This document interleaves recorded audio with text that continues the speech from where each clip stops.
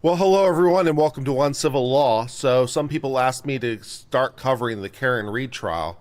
So, I thought I'd check in on day two and see what's happening in this trial. And if people want me to cover it, then we'll give it a shot.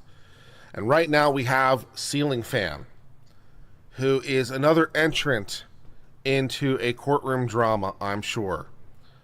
As the Ceiling Fan turns, could be the name of this stream, I think, and it would be fun.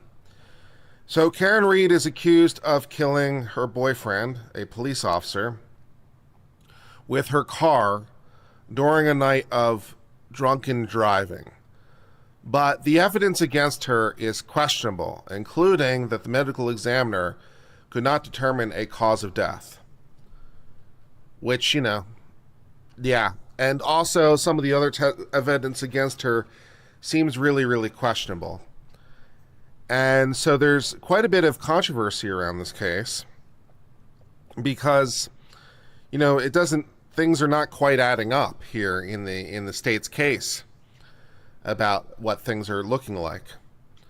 And we have to, and the state has to explain things, which is an interesting situation. And if you're explaining, you're sort of losing. And that's a problem. You see, it's sort of a truism in law that you can, or at least trial more accurately. It's a truism in trial that you can explain only so many things before you're kind of done. And, and so it's been said, for example, for defense lawyers, that, you can kind of explain away one, maybe two things. And anything more than that, and you're just toast. But that kind of goes both ways, in a lot of ways. And so the state now has a problem, because they have sort of the same problem. They have to explain away some things. For example, the inconsistent medical examiner's report, which was unable to lead to a cause of death. That's a problem. That's something that has to be explained. You have a death certificate and a medical examination that says, well, we can't figure out the cause of death as opposed to the manner of death being a homicide. So you, as the prosecutor, have to explain that away, which maybe you can do that. But it doesn't necessarily bode well, just in the same way that if the defendant had a big gaping hole in their story and they were trying to explain that away, it doesn't necessarily bode well. Maybe they can do it, maybe they can't. But the very fact you have to explain it is itself a problem.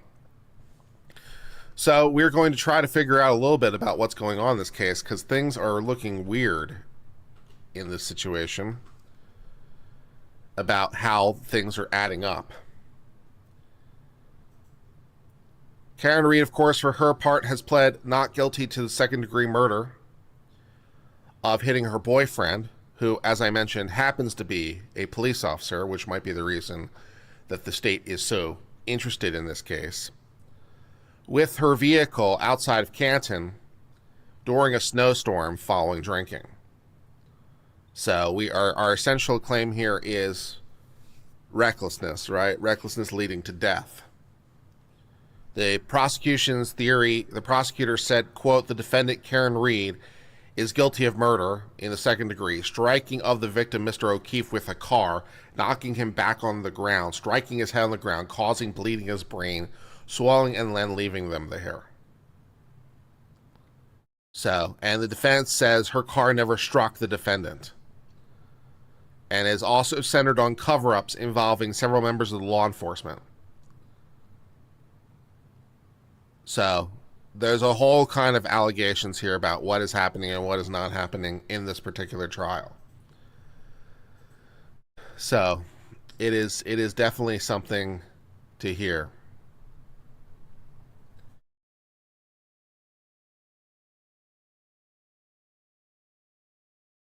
We expect today to have testimony from John O'Keefe's brother and sister-in-law, as well as a Canton police officer who responded in the morning following the finding of the body. So that is expected, what we have to say today. And video for the first responders. is what we have to say today. Also, apparently we have something from the defendant who said in some context that I hit him. So we'll try to figure out what's going on and whether or not she said that or what she meant by that. Defense claims that she's being framed, which may very well be true. I mean, it's certainly possible. Something is rotten in the state of Denmark some way, one way or another, about exactly what's going on. Text messages have suggested that there's tension between the girlfriend and boyfriend, but I don't know that necessarily means anything. I mean, most relationships have text messages that suggest problems and also things that suggest good times, and of course those are all taken out of context for their respective side, as you might expect.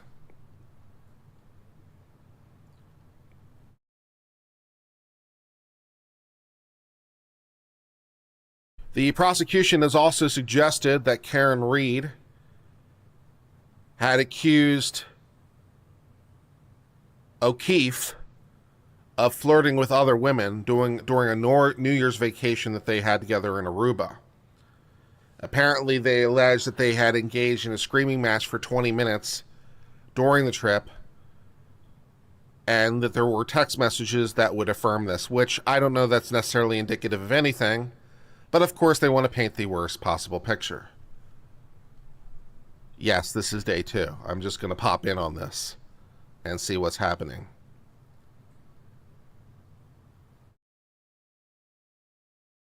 The defense has said, quote, at the address lived a well-known and well-connected law enforcement family in Canton. Because others were involved and because they had a close connection to investigators in the case, Karen Reed was framed for murder. The defense has suggested that someone ambushed Karen Reed. Someone ambushed Coach John O'Keefe, but they have framed her because she's a convenient fall person. So that could certainly be the situation, I suppose. I miss Fan. I wish Fan would come back. I was having fun with Fan. Please come back, Fan. I was enjoying Fan. Why do you have to take my Fan away? It's very sad for me. Let's see if we can find Fan coverage. I need my Fan coverage. This isn't working for me.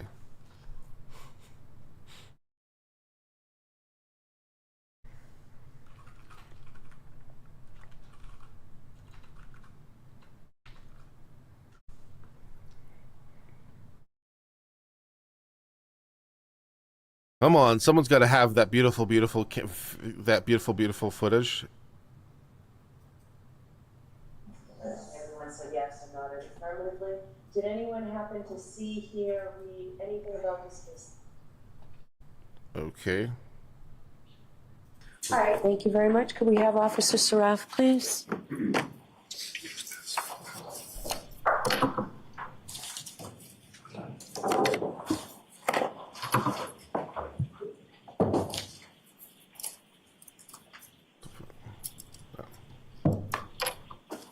This way.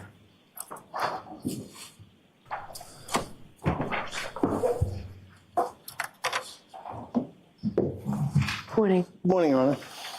So I'll remind you, you're still under oath. Yes, sir. Cheer. Yes, sure. All right, Mr. Jackson. Thank you, Your Honor. Good morning, Officer Sheriff. Good morning. Is there anything that you would like to change or amend or modify about your testimony yesterday that you thought about overnight? No. Did you discuss your testimony with any person between the time you got off the stand yesterday and coming back to the courtroom? No. Officer Sheriff, I want to ask you a question about, or a couple of questions about something called the dispatch log. You know what a dispatch log is? Yes. What is a dispatch log? Can you describe for the jurors? Just notes saying what time calls come in and sometimes a short synopsis of what happened on the call. It's an official document generated by the Canton Police Department, correct? That's correct. And it's kept in the ordinary course of business? Yes. It's created at or near the time of the event that it's recording? Yes. And it's supposed to be accurate? Yes. Is that yes? Yes. Okay. And in fact, what it has is the dispatch details of the event that's in question. Whatever officers show up, what time they show up, the order in which they show up, the location to which they're dispatched, things of that nature, correct? Yes. Have you looked at the dispatch log in this case? No, I have not. May I approach you on that? Yes. This has been pre-marked as Exhibit 27. Take a glance at that and tell me if you recognize that document.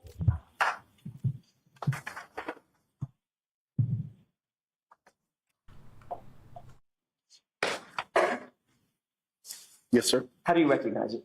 It looks like the log in question. Okay, so that's the dispatch log for what date? The 29th. Do you see your name somewhere on that dispatch log?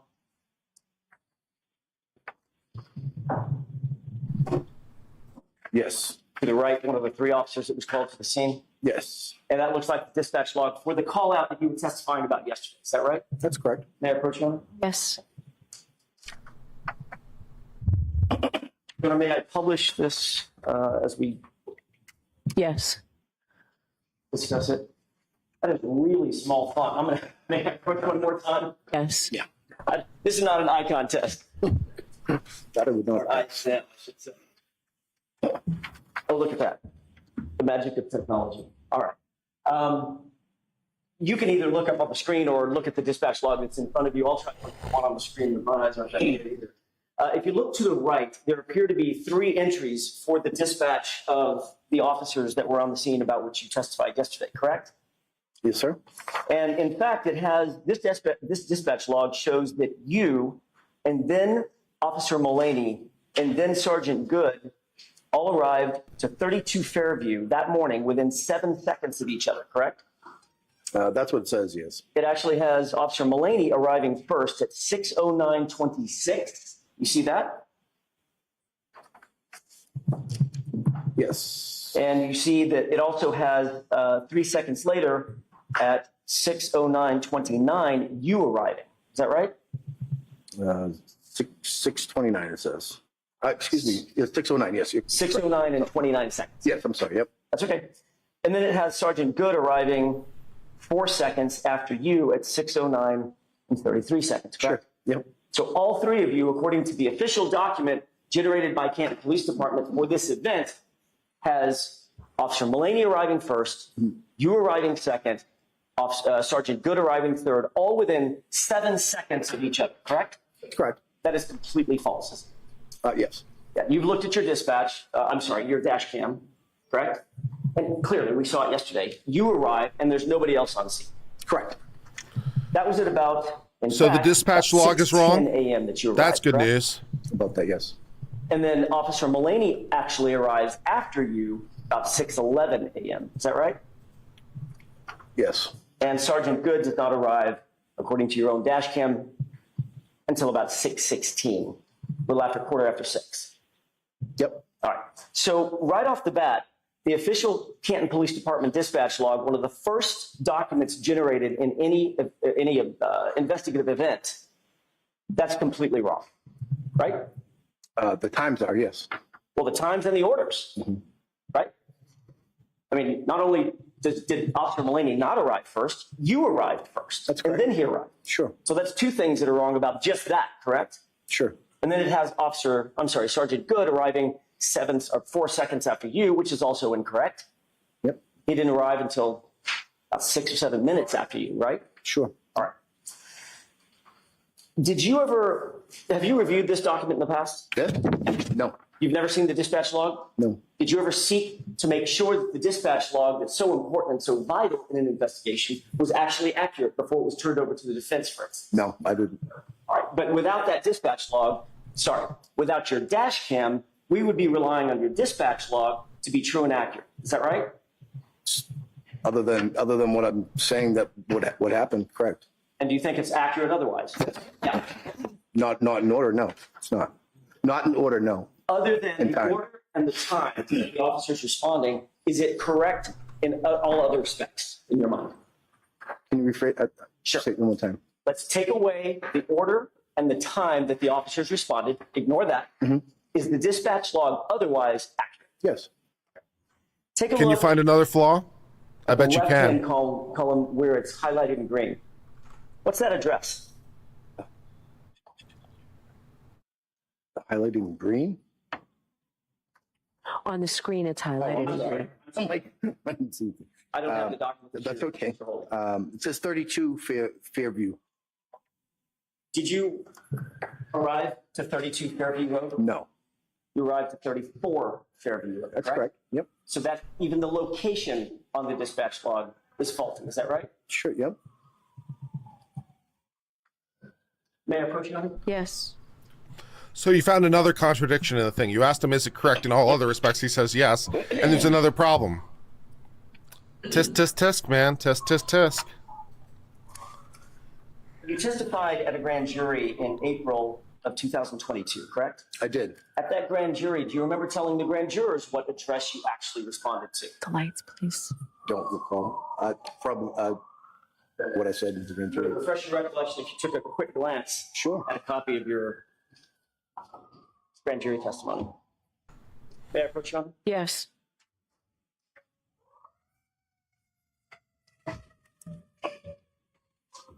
Thank you. Noisy in this courtroom. Officer Sheriff, I've done you the favor of highlighting a page on page 9. Where did you indicate to the grand jurors that you actually arrived? It says 35 Fairview.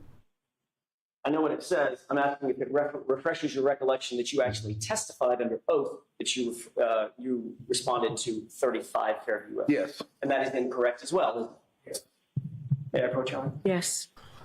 So he made a mistake in prior testimony. See, this is a problem, guys. This is what I'm talking about. This is what I'm talking about. You can only explain away so many things. That relate to, And he's your having to explain away dispatch quite a out few to the thing, and that's a location real that problem you for his testified. credibility. Did you ever review Sergeant Good's report? No. Are you aware that have you ever discussed with Sergeant Good that he wrote in his official report that you responded to 32 Fairview Road? No. And of course, we just talked about the fact that the dispatch log lists 32 Fairview Road and not 34 Fairview Road, correct? Correct. So none of the initial police reports, not the dispatch log, not your police report, apparently not Sergeant Good's, list 34 Fairview Road as the actual location where you responded that morning, correct? As far as I know, yes. Yes, sir. Was there an effort on your part or anybody else's, to your knowledge, to mask the actual address of Brian Albert's house as 34 Fairview Road? No. No. All those were just mistakes, Yes. Mm-hmm. over and over and over. Yes. Really? So all the police officers just happened to put in the wrong Were you in address? contact with the victim and the women that you described yesterday? Okay. Did you see any evidence that any of the women had been engaged in life-saving measures? Yes. What did you see? It appeared that Karen Reed was doing mouth-to-mouth on John O'Keefe. You saw, I don't want to get too graphic, but you saw blood on her face? Yes, I did. You saw blood on his face? That's correct. You saw blood in her hair? No, I didn't see anything. You didn't notice that? No, I didn't notice that. Okay. But certainly blood on her face from having engaged in some sort of CPR activity? Yes. Mouth-to-mouth resuscitation, you said? It looked like it, yes. Okay. You also saw Carrie Roberts seemingly assisting with chest compressions. Is that right? Objection? I'm asking a question. Sorry? Objection? There's just no No, question. no, you can ask it. The question hasn't been asked yet. Finish the question. Thank you, Your Honor.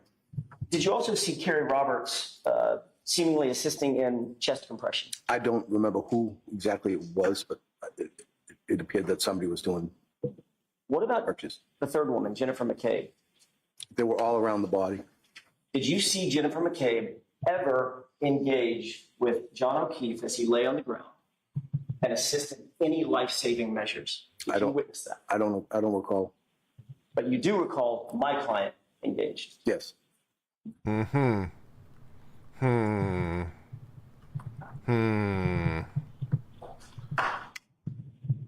Isn't it true that Jennifer McCabe pulled you aside while my client and Carrie Roberts stayed with John O'Keefe and began engaging you in a conversation? Yes, She was providing some sort of a narrative to you, correct? correct. While the other two women are trying to save John O'Keefe's life, she's talking to you For brief seconds, I would say. for brief seconds. Yes, You saw that the dash cam video was those several minutes on the dash cam video where she's standing and having a conversation with you. Are those the brief seconds? I don't know what time frame you're talking about.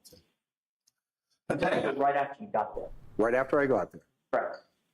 Did you ever see Jennifer McCabe do anything physically to help John O'Keefe? No, I didn't see anything. Did Jennifer McCabe offer to you during that brief seconds that you described, this narrative that she was having, this conversation she was having with you, did she ever offer the fact that she was standing in front of her sister's house? No, Did she ever offer the fact that her brother-in-law, who lives in the house, is a first responder? objection. Sustained. Were you apprised at any time while you were out there that the homeowner was a first responder? Objection. Sustained.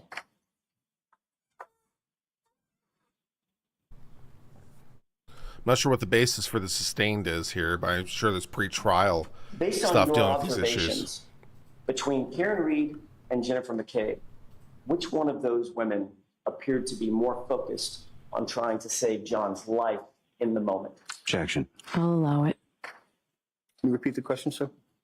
Between Karen Reed and Jennifer McCabe, which one of those two women, based on your observations, appeared to you to be more focused on physically trying to save John O'Keefe's life in the moment? At that point, it was Karen Reed. You would agree with me, Officer Seraph, that in any investigation, details matter, accuracy matters, correct? Sure. Reports are written in police investigations in order to memorialize observations, things heard, seen, experienced by the officers, correct? Yes. And generally speaking, you're trained to write those reports, memorialize those observations as quickly as possible so that things are fresh in your memory. Correct. You don't want to write a report about an incident that you respond to today, 2 years from now. No. As a matter of fact, you're trained exactly the opposite. When you respond to a scene, it's somewhat important, you need to get it down on paper as quickly as possible for detail and accuracy, right? Yes. You did, in fact, write a report, a supplemental report for this investigation where you laid out your observations of that morning, correct? That's correct.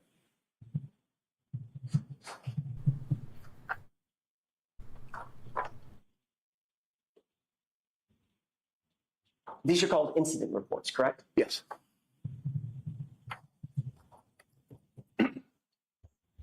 I'm holding what appears to be a multi-page document that is entitled an incident report. May I approach? Yes.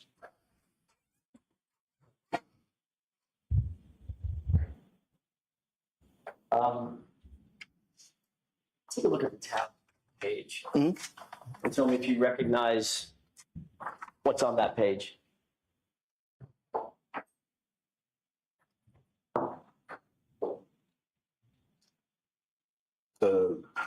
I'm sorry. Do you recognize that? All I'm asking you is, Oh, you yes. recognize that as your report? Yes, sir. Okay. Sorry. Did you write that? Yes, sir. When did you write that? I believe the morning of.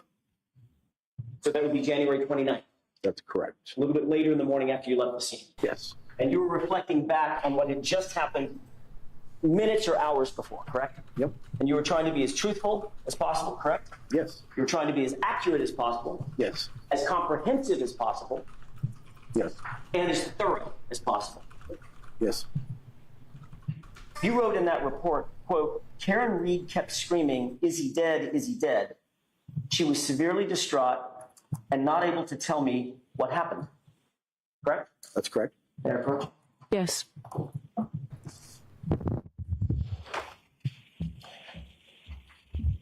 There was no limit to the amount of words that you could put on the page, correct? No.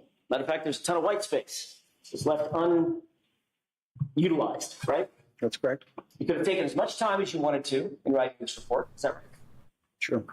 And is that yes? Yes. There was no reason to abbreviate anything. Is that right? No. And you tried to be as accurate as you possibly could in that moment Yes. and put everything down in that report that reflected what you experienced, what you observed, and what you heard that morning, correct? Yes. And the only statement you attribute to my client on that morning, just hours after the incident or minutes after the incident, was she kept repeating, "Is he dead?" Right? Yes. You were interviewed by Michael Proctor the next day, weren't you? I don't know what day it was, but I think it Would it was. refresh your recollection? Take a look at the report. Sure. May I put you on? Yes.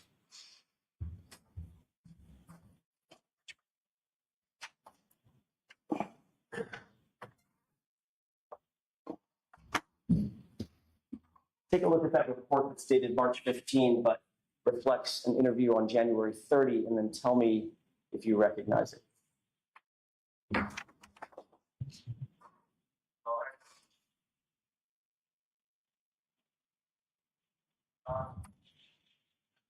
Looks like his report. Okay, that's Trooper Proctor's report of an interview that he did with you, correct? Yes. And if you look on the second page, paragraph about what you stated to Trooper Proctor. That's highlighted? Is I that- highlighted it for you, yes. Yes. Okay. Did you tell Trooper Proctor, let me withdraw that, ask it a different way. Were you trying to be as thorough and comprehensive with Trooper Proctor as you were in your own report? Yes. You weren't holding anything back in that interview, correct? No. You wanted to be as truthful and as honest as you possibly could? Yep. And as comprehensive as you possibly could, correct? Yes. You told Trooper Proctor that you could, quote, hear Karen Reed continually state, "Is he dead?" as the paramedics treated the victim. Officer Seraph then seen Karen inside her friend's vehicle, correct? Correct.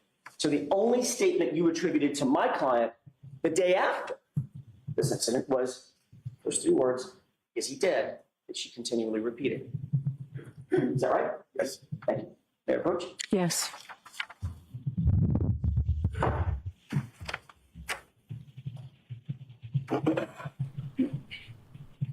Court audio is a little bit rough, but I've tried to clean it up for you. A lot of like mic noises In and the two background times that noises you and were stuff, asked but to I've tried to reflect clean it back up for you on a little exactly bit. what happened that I morning love you. on January 29th and January 30th. Both times you attributed only three words to my client having been repeated continually in her distraught state. "Is he dead?" Right? Yes. And she wasn't saying that calmly, I'm assuming. No. Matter of fact, you used the word she was severely distraught. Is that right? That's correct. When you say severely distraught, we saw part of that on your dash cam. She was emotional, Yes. upset, Yes. focused on John, Yes. trying to save his life, Yes. and asking, what was the question that she asked? Is he dead? Over and over and over, correct? Correct. So let people know that You I have were the asked best to court audio, testify because I in do. April of 2022, April 14th of 2022, at a state-run grand jury. We've cleaned up the garbage, made it less In garbagey. fact, Mr. Lally was the fine prosecutor who was asking you the questions, correct? Yes. Between the time you wrote your Let me report on check some January 29th filters here. and you gave a statement officially on January 30th, between that time. Hello, everyone, and you welcome to One testified Civil Law, in where we April learn through the misfortunes of others. As always, I hope you enjoy this legal education content, and today's the day I earned that subscription. No. Great. Having meetings with Mr. Lally. Fix that setting. Did Mr. Lally put you on the stand without talking to you first? That No, looks good. For this trial? Nope. I'm just, the dates in question are up to April 14th, 2022. At grand jury.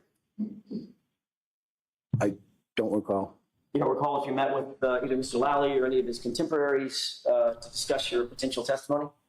Not I don't recall meeting with him for that, no. No, One that time setting I looks met with good. him in his Great. office a couple of weeks ago with this. In preparation for this testimony. Correct.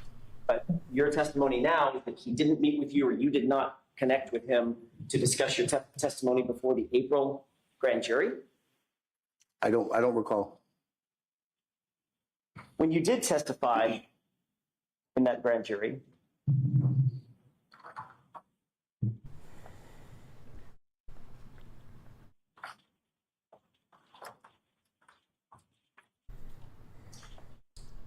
you changed your story, didn't you? No.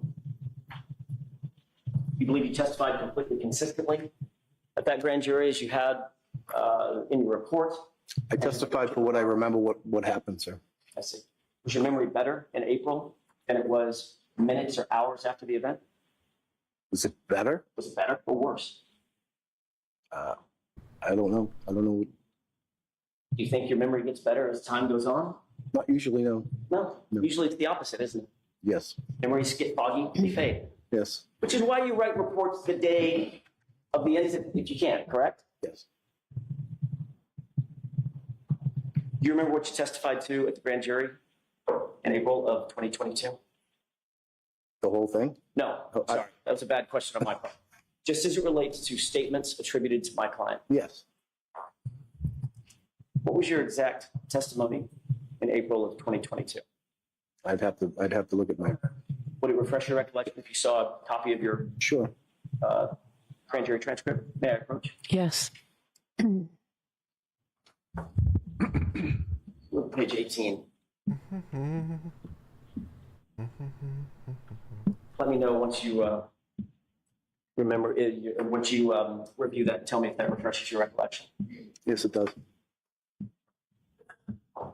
In fact, on April 14th, 2022, months after this event, for the first time, you said, quote, and these are your words, tell me if I get them right. She,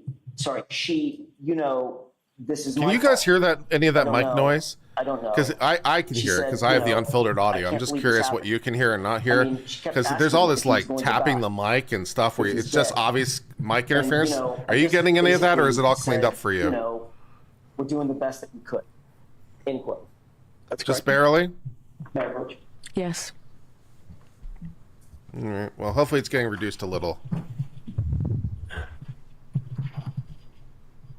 So in I hope it's April getting reduced of a little. 2022, for the first time, you attributed the phrase, "This is my fault. I can't believe this happened," to my client, correct? That's correct. But nowhere in your official report did you say that. That's correct. And nowhere in your interview with Trooper Proctor the next day did you say that. That's correct. You think that was a pretty important omission on your part? It was an oversight. Ooh, an oversight. Exciting. That a woman who you made contact with, standing over the body of a fallen police officer, said to you, "This is my fault." Dismiss that. Yes? Yes, I missed it. Yeah, I didn't write it down. No, that's kind of important. And then, of course, you testified yesterday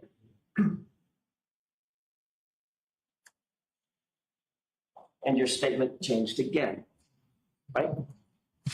I don't. Remember what you said yesterday to these jurors? I don't remember word for word. Well, I wrote it down. Let's see if this helps. Yesterday, you said, my client said, quote, "It's all my fault. I did this," end quote. Yes. Remember that? Is that yes? Yes, sir. She didn't say that at the grand jury. No. And you didn't say that to Trooper Proctor. No, sir. And you didn't put it in your report. That's correct.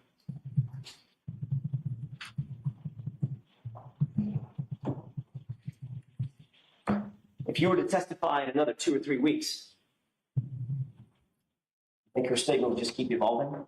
Objection. Sustained. That is a bit argumentative.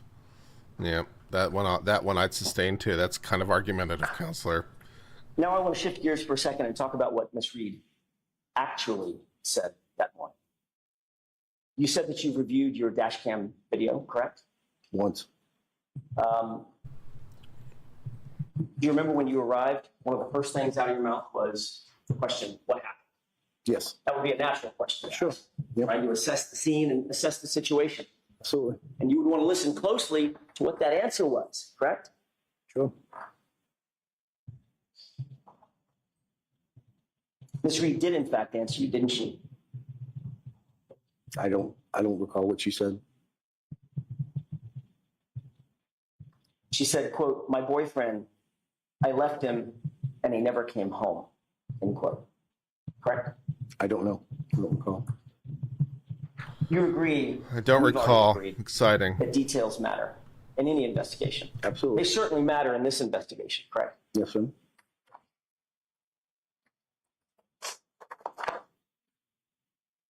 I bet he I'd like you does to take a look recall. at what's been pre-marked as Exhibit 26.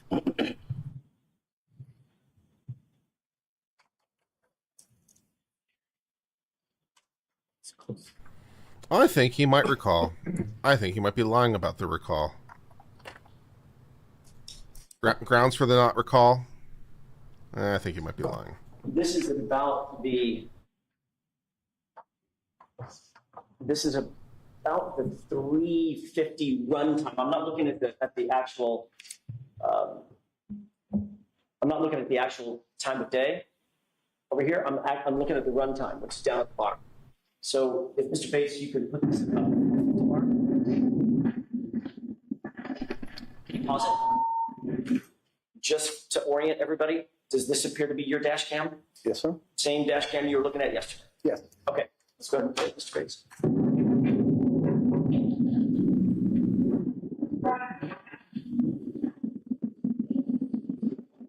Yeah, awesome.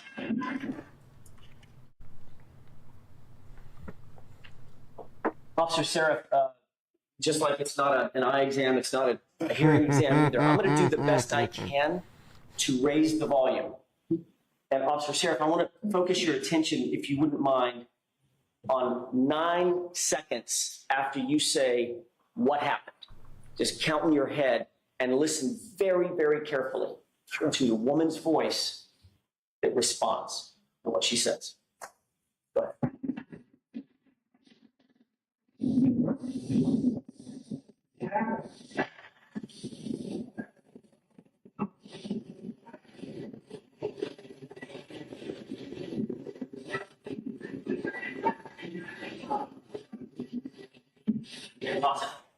I couldn't hear jack Very, shit. very hard to hear. Have you listened I'd to like to that know for the before? record, I couldn't hear jack shit. Does it If there appear was to a you word she spoken, said, I couldn't hear "My jack shit. boyfriend, I left him and he never came home"? I couldn't understand anything. Okay. Yeah, I have to agree with the Let's officer. replay it one more time. I couldn't hear a word.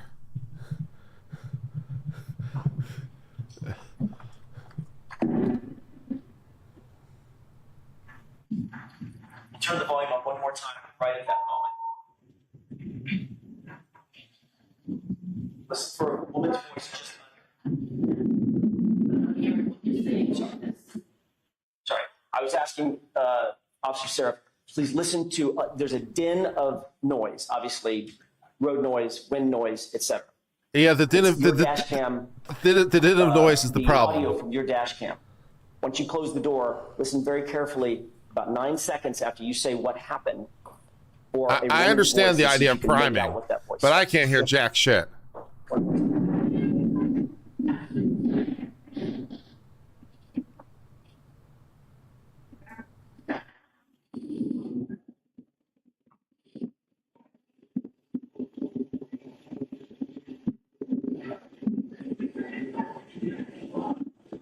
Stop.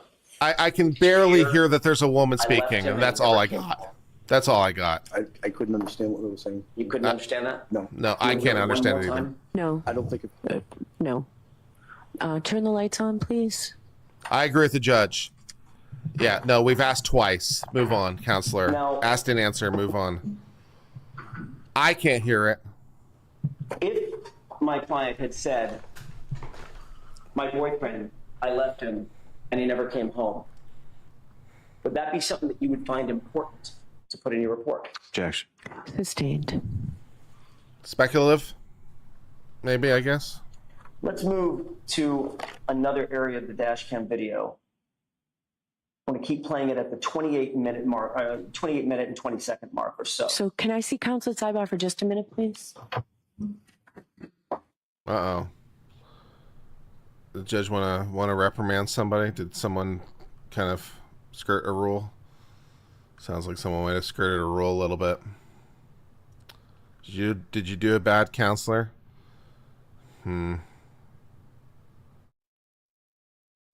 Yeah. If what I'm saying is true despite your ability not to hear it, yeah, that's just like that's not cool.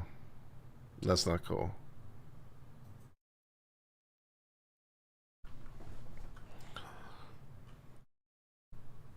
Yeah. If there was a word spoken, I couldn't hear it. All I could, at best, I could hear that there was a woman speaking, and even that is kind of more based on the power of suggestion, to be honest.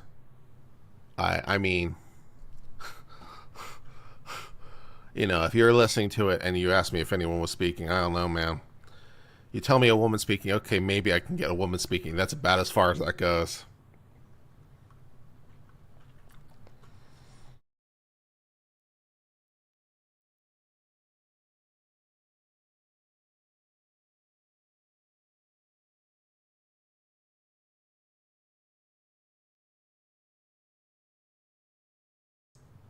I do like how Long Crime has the sidebar, no audio graphic. Your dash cam video being on the left of the screen. Yes, sir. Okay. Have you looked at Sergeant Good's dash cam video, which is squared up on the right side of the screen? No. You've never seen it? No. Okay. Does it appear to you that these are two different perspectives of the same scene? In other words, you see the car or the SUV on the left side of the screen right here, correct? Yes, sir. See that same SUV right there, correct? Yes, sir. Okay. Does that appear to be two different perspectives, two different angles? Yes. Of basically the same thing? Yes. Okay. I want to draw your attention to the individuals to the left of the SUV right here. There's a person wearing a hood with fur on it. Is that Kerry Roberts? The hood with the I fur. don't know. Okay. There Her appears to police be force another looking at person her. with a darker jacket standing just in front of that person. You see that person? Yes. Okay. I'm going to ask you to focus on the person in the darker jacket. Sure. I believe, and the only reason I'm asking you to focus at this point is because I want to try to play this just once and see if you recognize what's depicted in the video. Sure. What I expect you may see is this person move out of sight behind the SUV, and then in the background, there's an SUV parked in the driveway. Pay special attention to that portion of the SUV and see if you see that person in the dark jacket pass from right to left in front of that SUV as if they're going to the house. Let's go ahead and play. What the hell was that noise with the xylophone? Who brought a xylophone into this trial? Go ahead and pause it. Have you seen the person in the dark jacket leave the view? Yes. Did she appear to go behind the SUV? Yes. Okay. Go ahead and play it.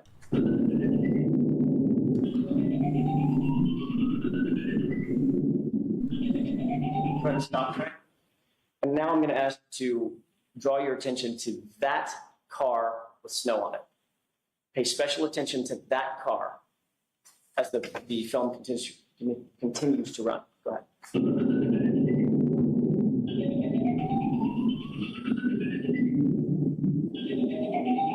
Pause. Do you see a person standing in front of the car? It appears to be a person. Yes. Walking from right to left? Yes. Would that be toward the house? Yes, it would be. Okay. And also, if you wouldn't mind switching your perspective, now you're looking more at the front of the house. Continue watching the film and see if you see that same person walking toward the house. Do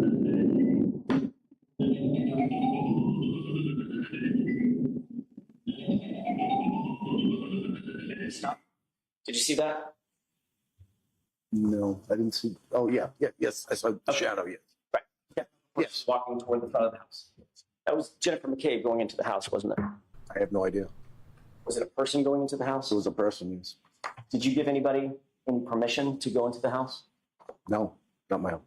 Would you think that a witness in a homicide scene, we can go ahead and raise the lights. Thank you. Would you think that a witness at a homicide scene being allowed to go into a house to make contact with other witnesses? I didn't know it was a homicide scene, sir. If I could finish my question.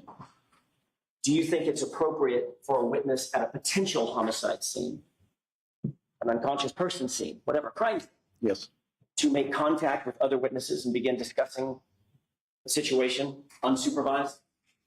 Can you rephrase that question, sir? Do you think that's an appropriate thing to have happen? I have no answer for that, sir. I don't know what you're asking. Officer Seraph, when you go to a crime scene, Yes, sir. one of the first things that you'd want to do is secure the scene and separate witnesses so that interviews could be conducted, correct? Sure. You wouldn't want witnesses just cavorting together and getting their story straight, right? Correct. You'd want to avoid that at all costs, right? Yes. Yes. And why is that? So they can't collaborate their story. Yet there was a person walking from the area where a body was found in the lawn of a house, walking into the house to make contact with other individuals, correct? It appeared that way, yes, sir. Does that seem appropriate to you? No. Of course not.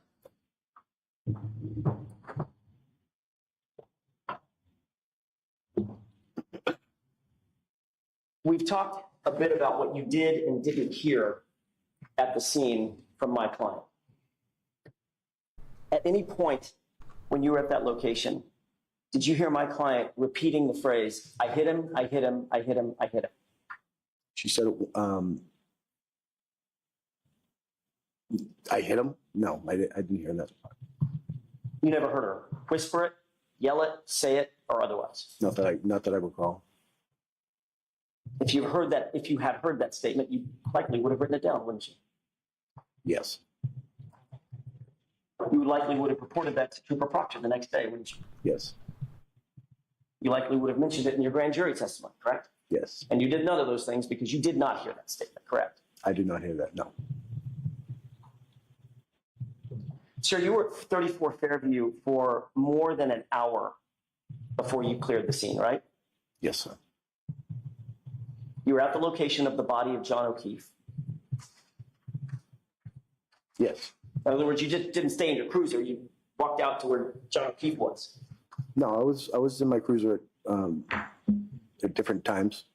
Must have been a bad question. Okay.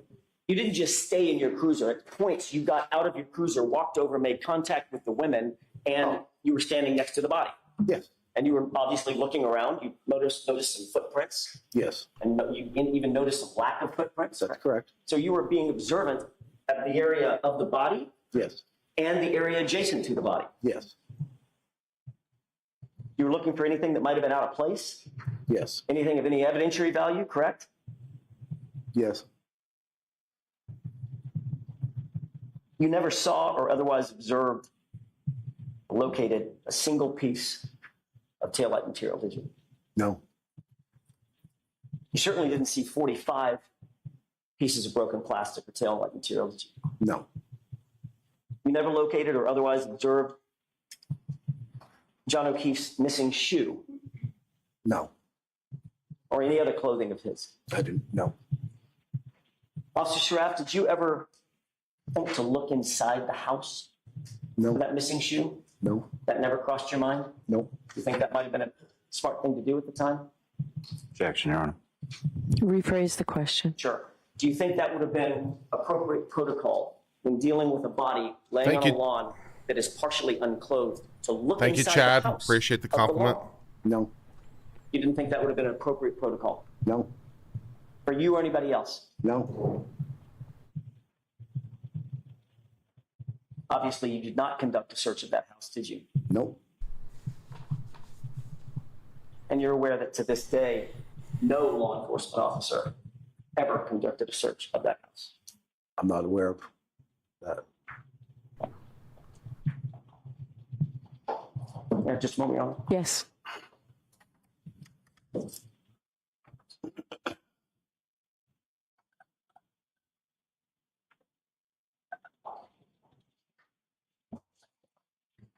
further questions, Your Honor. Thank you. Anything, Mr. Lally? Briefly, Your Honor. Okay.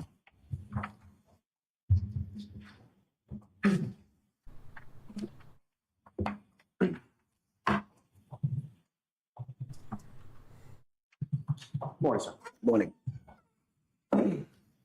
You were asking questions. You were shown a dispatch log. Is that correct? That's correct. And dispatch log, as far as the Canton Police Department is concerned, are you aware of sort of how or when or who creates that? Yes.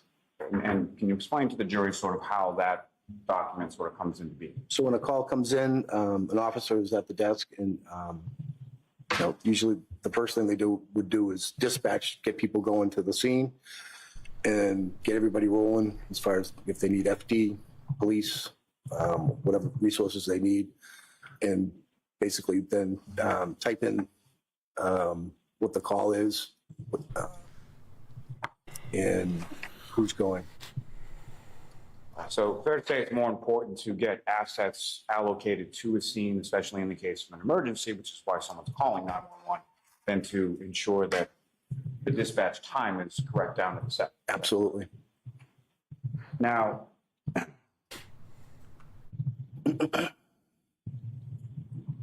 you were asking questions about different things that you heard the defendant say, correct? That's correct.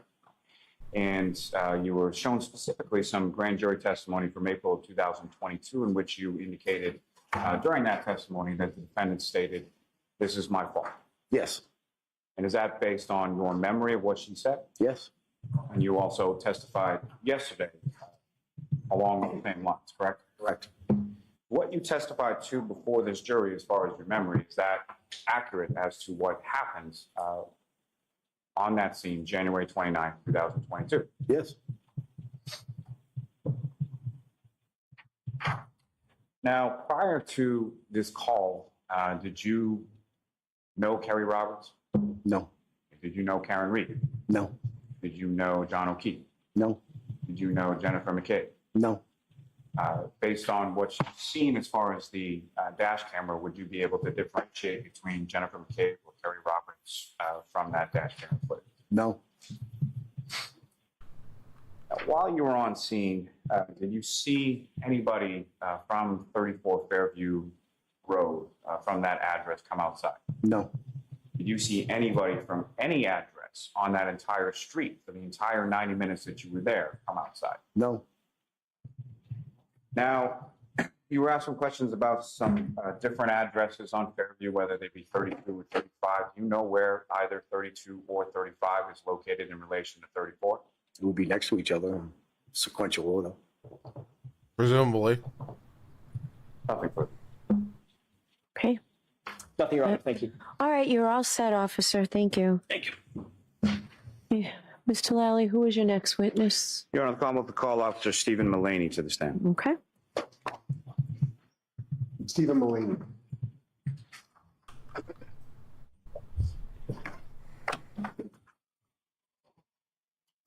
Things are not looking super duper great for the government right now, I have to say.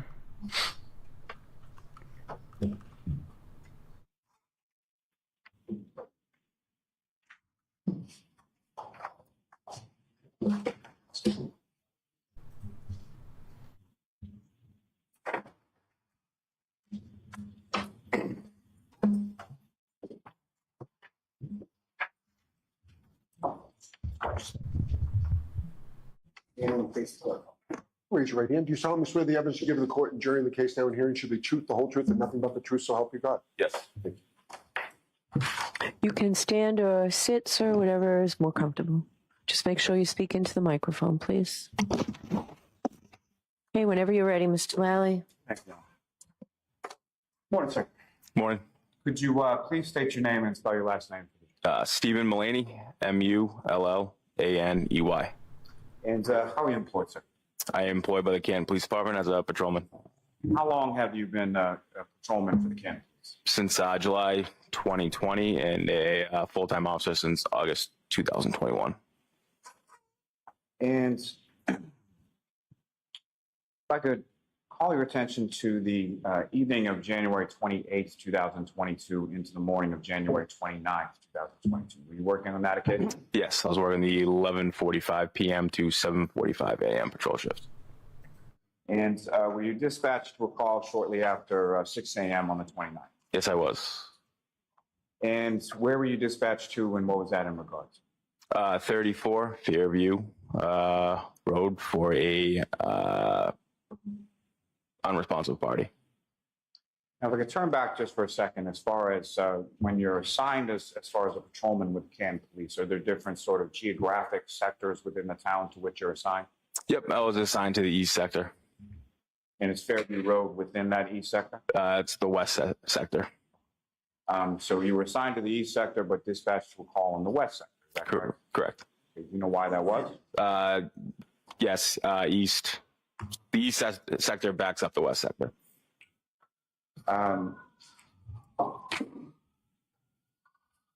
Prior to this, on the 28th, going into the 29th, were you? Why don't you hold on a minute for the... Okay. Go ahead, Mr. Lally. No, thank you. So on the 28th, going into the 29th, what, if any, awareness did you have as far as the weather forecast or sort of what was predicted as coming? I believe around midnight it began to snow. And that's why you're on shift, is that correct? Yes. When you're on shift and you're on patrol, particularly when there's a weather situation as far as snow or something like that, what is it that you're doing on patrol? Well, I stayed in the parking lot that shift, so didn't get stuck anywhere. And as far as the snow that was predicted and the snow that fell, how much precipitation, what kind of a storm was it? Well, by the morning, it was pretty heavy snow. And by the morning, by what time? Well, around 6 a.m. By the time that you were dispatched to that call, we were just talking about the snow was picking up and getting heavy. Yes. Okay. And as you were, so you were at the station when you received the dispatch, is that correct? Correct, yes. Okay. And about how far away is Fairview Road from where you were at the station? Mile and a half, 2 miles. And can you describe for the jury sort of the route that you took going from the station to Fairview Road that Yep. morning? I took a right onto Washington Street from the station, and then I took a right onto Dedham Street from Washington Street, a left onto Cedar Crest from Dedham, and then a left onto Fairview Road from Cedar Crest. And so Fairview Road runs sort of between two other more major roads in Canton, fair to say? Yes. And you mentioned Cedar Crest, is that correct? Yes. And Cedar Crest is off of Dedham. Correct. And so what is the other sort of major road on the other sort of intersection side of Fairview Road? Chapman Street. So when you're coming from Cedar Crest onto Fairview, about how far into Fairview is 34? 2 houses down on the right. So the house would have been on your right, is that correct? Correct. And in addition to yourself, who, if anyone else from your department was dispatched to this call as well? Officer Saraf. And who, if anyone, arrived first? Officer Saraf had arrived prior to my arrival.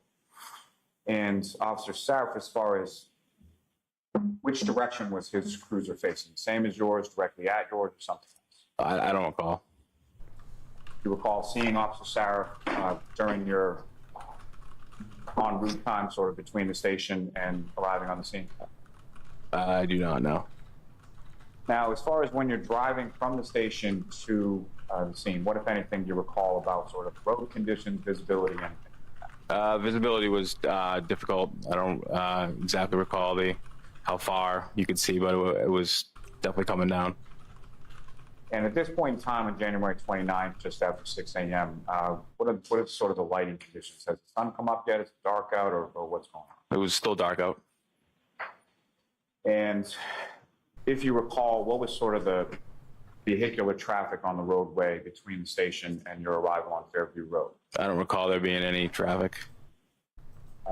Now, as far as when you are coming to the scene, do you recall whether or not you had to activate sort of your lights or your sirens or anything like that?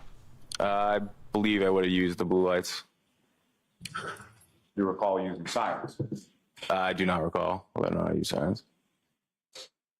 And if you know, about how much time elapsed between the time that you received the call and the time that you arrived on field? 3 minutes, approximately. And when you arrive there, what, if anything, is sort of the first thing that you see? I saw Officer Saraf towards like the front lawn, kind of surrounding the victim. There's a couple other people as well. And the fire department was on arrival right about the same time. And so, beyond yourself and Officer Sarah from the Canton Police, were there other sort of town assets that were dispatched to this call as well? The fire department. And when you say the fire department, how many sort of vehicles, or what was their response as far as? I believe they had a fire engine and ambulance. And do you recall if the fire and the ambulance came from sort of the same side as you from Cedar Crest, or did they come into the scene from from the opposite side as far as from? I think they had come down Chapin Street to Fairview, and they were facing towards Cedar Crest. Now, so you arrive there, you see Officer Saraf and people from the fire department, correct? Yes. And you indicated that you saw a person on the ground. Is that correct? Yes. And just for clarity purposes, at some point subsequent to this, you were able to identify the person that was on the ground. Is that correct? Yes. That was John O'Keefe. Is that correct? Yes, sir. And where the other people that you indicated were there, where were they in relation to John O'Keefe? I think I don't really recall where everybody was upon my arrival, but I think everyone was kind of like in the vicinity around the curb to the street. Now, as far as when you're first arriving, you're pulling up to the scene, were you able to see Mr. O'Keefe on the ground at that point, or did? I saw people around him, but I had to get closer before I saw the victim on the ground. And so the other people that you saw around him, were they kneeling down, standing up, or something else? I believe Officer Saraf was still standing up. I don't recall anyone else. And so fair to say you saw Officer Saraf standing up near Mr. O'Keefe before you actually saw Mr. O'Keefe, correct? Yes, yes. Now, this particular area where you saw Officer Saraf standing up and Mr. O'Keefe, Officer O'Keefe on the ground, what, if any, sort of additional ambient lighting did you observe in that area? Was there any street lights? I am still triggered Not that I recall. by what, if any. Now, I don't know in how addition long it's going to take Officer me Saraf, to at stop some being point, did you triggered by encounter, what, if some any. other individuals But I'm or still civilian, triggered. People on. And I'm annoyed. Yep. Miss Jen McCabe. And in addition to Ms. McCabe, were there any other female parties there as well? Damn you, Elaine. Terry Roberts. And in addition to Ms. Roberts, was there any other female parties there? Yes, Miss Reed. And just to be clear, do you see Ms. Reed in the courtroom today? Yes. Could you identify where she's seated or an article of clothing she's wearing? Black dress. That's a record reflect identification. Yes. Now, prior to this call, did you have any prior sort of familiarity with Karen Reed? No. With John O'Keefe? No. With Jennifer McCabe? No. With Kerry Roberts? No. And when you arrive and you make those sort of initial observations, where is it that you go? What, if anything, do you do?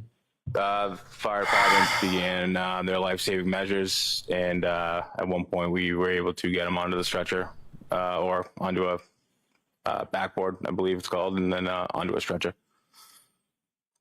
And what, if any, involvement did you have with that? I assisted the fire department in placing him on the backboard and then helping get him onto the stretcher. Now, as far as you mentioned that the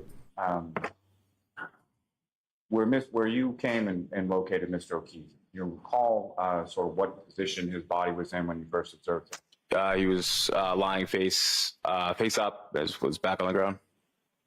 And you recall where he was in relation to the roadway, if you could tell? Yeah, he's on the front lawn. So, I didn't know exactly where the curb was, but I would think about, approximately 10 feet from the curb. And so you mentioned that you couldn't tell exactly where the curb was. Why is that? There was snow on the ground. So the snow sort of covered the curb at that time that you're there, is that correct? Yes. But you approximate he was about 10 feet into the lawn. Yeah. And the snow on the ground that you observed at the time when you first arrived, about how much snow had accumulated on the ground? I'd say at that point, approximately 6 inches. And what, if any, snow did you observe on any part of Mr. O'Keefe's body when you first saw him? There was really no snow, but you could tell that he had been in the conditions. It was almost as if it was like water, kind of like frozen on kind of to his face. And did you make any observations, or what, if any, observations did you make beyond his face as far as sort of the rest of his body? I don't recall really any other observations. Do you recall how he was dressed? I do not. Do you recall any, what, if any, snow was on any other part of his body? I do not.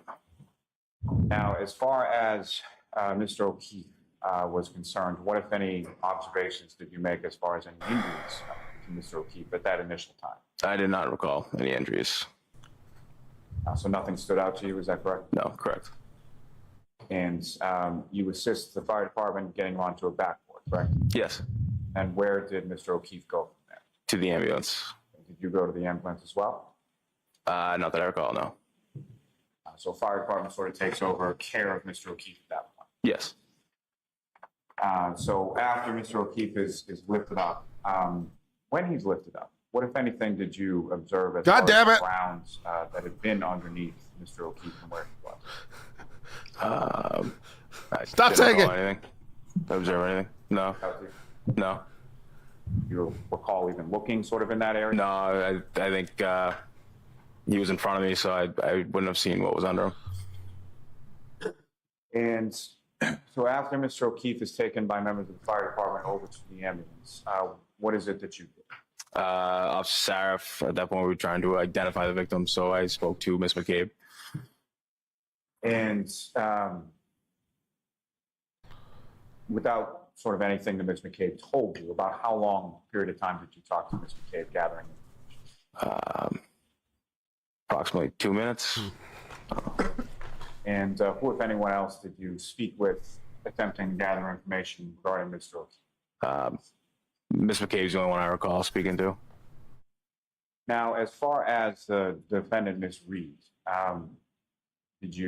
what, if anything, do you recall her sort of doing as you're on scene and as you're going about what you're trying to do? She was screaming, is that my boyfriend? Is he dead?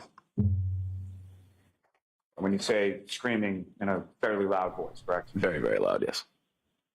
And as far as that sort of phraseology, as far as is he dead, how many times was that something she said? Once, more than once, or something? Repeated many times.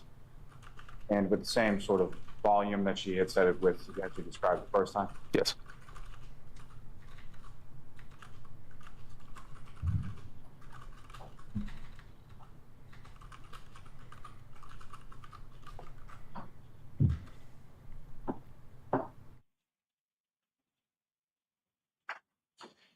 And as far as, if you know, about how long was the ambulance on scene before it left to go to the hospital?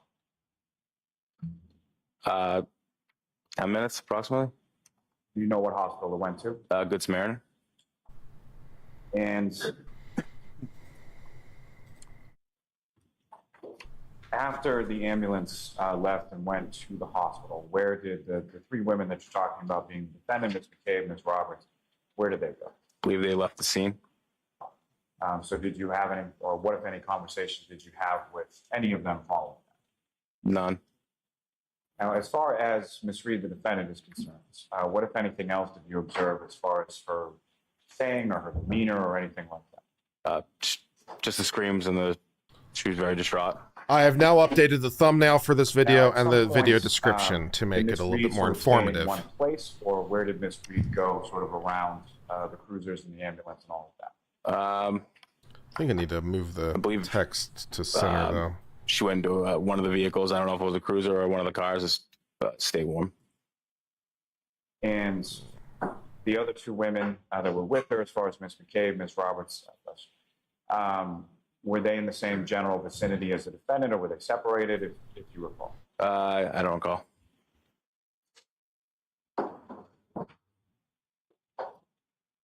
Now, at some point after they had left the scene, what, if anything, were you advised by your dispatch in regard to Miss Reed? We were dispatched that, or Canton Control had advised us that she's making suicidal statements. And so based on that, what, if anything, did you or the other officers that you were on scene with do at that point? I don't recall exactly who, but someone had called Miss Roberts to have Miss Reed come back to the scene, and we section 12 there. And so about how much time elapsed between the time that you learned that from dispatch and the time that Miss Reed arrives back on scene with Miss Roberts? 5 minutes, approximately. Now, you mentioned that there may have been other officers on scene, correct? Yes. So in addition to yourself and Officer Saraf, who, if anyone else from your department, arrived on scene while you were there? Sergeant Good arrived, Sergeant Lank at the time, and Lieutenant Gallagher. And when was that in relation to when yourself and Officer Saraf arrived on scene? Sergeant Good was there shortly after, and then Sergeant Lank shortly after him, and then Lieutenant Gallagher after that. And in total, as far as sort of the earliest and the longest, about how long was it until Lieutenant Gallagher arrived on scene? I would say less than 45 minutes. And in total, how long was it that you were on scene? 90 minutes to 2 hours. And during the course of time that you were on scene, at some point, did the sun come up? Yes. And during the time that you were on scene, as far as the conditions, and let me ask just a little bit more about that. You indicated something about snow being on the ground and not being able to see the curb, correct? Yes. What, if any, sort of other things in addition to that, from a weather perspective? What was the temperature like out at that time? It was very cold. It's cold. Could you, or do you have any estimate as far as to how cold? 25, and it was windy. And when you say windy, could you expound upon that as far as like what kind of wind? Like, are we talking constant wind, gusts, or something? I would say gust to constant. And fairly strong winds, light winds, what kind of? Not necessarily strong, light winds, but it was definitely windy. And during that sort of total time, about 90 minutes or so that you were on scene, was the weather consistent throughout that entire period that you were on scene? That I recall, yes. Now, in the area where you first observed Mr. O'Keefe's body on the lawn, after his body was removed by the fire department, what, if anything, did you observe sort of in that general area? Nothing.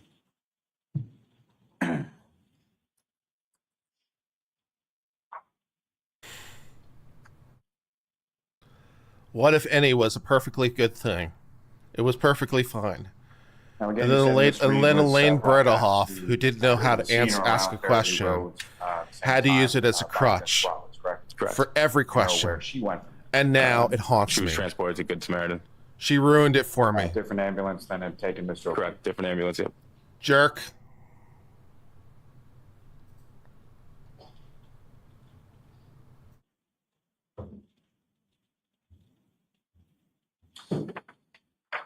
Now, as far as Mr. O'Keefe was concerned, you assisted getting him onto the backboard, is that correct? Yes. Did you also assist getting him onto the stretcher? Yes. And beyond sort of the visual observations that you made, did you have occasion to, in that process, have any sort of tactile observations? Did you come into contact with Mr. O'Keefe's body at any point? No. Beyond what you've already testified to, did you make any other observations at any point of Mr. O'Keefe, his body, or any injuries? No, not that I recall.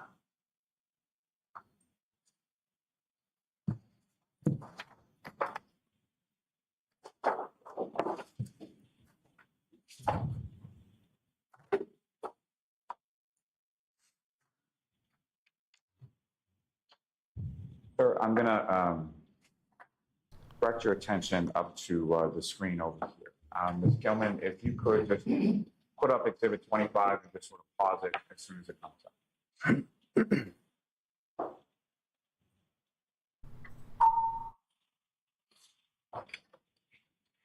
So, Officer Mulaney, I'm directing your attention to the screen and what's been marked as Exhibit 25. Generally speaking, what's depicted up on the screen here, is that consistent with what you recall as far as the conditions when you were responding to Fairview Road that morning? Yes. Thank you. If I could ask for exhibit number 3. Every time they say Canton, I keep thinking Ohio. You know, I went to law school in Ohio. I went to school at University of Akron. So every time they say Canton, I just think Ohio instead of Massachusetts. And Officer Mulaney, directing your attention to what's up on the screen has been marked as exhibit number 9. Do you recognize what's depicted in that photograph? Yes. What do you recognize? That's Hello, Melanie. Things have been relatively good. Thank you for asking. How it's depicted in I've been going to the gym a lot more recently. I've been exercising more. Observed of the residents on the morning of January. I moved to Houston. Yes. I got myself a cool new background for my images, And my Ms. screen. Gilman, if I could have exhibit number 18. Things are good.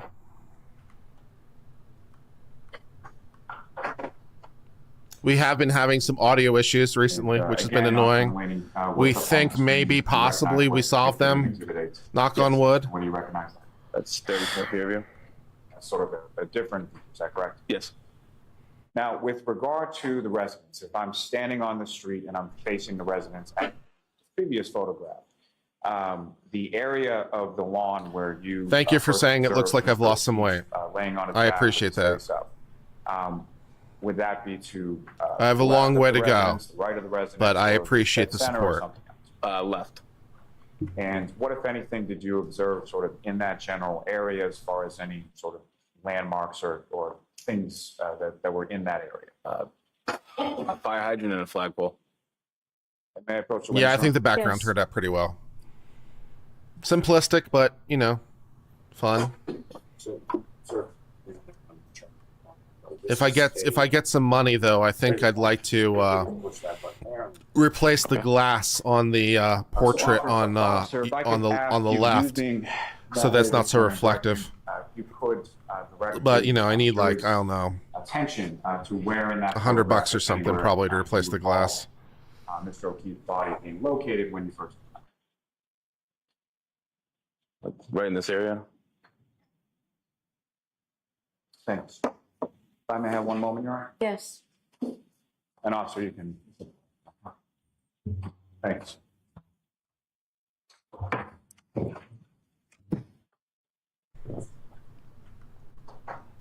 I have no further questions to this witness, Your Honor. All right, cross examination. Thank you, Ron.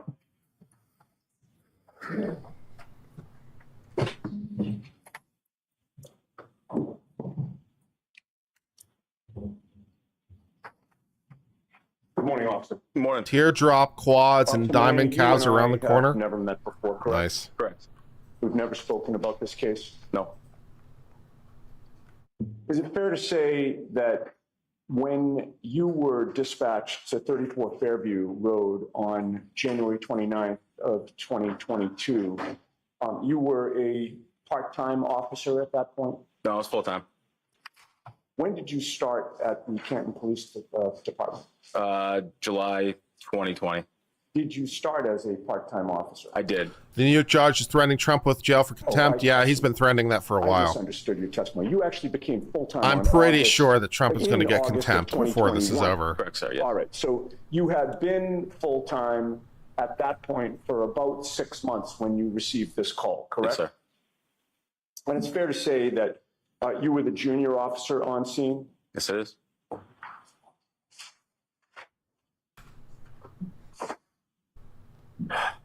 You had testified that you approached Fairview from the Cedar Crest side, correct? Yes.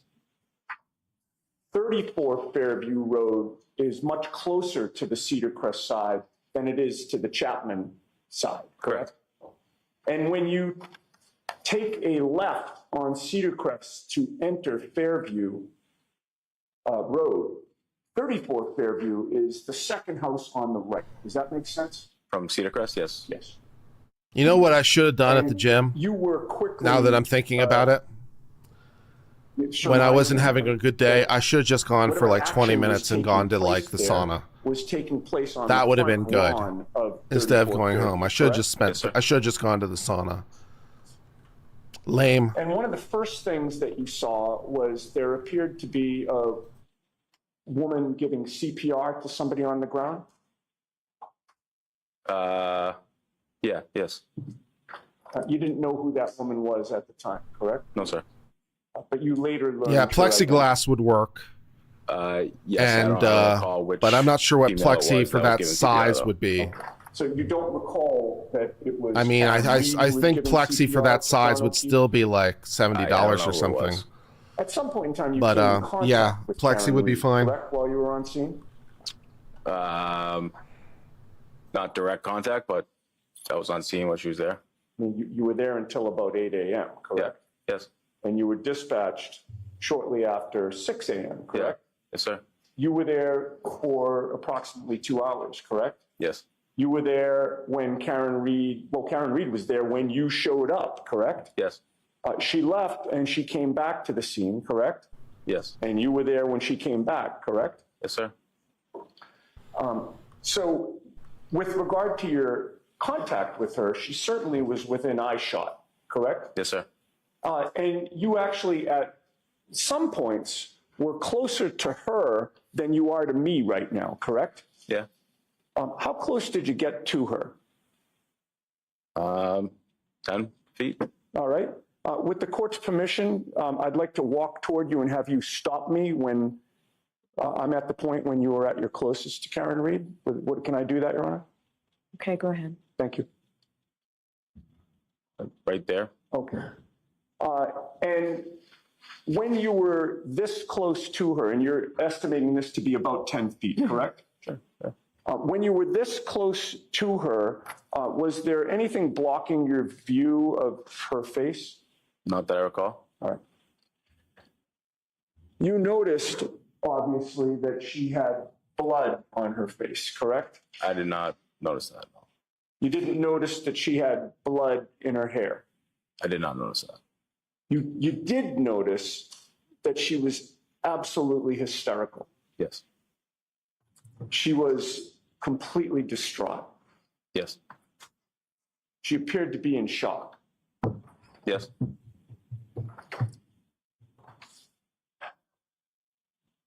And there was a contrast between that demeanor that you observed with regard to Karen Reed and the demeanor of one of the other women on scene, Jennifer McCabe. Was there not?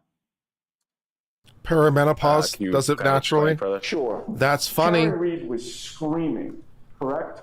Yes. She was yelling, correct? Yes. She was hysterical and distraught, correct? Yes. Jennifer McCabe was not. Correct.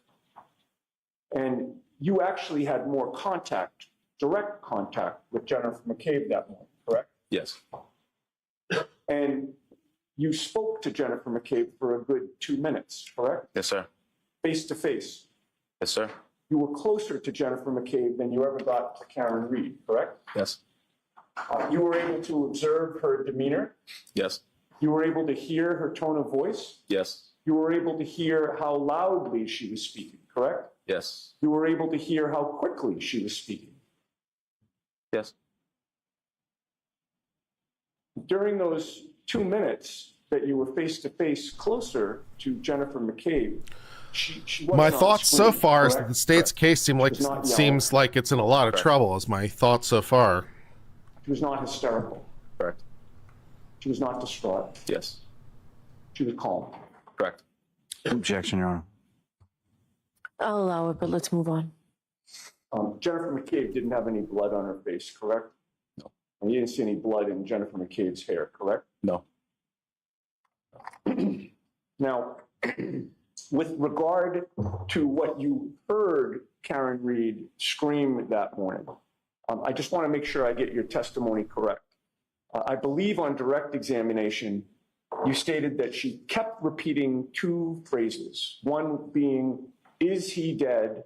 and the second being, that's my boyfriend, correct? Yes. And how many times do you think that she repeated those two phrases? It's, quite a bit, more than 10. Okay, like almost too many times to count, really. Yeah, yes, sir. And each time she said, is he dead? What was her tone of voice? Screaming very loudly. Each time she said, is that my boyfriend? I have not what was watched her the tone of openings voice? yet. I was thinking Same. about doing that And you got there possibly not during the long lunch after break Officer and going Surratt, back and correct? watching the opening argument.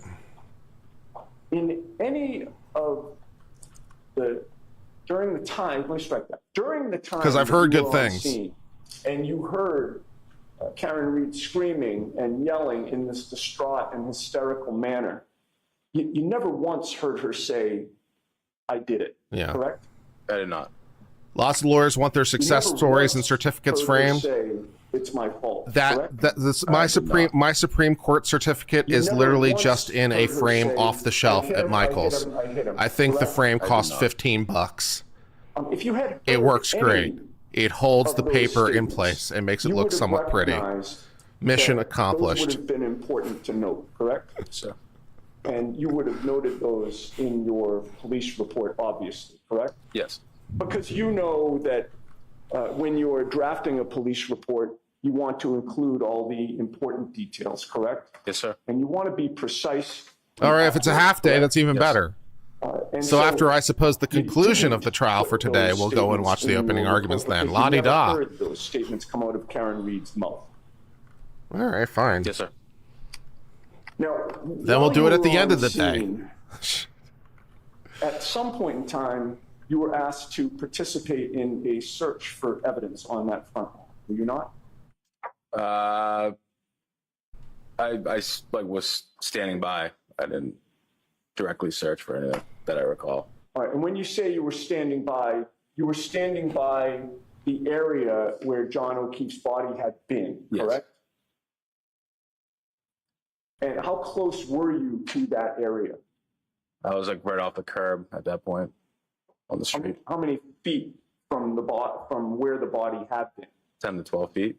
Okay, so maybe about the same distance as when I walked toward you, around that distance? Yeah. Yes, sir. And how much time did you spend around that distance from where John O'Keefe's body had been? I don't recall.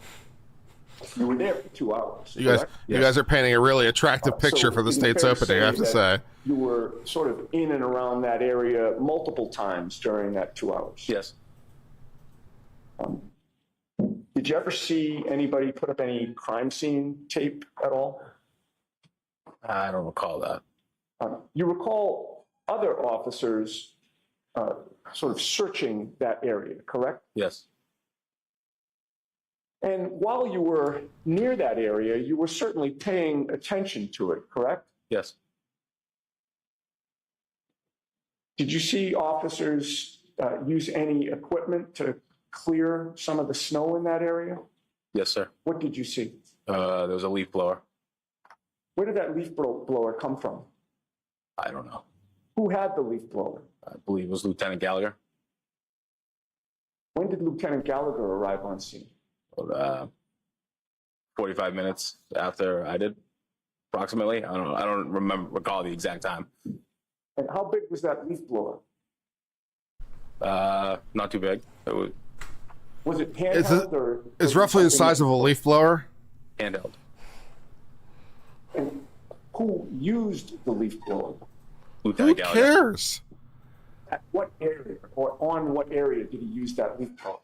The front lawn. And would that have been around the area where John O'Keefe's body had been? Yes. And you Was were it interference watching with him as he evidence did thing? that, correct? Yes. What other officers were Never mind. in I that retract. area sort of watching what was going on or participating in the search for what was going on? I don't necessarily recall where everybody was, but I believe it would be Sergeant Link and Sergeant Good. And they were superior officers, correct? Correct. And you understood that these brother officers of yours were looking for evidence, right? Yes.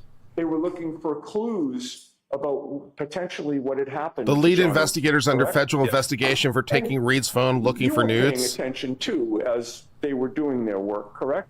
Okay, Yes. that's You fine. were looking for anything that might have been out of place, correct? What are we trying to say? If there That was that's like a something civil rights violation, or we're large trying to do like a there that 241? didn't appear to, What you know, federal be statute are we appropriate trying to for a squeeze front that lawn, into, you I would make wonder? note of that, correct? Yes.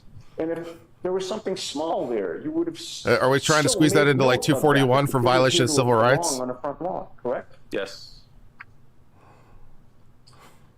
At any point in time, Could either air it. before or after the leaf blower was taken out by Lieutenant Gallagher, did you see 45 pieces of bright red, black, and clear plastic pieces scattered all over the scene? I did not. Did you find even or see even one piece of broken plastic? I did not.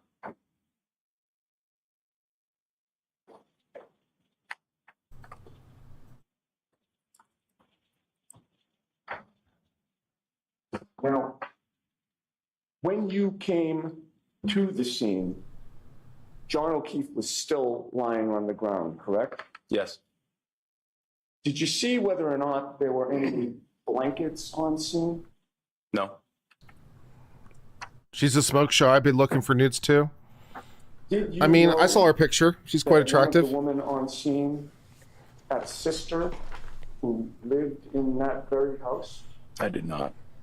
When you were speaking with Jennifer McCabe, at any point, did you learn whether she had actually gone into that house at all? Objection. Sustained. Did you see Jennifer McCabe approach that house at any point when you were on scene? No. Were you alerted at any point by anyone that she went into that house while you were on scene? No. Did you ever see Jennifer McCabe come out of that house with blankets or anything else that might comfort John O'Keefe? No. What was your state of mind regarding whether there were any first responders in that house? I wasn't aware of that. Nobody told you. No.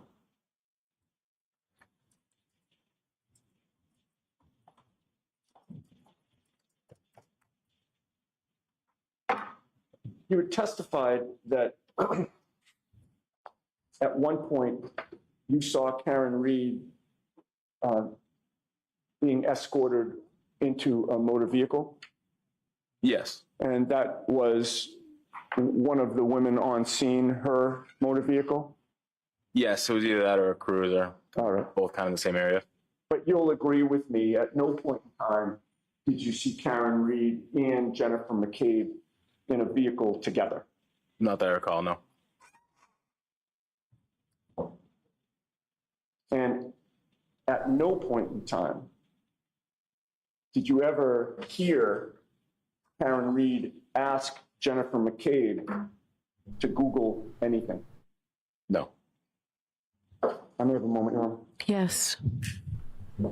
Yeah, the leaf blower that blows No away further snow, but questions. Thank leaves you, the Wes. little plastic pieces that the other officer didn't see. Yeah.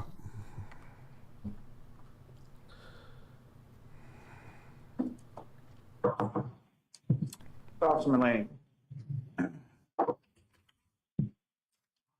you've been to other scenes in which there is a police person on scene, family members or friends around, Yes. and of those other scenes, does everybody who's a friend or a family member of the person who is injured or deceased, do they all react the same? No. Is every single one of them screaming and yelling different things? No. And there are actually 3 women on scene that morning, correct? Yes. Okay, so there was Jennifer McCabe, there was the defendant, Miss Reed, and there was Kerry Roberts, correct? Correct. And did you see any blood on Miss Roberts' face or hair? No. Okay, was she screaming and yelling things and moving around the scene? No. Now, as far as the residents of 34 Fairview Road, did you see anybody go in or come out of that residence during the time that you were on scene? No. And as far as any of the other residences on the entire rest of the street, did you see any of the neighbors or anybody else come outside at any point? Judge finds Trump in contempt, fines him $9,000. It's not going to end there. It's not going to end there. Nothing further. One question, if I might. Okay. Request. Sure. And I don't mean to be a wise guy, sir, but did any of the other neighbors on the entire street have the body of a dead police officer on their front lawn? Objection, Your All Honor. right, so that's sustained. All right. You are all set, sir. Thank you. All right, folks, it's 11 o'clock. We'll take our morning recess, 15 minutes. Close your notebooks. Yeah, bring back the ceiling fan. Yeah, ceiling fan action. Ceiling fan and smoke detector. The love story. The ceiling fan blows the air into the smoke detector so that it might alarm. They have a nice balanced relationship. All right, anyways, I think that the state's case seems problematic at best. And they have a lot of explaining to do in the most literal sense, and that's a problem. And I said this earlier, but it's basically a truism normally for the defendant. Normally this is a piece of truism that you would be saying to a criminal defendant. But you can explain one, maybe two things, and that's about it. Right? So it's like, why were you at the scene of the murder? Oh, I was here for this reason. Oh, okay. Right? So that's like one thing you have to explain, just as an example. Right? So you can explain away one, maybe two things before the jury stops caring. And that's perhaps slightly exaggerating, but perhaps not. And the problem here is that sort of truism when it comes to the defense is now a truism that applies to the prosecution because they have problems. For example, the dispatch log not being correct and the address not being correct and certain statements not being recorded and the police officer who was there who didn't see any pieces of plastic of the light of the car and the other things that are problematic, right? There's all these little nits. There's all these little nits. And the nits lessen the credibility of the witness and also lessen the credibility of the state's case. So things are not going great for the state over here at the moment. And the defense so far has been doing a really good job on cross.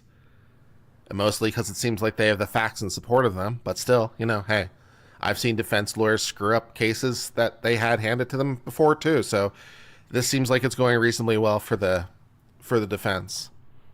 So that is my assessment of the moment. Yeah. My assessment of the moment is the state's case leaves something to be desired. And seems a little bit iffy.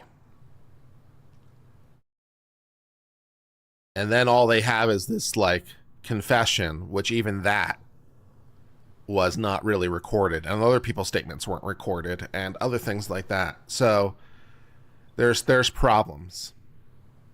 And it seems like things were going problematic. Wait till I hear the opening. I'm bracing myself.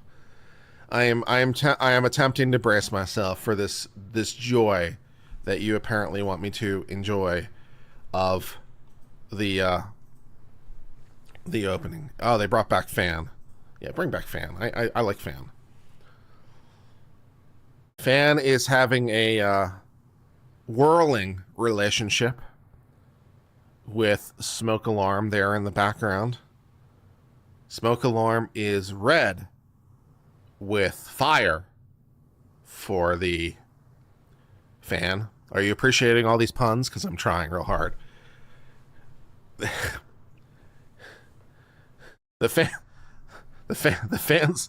fan spins in an ever and an ever ongoing turmoil.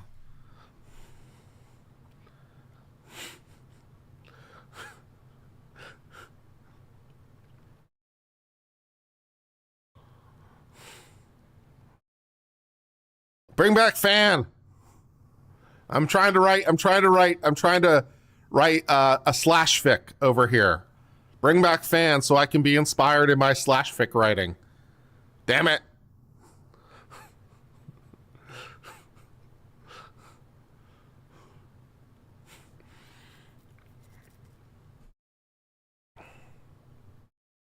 Fan is having a relationship with Fire Alarm, who is smoking hot. Fan is trying to play it cool, but forever doomed to be out of reach of her. See, this is where I appreciate it, right? You are picking up what I'm laying down as we consider this tale, and then we can start, if we can figure out the relationship between these two, then we can start speculating about their relationship with Seal, Clock, and Chandelier. Maybe they're friends. Maybe they are friends. Maybe they're couples who know each other. A couple who knows a throuple. Maybe they go out on adventures together. But until I establish the relationship between Fan and Smoke Alarm, we can't start talking about the relationship. And without them on screen, it just doesn't work.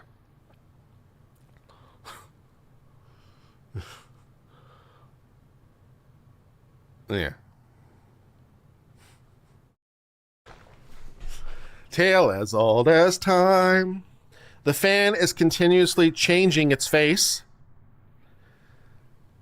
It's a bit of a what would you say? I need an adjective here. It's a what's a good adjective that describes someone who is like continuously changing their persona or their presentation? They are a mercurial, maybe? Yeah, mercurial. It's a mercurial. It's a mercurial person.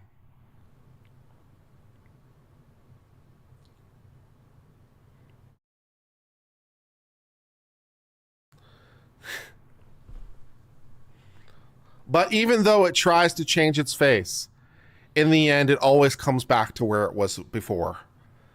It can't escape from its true nature.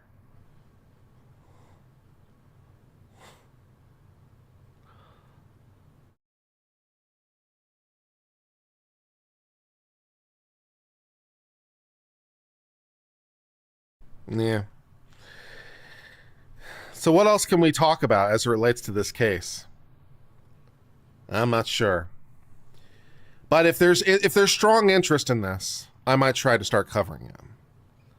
So I appreciate the 146 of you who are here. We have tried to clean up the court audio, so we have the best court audio in the game, and hopefully we have the best microphone in the game. Because God knows we've had some audio issues lately, and we've tried to fix them. Fan is trying to hypnotize Fire Alarm. Yeah. Yeah.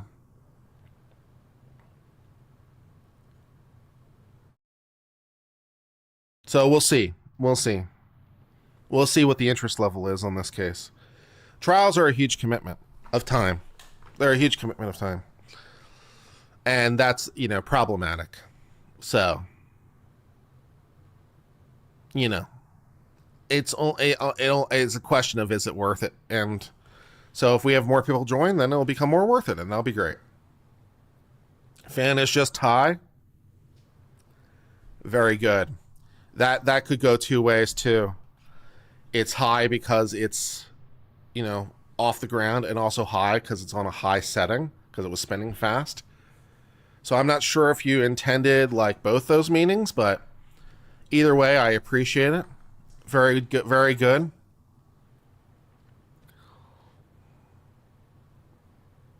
It seems interesting. Not sure if I'd be able to watch all of it, but for sure I'd follow up and watch the VODs of it. Real life interferes. Yeah, fair enough. And this case makes you wonder why, this case was brought a little bit in some ways, because it seems problematic. Oh, the New York Times just wrote an op-ed. The New York Times just wrote a stupid. Oh my God! I have to do a reaction now to the New York Times just came out with a stupid. The title of the stupid is "How History and Tradition Rulings Are Changing American Law." Subtitle: A new legal standard is gaining traction among conservative judges. One might that turn back the clock on drag shows, gun restrictions, and more.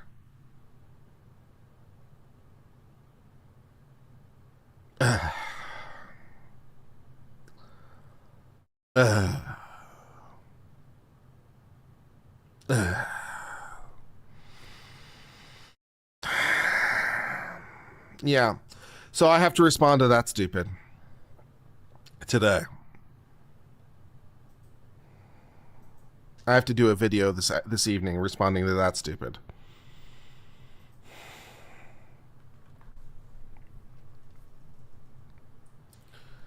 I will say without reading the article, I will say what I would tell you probably during the discussion of the video, I'm sure.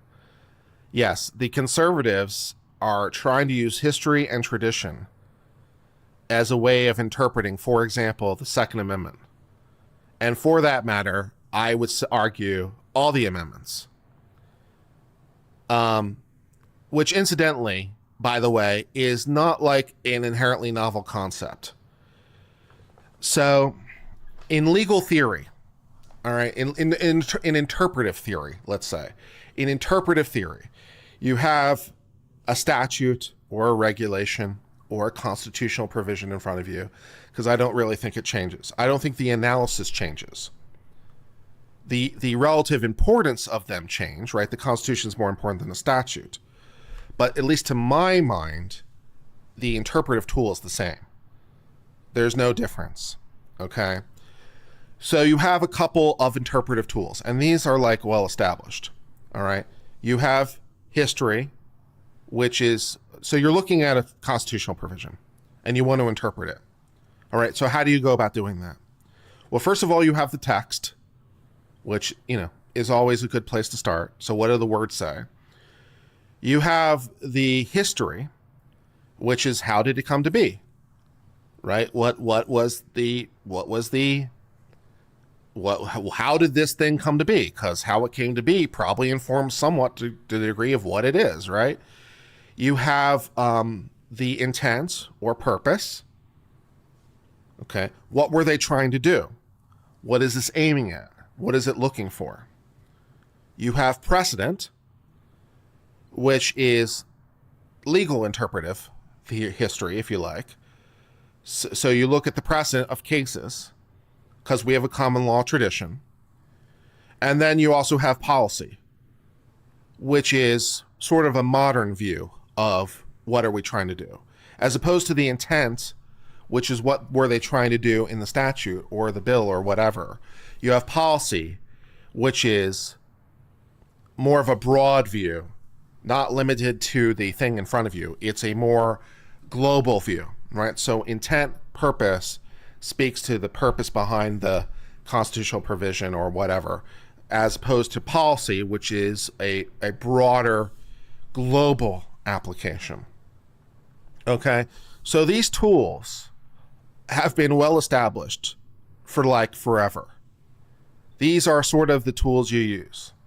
Okay, and the conservatives don't like policy. If you had to come out with the most defining thing that defines the conservatives, they don't like policy. The reason they don't like policy is because they think that policy is for the policy makers, namely the executive and legislative branch, who do policy. That's what they do. So the conservatives don't like doing policy as a legal tool. They see policy as a political tool, not a legal tool, because they don't think they're a super legislature. That's not their job to enact policy, right? That's their job to do law. So the conservatives hate policy, right? It is their least favorite tool. If they're going to use it at all, it is going to be the last resort. What sort of more defines the more left-leaning legal interpretation is the value of policy. So it almost flips it on its head, right? Policy becomes not only a disfavored or repugnant idea, it becomes a favored or dominant idea, right? That's one of the things that sort of separates conservative and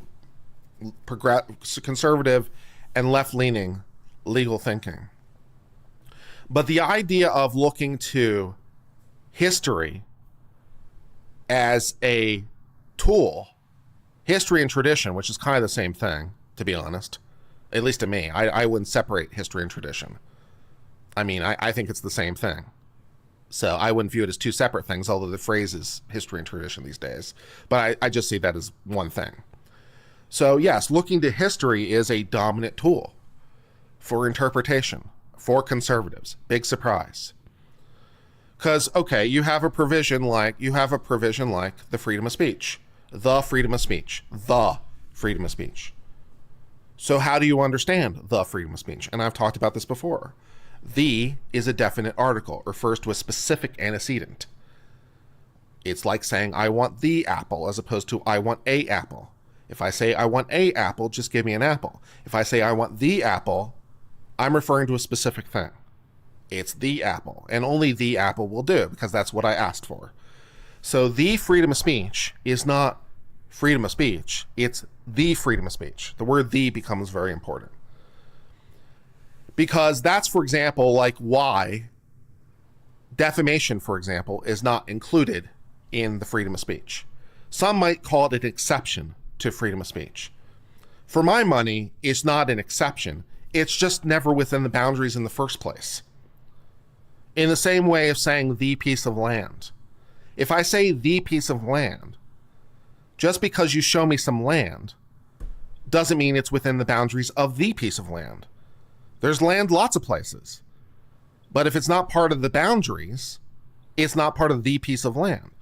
So saying that defamation is spoken, I suppose it can be. But just because it's spoken doesn't mean it is included within the scope. That's how I view it. The freedom of speech defines a boundary. And defamation simply is not even within the scope. It's not an exception. It just never was contemplated in the first place. They were never trying to protect it. Because defamation was known in common law, as you would expect. It was not something that was not something that was trying to be protected. It was not their goal. And it is not included within scope. But one of the ways you know that is through the history. How do you know what the freedom of speech is? How do you know? How do you know what it includes and what it doesn't include? Well, history and tradition is a really good way of going about doing that. Because, well, it's the history, it's the freedom of speech. It's a specific thing. Well, how do we know what it is? Well, by reference to history would be a pretty good way of going about that. So, yes, I mean, the conservatives look to history as a tool to inform how to understand the Constitution or anything else for that matter. And so, yes, I mean, to the extent that that interpretation would somehow impact drag shows, which it very well might, but that would be correct. Because drag shows may be expressive, drag shows may even be speech, but if it's not within the freedom of speech, which I'm not taking a position on right now one way or another, but if it's not, then it's not. And if it is, then it is. But it might very well impact drag shows because, well, we're trying to define what the freedom of speech is. Or if not define it, understand the definition that was provided to us more appropriately, I suppose. Because, well, it was written and it was consecrated in the Constitution, and so its meaning is fixed in time. So, yeah.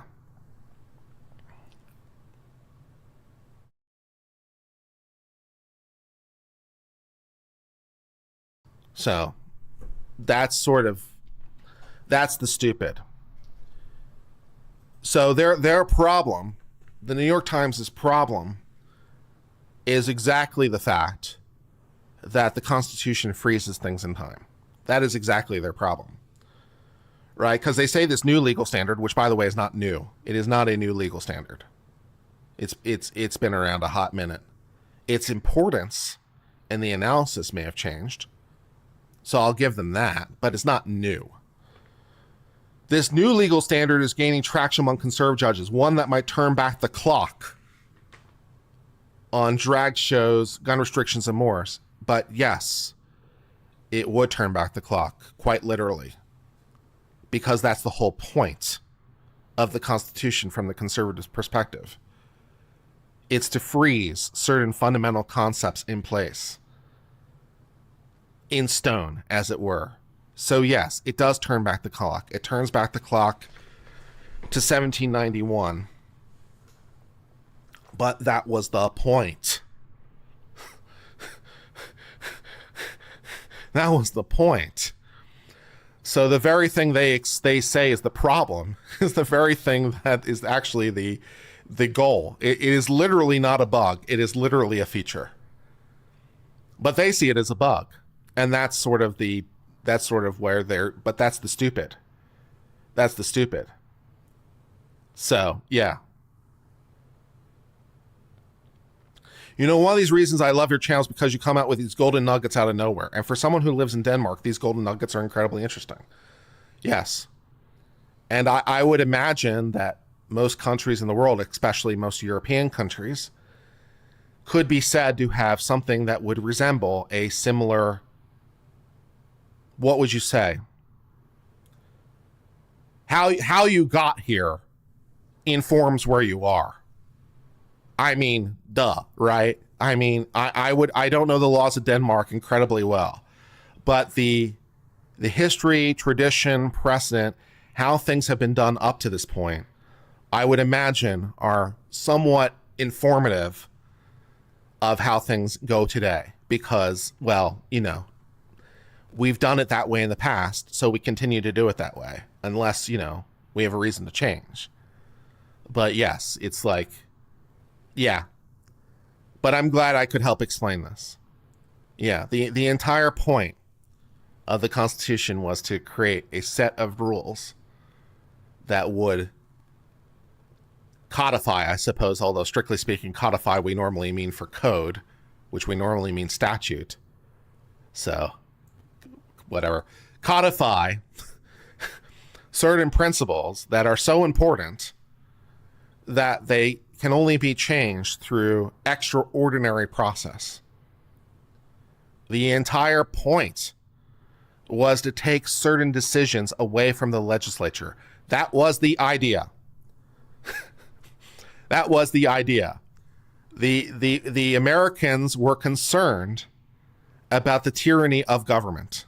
Wow, amazing, right? What are the odds? They were concerned about the tyranny of government. They were also concerned about the tyranny of the legislature. Because, wow, why might they be concerned about that? What historical reason might they have for being concerned about the tyranny of the legislature? It's so hard to figure out what their reasons might be. Right? I mean, it's only the entire basis of the American Revolution, the tyranny of the legislature, but you know, whatever could it be? So yes, they were a little bit concerned about the tyranny of the legislature and the king. And so, you know, they said here, the Constitution's entire point is to like stop the government from doing shit. That is its goal in life. That is what it's trying to do. And now the New York Times is over here like, hey, we're not allowed to do shit. And yeah, that was kind of the idea. So yeah. I thought codify meant to turn something into fish. That's funny. That's funny. If Trump doesn't take the offending post, there will be incarcerated consequences. Ooh, exciting. I'm pretty confident that Trump is trying to troll his way into jail. I mean, he has to, right? He wants the victim narrative. I mean, duh. So he wants to go to jail. So they can say like how they're mistreating him, maybe get another mugshot. It'll be good for him, right?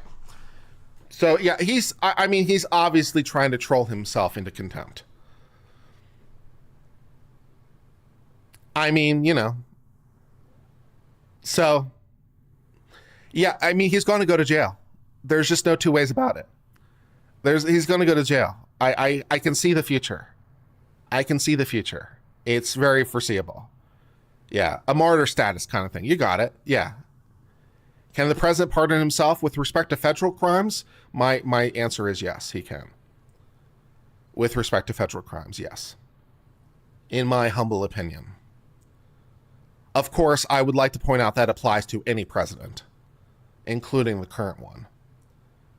Because, when I have a legal standard, I apply it evenly. So yes, I believe Biden can pardon Hunter Biden or anyone else he wants, including himself, to the extent it encompasses federal crimes. He can absolutely do that. How's the Secret Service work in jail?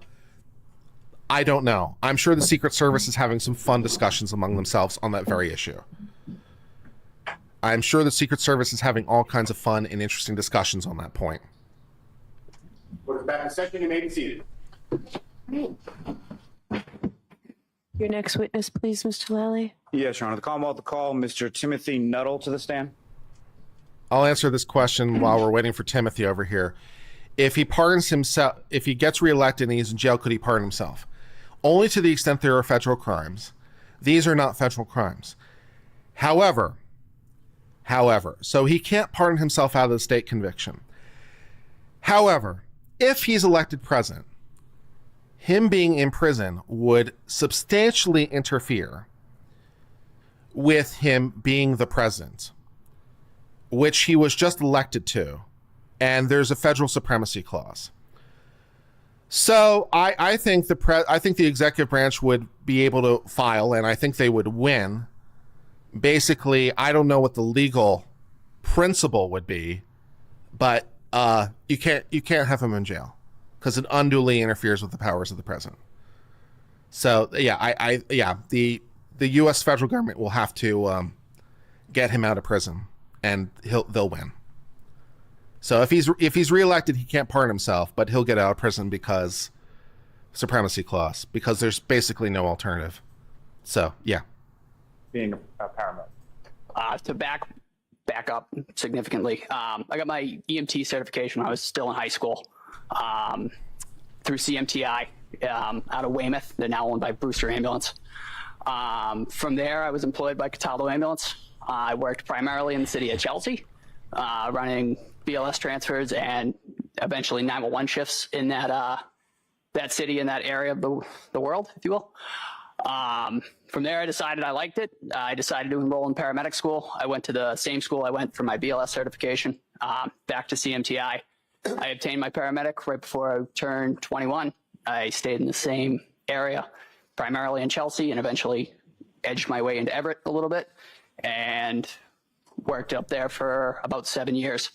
During that time, I decided to be enroll into fire suppression side of things. So I was hired by the town of Scituate. I was put through the Mass Fire Academy out of Stowe, class 268 in Stowe, and worked for the Scituate Fire Department for about 18 months, and then transferred to the Canton Fire Department in November of 2019.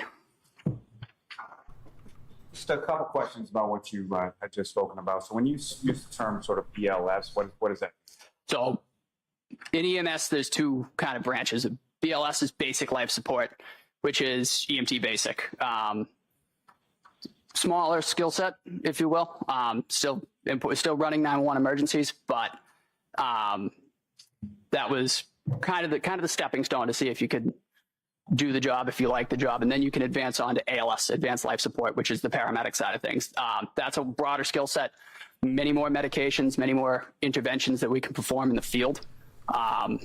Obviously, I enjoyed the BLS side, so I advanced to the ALS side.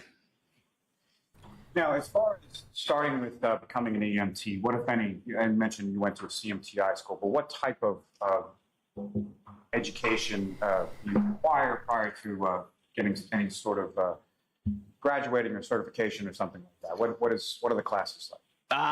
So it kind of runs the gambit for emergency medicine. You start mostly with anatomy and physiology, the human body, progresses down to how those illnesses can progress and the natures of illness. Once that's kind of understood, then we advance on to pharmacology and interventions, just basic interventions that you can do. And then the basic interventions are further progressed into more advanced interventions throughout the program. Once you complete your didactic portion, where all that is kind of in the books, you then progress to clinical time in hospital. I can't speak to the hours off the top of my head. I can't remember, but many hours in the hospital, and then you progress to your field ride time, where you're in the back of an ALS ambulance with a preceptor, performing those skills, being evaluated, and being watched to make sure you're not causing any harm or going down the wrong treatment pathways. From there, once you complete that, you sit your national paramedic written. I'm a nationally certified paramedic, so I had to sit that written, and then finally a practical examination. And once you pass all that, you're certified to be a paramedic. And so with respect to both your training as far as becoming an EMT and then your training as far as becoming a paramedic, there's sort of a written portion and a practical portion as well. Is that correct? Correct.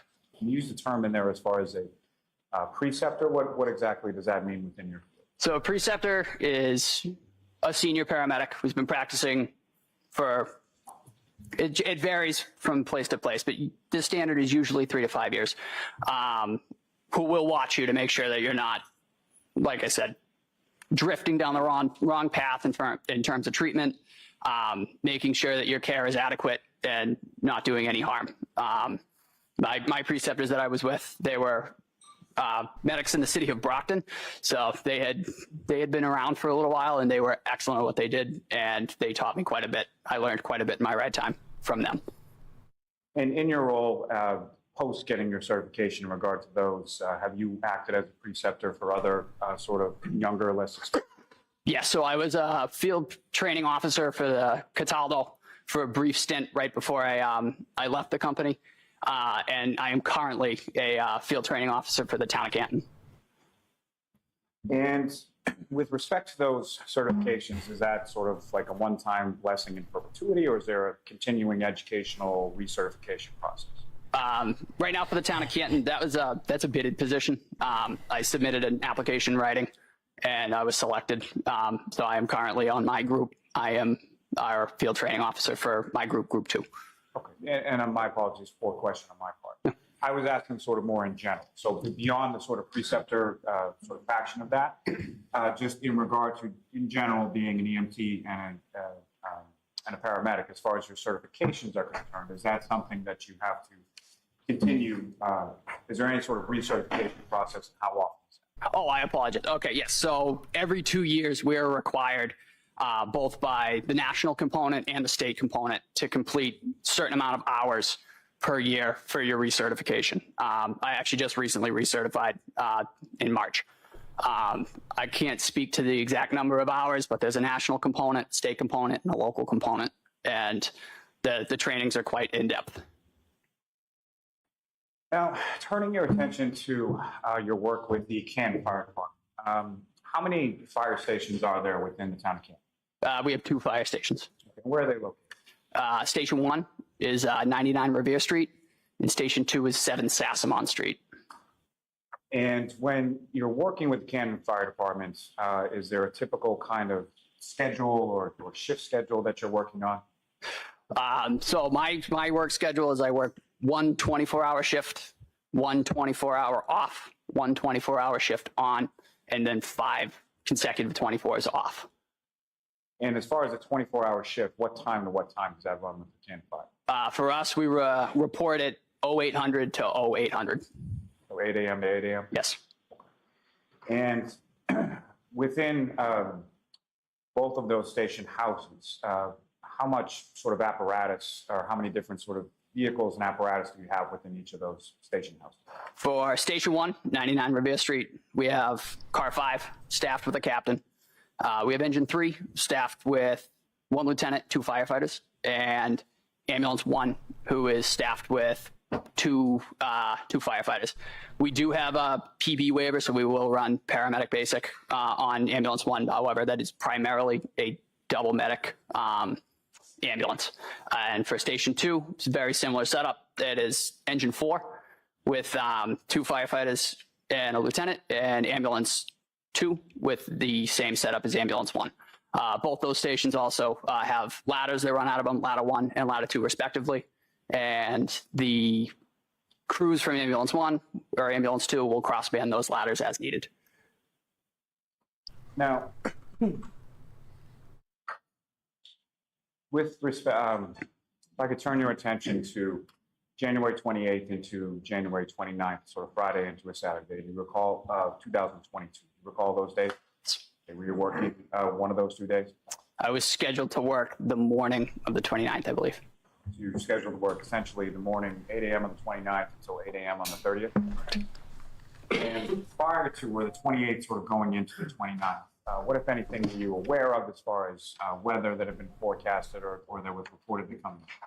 I was aware that there was a significant storm, supposedly. Well, there was a significant storm coming through.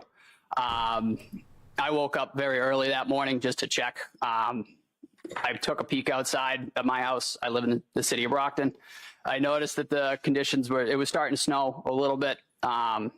So I got up early and got ready for work and left earlier than I normally do.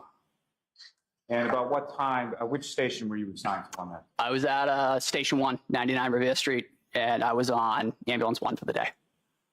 And about what time did you arrive at Station 1?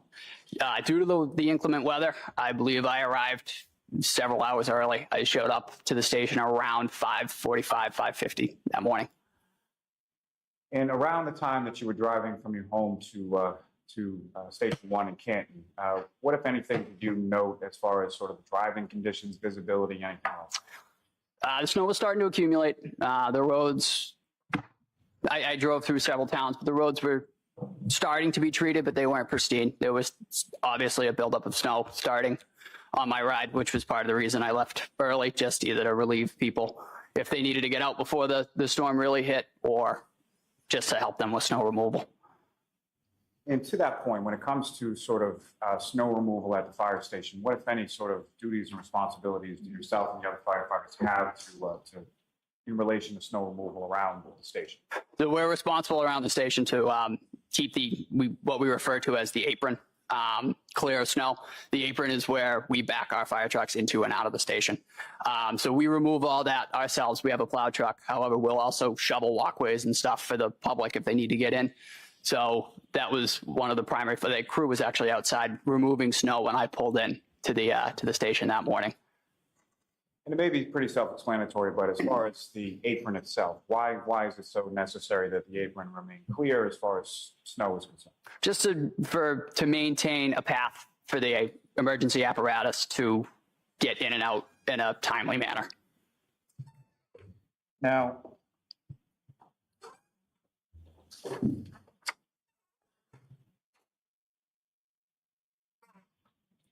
beyond sort of the snow accumulation that you noted on your way to work that day, what, if anything else, did you note as far as the weather conditions, whether it be temperature, winds, anything to that effect?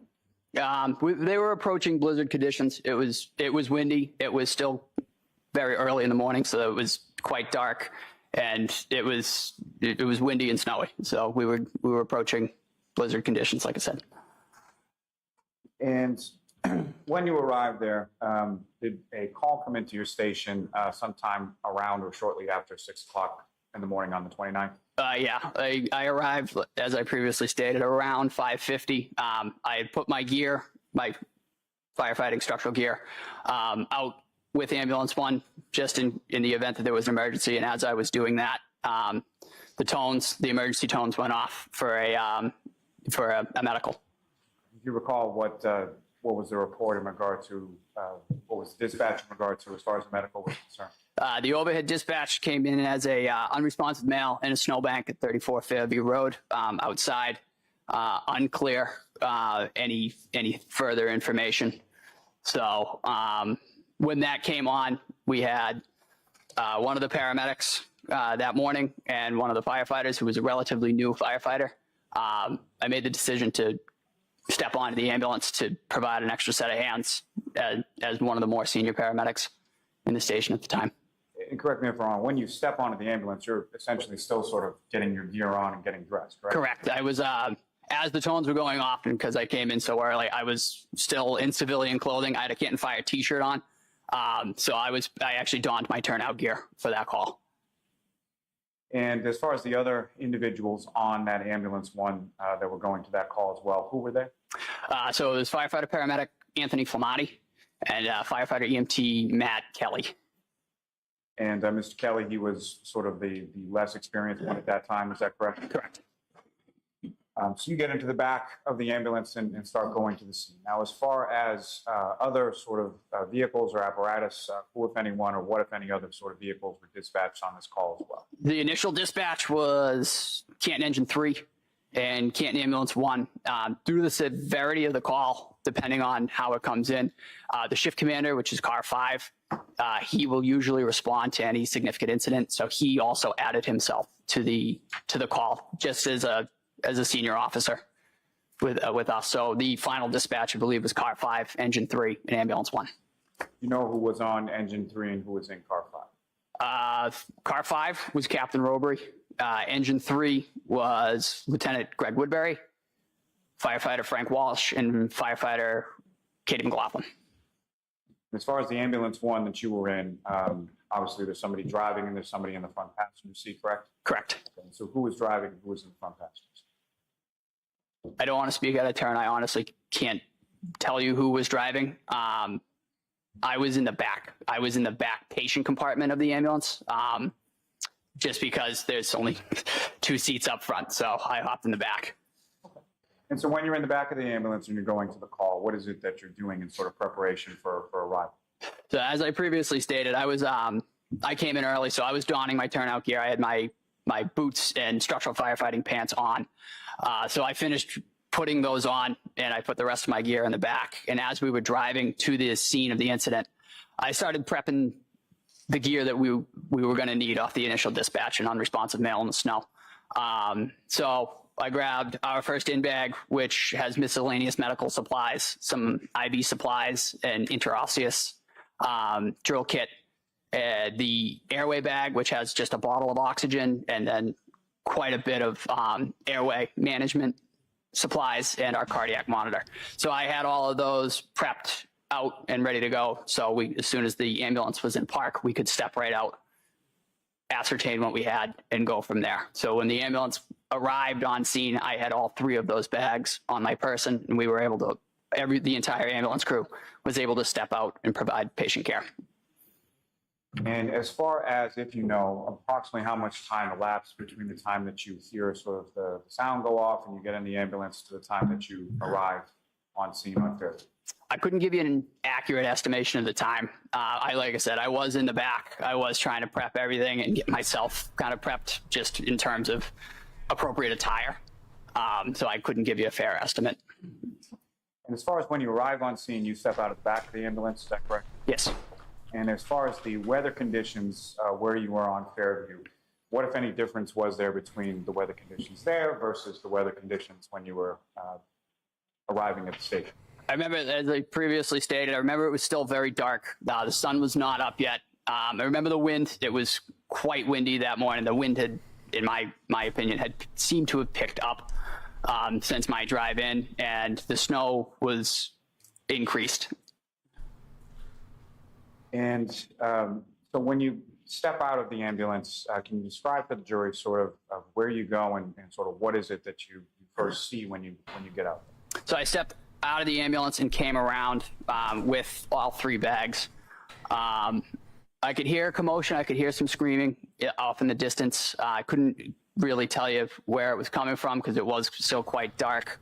Came around the passenger side of the ambulance, walked in front of the ambulance, and there was a small huddle of 3 individuals and what appeared to be a human form laying in the snow.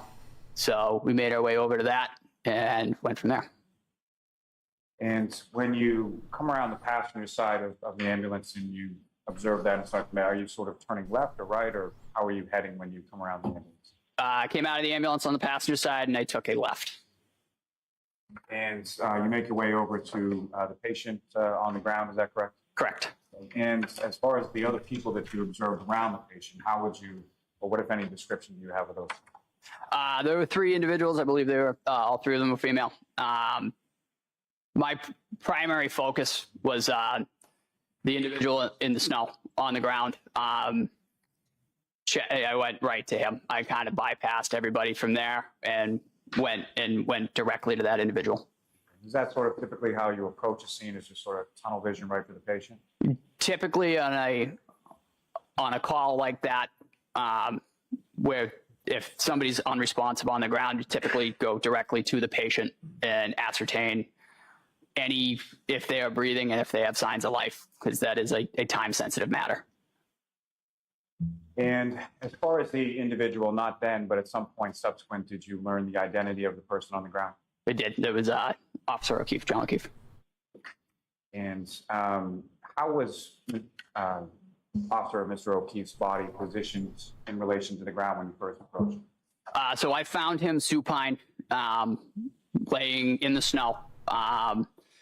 Immediately went to him and checked him for signs of life. We found none. We found no breathing, no pulse. So we immediately began performing high quality CPR.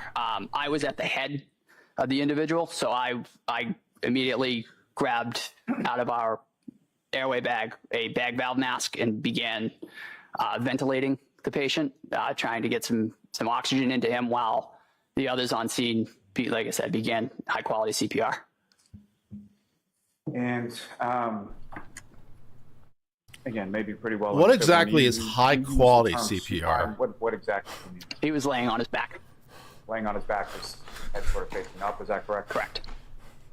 And when you are responding to a call of this nature, there's you and there's other individuals on the ambulance as well, correct? Correct. And is there a certain division as far as treatment and diagnosis and things of that nature are concerned between you and the other people on the ambulance? So typically, just to use the scenario of a cardiac arrest with 2 paramedics, it's generally split into the airway individual or the airway monitor and the, lack of a better term, code monitor. The airway individual will be responsible for ventilation and eventually advanced airway placement. The other part of that equation will monitor cardiac status, cardiac activity. They will deliver medications and a route for those medications, and they will work together to monitor that patient throughout. As I said, I was on the head. I just happened to fall at the head. So I took the ventilation portion of that. And you use the term as far as the bag valve mask, is that correct? And can you explain to the jury sort of what that is? All that is it's, for lack of a better term, it's basically a glorified balloon with a mask on it. When you squeeze that bag, that forces air into the airway, so you can ventilate an individual who is no longer breathing on their own. And as far as obviously with your work with the fire department, there are sort of records or reports that are written in regard to treatment of different individuals on any given call, correct? Correct. Is there an acronym that's used within those reports as far as bag valve masks? BVM. And Really? going back to sort of when you BVM? initially approach where Okay. Mr. O'Keefe is, if you know about how far away from, where is he in relation to, well, let me back up. Okay.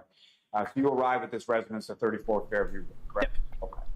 So if I'm standing on the street and I'm facing Fairview Road, is Mr. O'Keefe's body to the left, the right, center, or something else? I would say to the left of center. And what, if anything, did you sort of note or observe sort of in the general area as far as where Mr. O'Keefe was? In terms of when I got to him? Yes.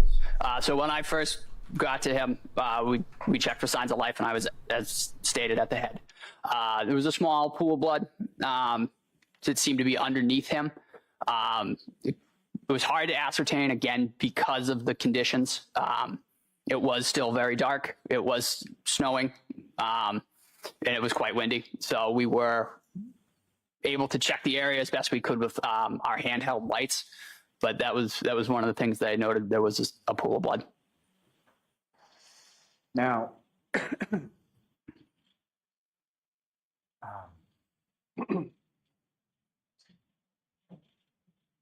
where Mr. O'Keefe's body was in relation to the roadway, if you know, how far away, where was it in relation to the roadway? I estimated it about where the sidewalk met the front lawn of that residence. That would be my best estimation. Do you have any estimate as far as footage or anything like that? I would say about 6-8 feet, perhaps. That's approximately 6 to 8 feet from the curb. Correct. So you indicated that sort of what are the first things that you're checking as far as when you first arrive at a patient for this kind of? I'm sorry, could you repeat? That's okay. It's my fault. So as far as when you, let me back you up for just 1 second. So you use the term in there as far as cardiac arrest, correct? Correct. Can you explain to the jury what you understand that term to mean based on your training and experience? So cardiac arrest is the cessation of a stable cardiac rhythm in terms of life. Typically, it's either asystole, pulseless electrical activity, or VFib or VTAC. Typically, you ascertain that, but there's no pulse. You check any of the pulses, be it a femoral pulse, a carotid pulse, or a radial pulse, you will find nothing. And when that is found, you go to life-saving measures, which is CPR. And just in reference to one other term you used in there as far as asystole, if you could explain to the jury what you understand that term to mean based on your training experience. Asystole, to put it as clear as I can, is a flat line. There's no electrical activity in the heart. And so you're working sort of at the head of Mr. O'Keefe, is that correct? Correct. And sort of while he's still on the ground, and what is it that you're specifically sort of doing in reference to your treatment? So I was, as we talked about earlier, I had a BVM, bag valve mask, and I had Mr. O'Keefe, I was ventilating him. So I had the mask on his face, and I was giving him positive pressure breaths with that BVM.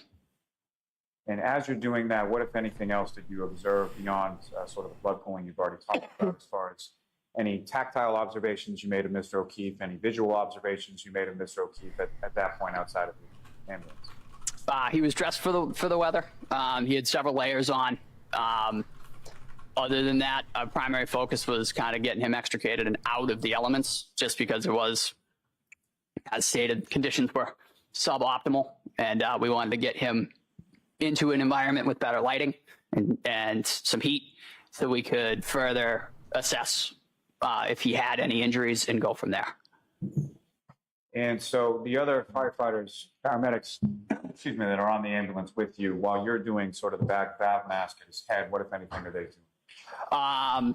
I believe the other firefighters that were dispatched, they were getting extrication equipment. I believe we put this individual on what we refer to as a scoop stretcher, which is basically a long plastic stretcher that we can roll an individual onto and then just pick him up, just for our safety and the safety of the patient. It's just really just a long board that we can pick up and then put onto our ambulance stretcher. So somebody was grabbing the scoop stretcher, somebody else was grabbing the ambulance stretcher, and I believe that was a coordinated effort on their part.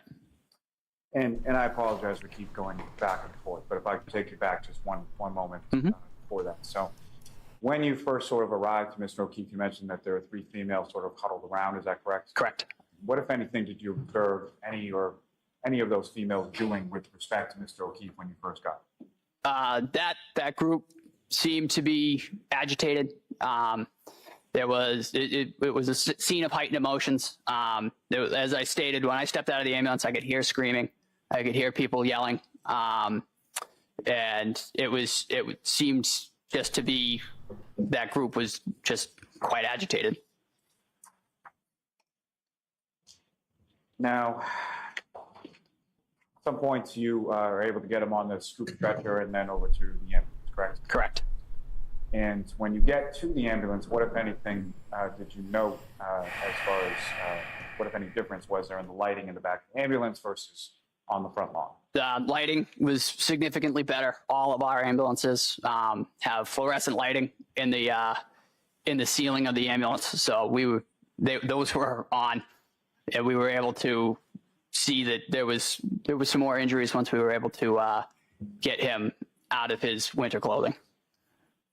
And so, to that point, when you sort of first get into the back of the ambulance, what is sort of the protocol? What is it that each of you are sort of doing with respect to patient care at that point? So the biggest priority is continuous high quality CPR.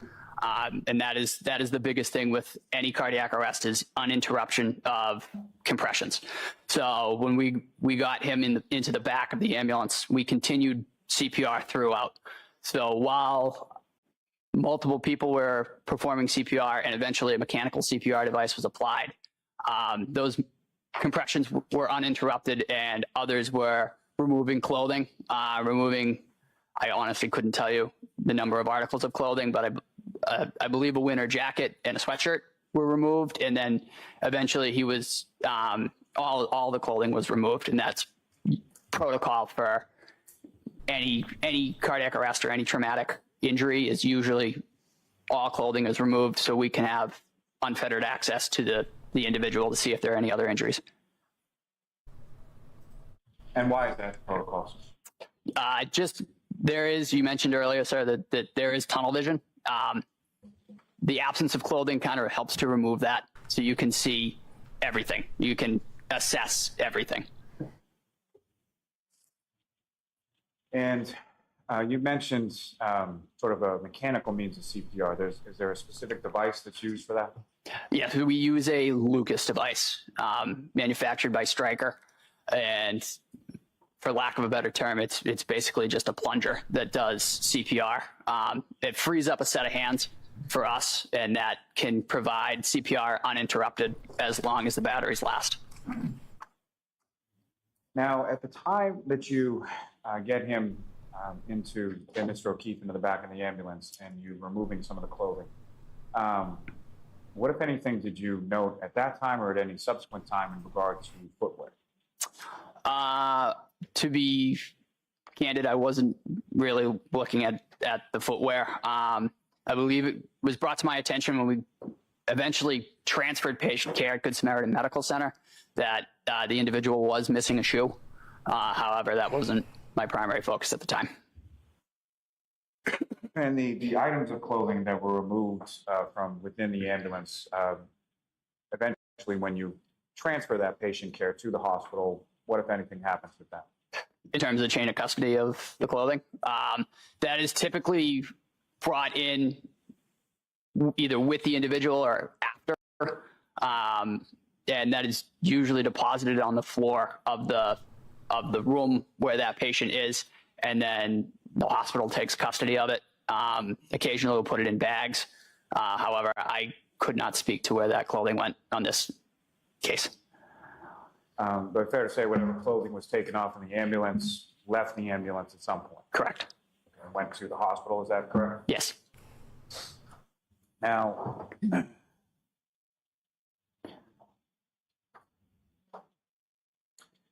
when we probably should have a soundboard to bleep out what, if any, but then I have to know what's coming, what, which if is anything, sad. did you observe following There it is sort of again. removal of the clothing, as far as what, if any, injuries did you observe? He did it twice in the same sentence. He was noted to No. have, and I was right at the head. He was noted to have a hematoma on the right side of his face, just above his eye on his forehead. And there was some scratches on the right arm, the upper arm. And use the term as far as a hematoma. Could you explain what you understand that term to me? For lack of a better term, is just an egg. He had a pretty good egg on his head.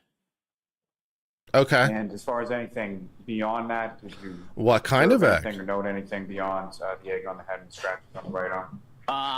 As we got further down our treatment modality, Thank you. I enjoy my hat we went too. to place an advanced airway. It was noted to have some blood, some mucus, and some bile in the back of his airway that was then suctioned out before we placed our endotracheal tube. And what is an endotracheal tube? So an endotracheal tube is basically, it's just a plastic tube that is passed through the mouth into the trachea through the vocal cords. It's a definitive airway, if you will. It isolates the trachea so you can better ventilate your patient, and you don't have to worry about any air getting into the stomach, any gastric insufflation. And that is the gold standard for cardiac arrest, is a properly placed endotracheal tube. Mentioned there were some substances that were suctioned from the airway, is that correct? Correct. Okay, and what were they again? I'm sorry. I believe it was blood, bile, and mucus. And do you have any idea how much of that was suctioned? I couldn't give you an exact number, but it was enough that we needed to set up a suction system to remove it before we intubated. And just turning briefly again to the arm. These were injuries that Eggshell you observed skull. on the right arm, is that correct? Correct. What if any Eggshell injuries did skull you observe on his left? doctrine. That's what you're thinking of. I don't believe I saw any, to my knowledge. And as far as your memory, as far as his right arm, how far did it sort of extend and where was it located? Sort of upper arm, lower arm, both, or where was it? I believe it was just below his shoulder. They ran, I would say, probably 3 or 4 inches from, I would say, about the shoulder right down to maybe 2 inches above the elbow. And as far as Mr. O'Keefe's nose, what, if any, observations did you make of that? Initially, it was noted to be very cold. The individual was cold all around to the touch, but his nose was also quite cold, quite white, just because he had been in the elements for a little while. There appeared to be a little bit of blood on his nose as well.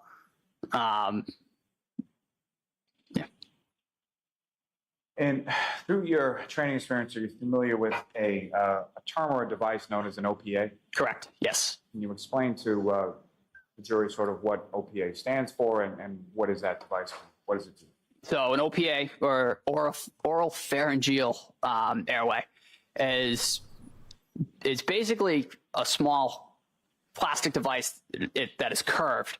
And when inserted into the mouth, all it does is it prevents the tongue from falling backwards into the airway and occluding the airway. It's relatively simple, but it's very effective in keeping an airway open.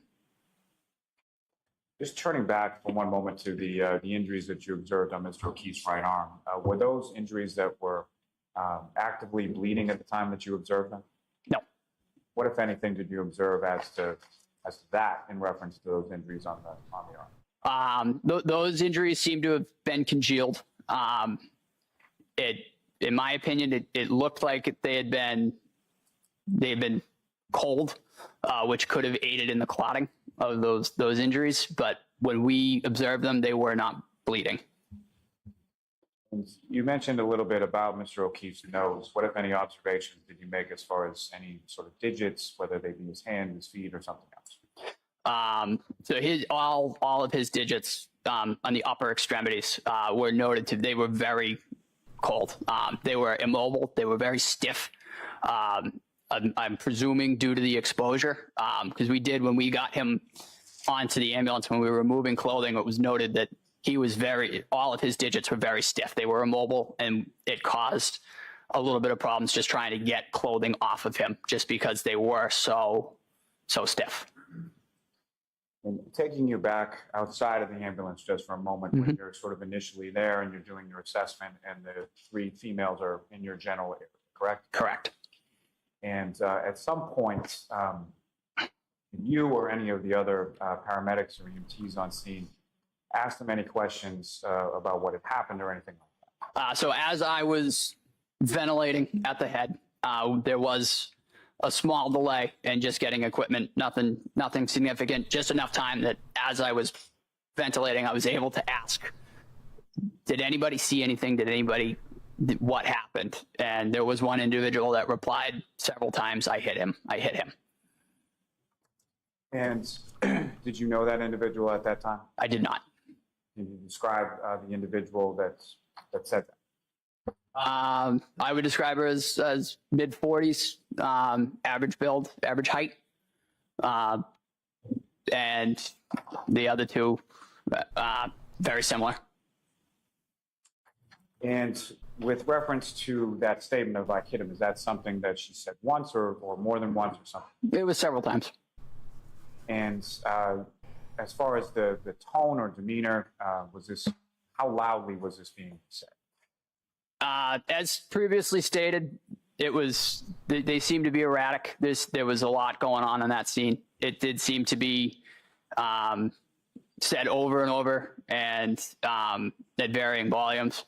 And then there was just a lot of, everybody appeared to be quite flustered. And the individual, one of the three females that said that, what, if any, observations did you make as to her face or anything? The individual that said, I hit him, appeared to have some blood on her face, presumably for attempting CPR prior to our arrival. And you say presumably attempting CPR. When you first arrived at Mr. O'Keefe, what, if anything, did you observe any of the females doing with reference to Mr. O'Keefe? Mr. O'Keefe was not being touched by any individual when I first got to him. That whole group was kind of pacing around, lack of a better term, kind of running around in circles. But Mr. O'Keefe was not being, there was no interventions being done to Mr. O'Keefe when I got to him. And to be clear, sort of when you're in the back, fast forwarding now to sort of in the back of the ambulance, you're, again, sort of focused on the respiratory in the head, correct? Correct. And who, if anyone else from your apartment, is in the back of the ambulance, and what, if anything, are they doing at that? So at that point, I had myself and Matt Kelly, EMT Kelly. He was kind of with me for the head. One of the, for lack of a better term, easier operations of a cardiac arrest is ventilation. So Matt Kelly was assisting me with ventilations, is just squeezing the BVM to provide ventilation. The lead paramedic for the cardiac arrest was Anthony Flamati. He was running everything else. He was running the application of the cardiac monitor. He was monitoring the status of medications being administered. He was assisted with that by Katie McLaughlin, Lieutenant Woodbury, and Firefighter Walsh. And at some point, Firefighter Flamati,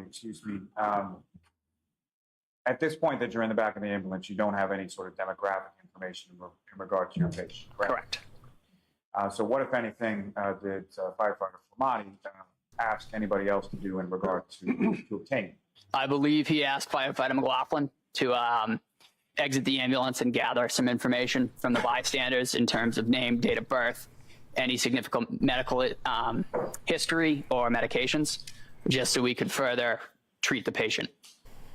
And to the best of your knowledge, Firefighter McLaughlin leaves the ambulance to do that, is that correct? Correct. But you weren't present for any of that, correct? No.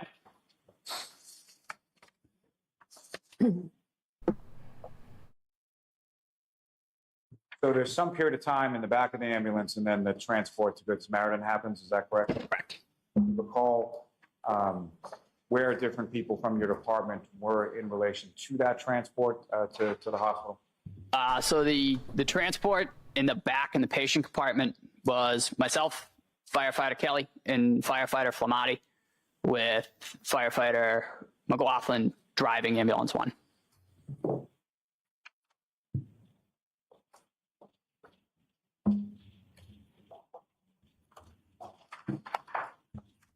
I have just one moment. Yes.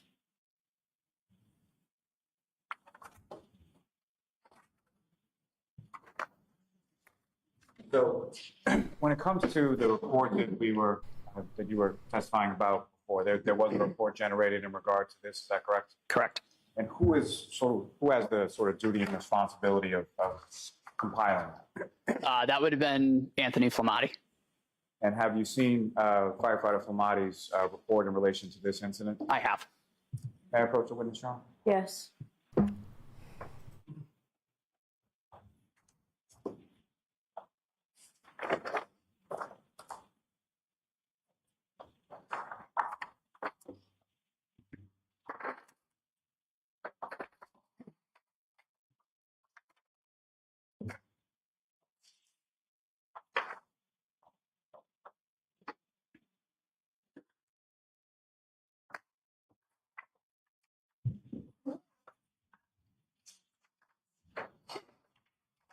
John, you have a document and just do that. All right.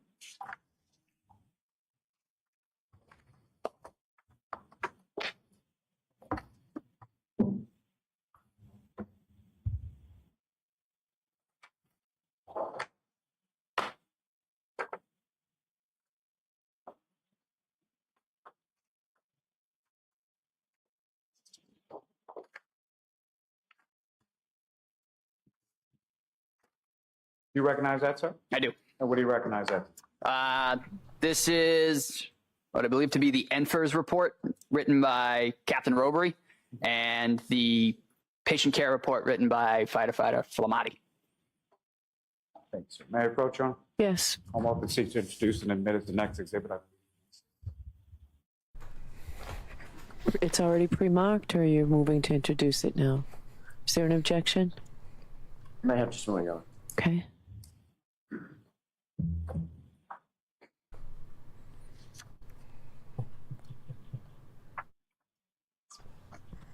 No objection. Patient care report. All right, that will be marked, Madam Court Reporter, please.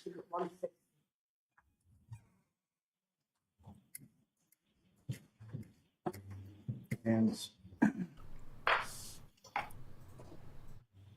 Thank you very much.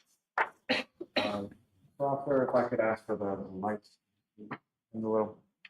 Ms. Gilman, if I could have what's been previously marked as exhibit number 9.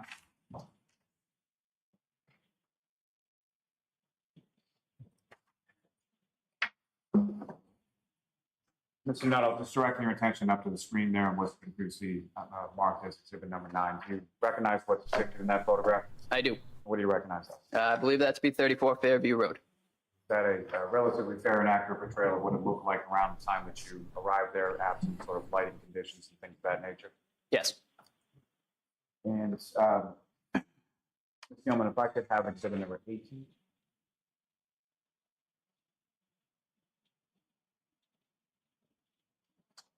May I approach the witness, Your Honor? Yes.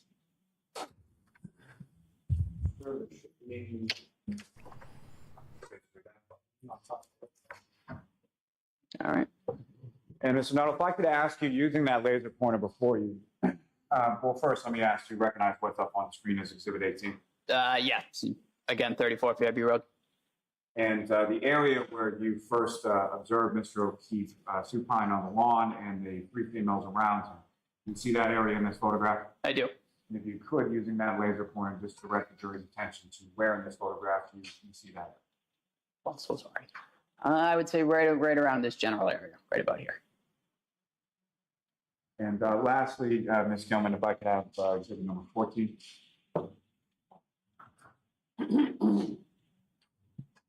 Again, sir, do you recognize what's up on the screen as exhibit number 14? I do. What do you recognize that? That I believe to be is where we found Mr. O'Keefe. And as far as the pooling of the blood that you observed around Mr. O'Keefe's head, you observed that area within this photograph as well? Yes. You could, again, using that laser pointer, just direct the jury's attention to where in this photograph you observed that. They were right around in this general area. There. Thank you, sir. Mr. Officer, we can have the lights back up. Your Honor, may I approach just to retrieve that? Yes.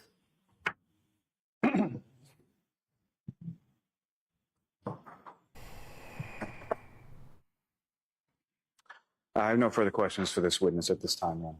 All right, cross-examination. Thank you, Your Honor.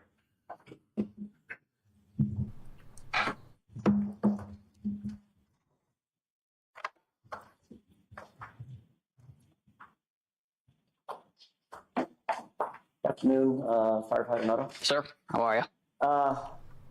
you were coming up, I want to make sure I get the timing right. You were coming off of nearly a 24-hour shift when you got the call? No, sir. I was reporting for duty that morning. Just starting the shift when you got the call. Understood. I want to ask one quick question that you mentioned just a couple of seconds ago under questioning by Mr. Lally. With regard to the clothing, the normal protocol for clothing that's removed from a patient. Yes. You said it's oftentimes just sort of discarded onto the floor. In terms of in the ambulance or at the hospital? Either one. Yes. Okay. Both? So typically, when we remove clothing in the back of the ambulance, it's generally done with trauma shears. So we will expose and then kind of fold over.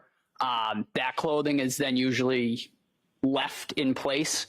We'll do a quick roll just to check the back of the patient, and then he's usually rolled back if there's nothing found, and it's typically left there.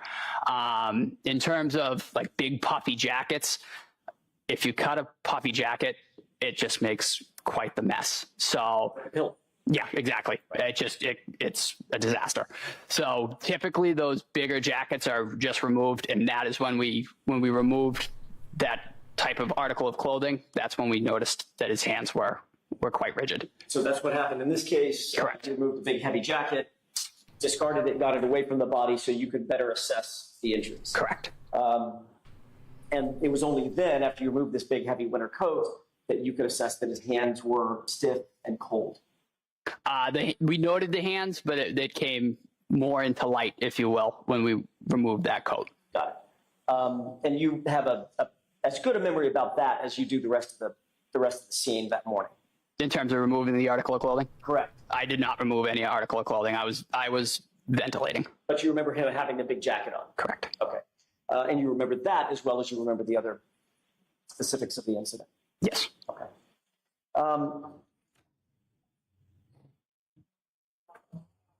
When responding to a scene, I want to dovetail on the same subject, but just come at it in a little bit different way, if you indulge me. When responding to a scene, one of your jobs has to be to sort of immediately take note of and assess the situation of the patient that you're dealing with, correct? A motorcycle accident is going to be very different than a drowning. Exactly. Someone, in this case, exposed in a snowbank, you're going to deal with or assess and note the weather. Mm-hmm. Yes? Yes. You're also going to note and assess the condition of the patient. Correct. As it pertains to the weather. Yes. So someone, for instance, that's in a snowbank naked, mm-hmm. no clothes on at all, is going to be a little bit different assessment than someone who's completely dressed for winter, correct? The initial assessment with every patient is going to be automatically circulation, airway, breathing. Understood. We approached this individual the exact same way. Is automatically went directly to cardiac. Make sure. I guess what I'm asking is your attention is focused on some of those details for sure. Correct. All right. And that's how you remember that big heavy coat that he was wearing, correct? I remember he was appropriately dressed. Correct. Okay. As a matter of fact, you testified to that in the grand jury that, quote unquote, he had a heavy coat on. Yes. Consistent with how you're testifying today. Is that right? Correct. All right. Your Honor, I'd like to mark 2 photographs as next in order. Not yet finished. I believe it would be 160. It doesn't matter so much the number, but why don't you just show the prosecutor the photos? 161 and 162 in order.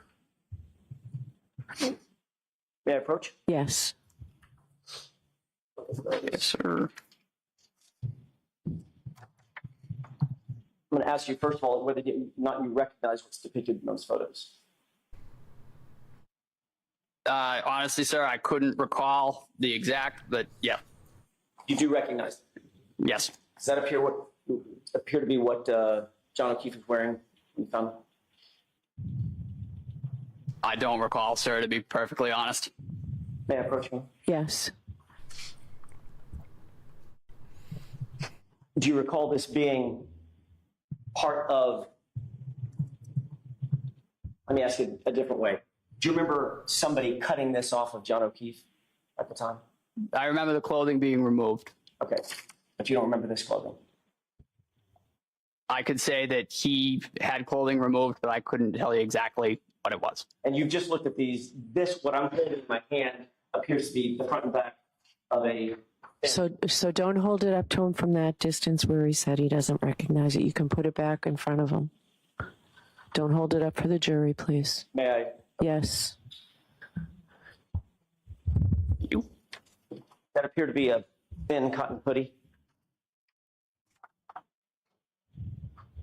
Yeah, that appears to be a thinner layer of clothing. Okay. May I approach? Yes. Not a heavy coat. Fair. Fair. Not a winter jacket.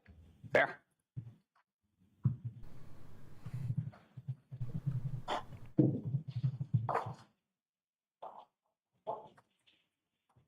Is it fair to say you had a lot on your mind when you were out at that scene, correct?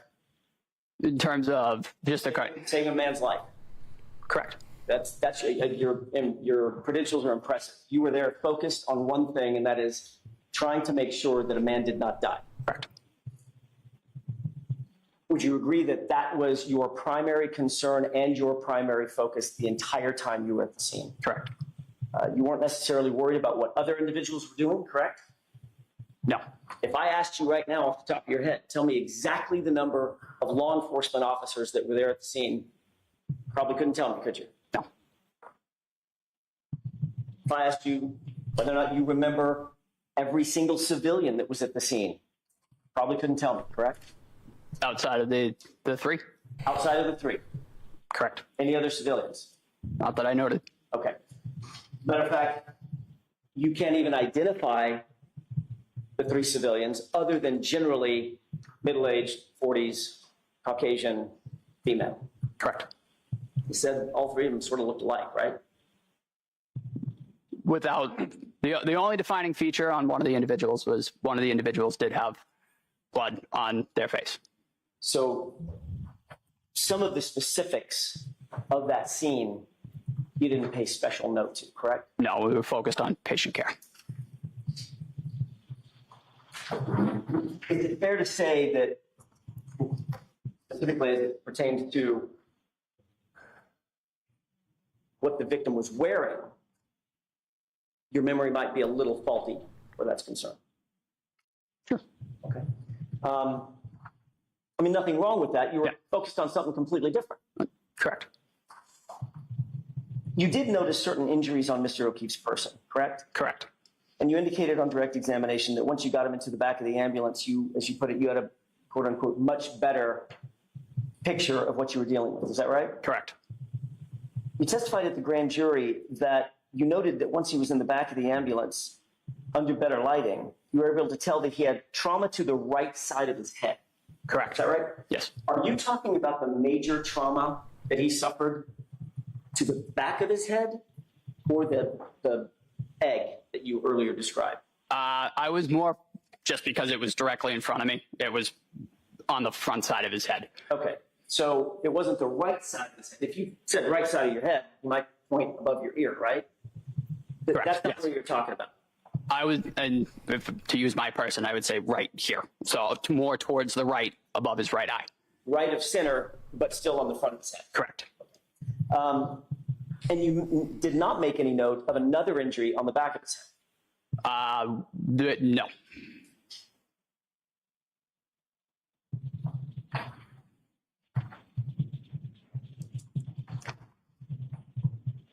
You talked about the injuries to the right side of his arm, correct? Correct. You noted that those injuries appeared to be scratches. Yes. That's your word, not mine, right? Correct. You didn't say that those were blunt force trauma.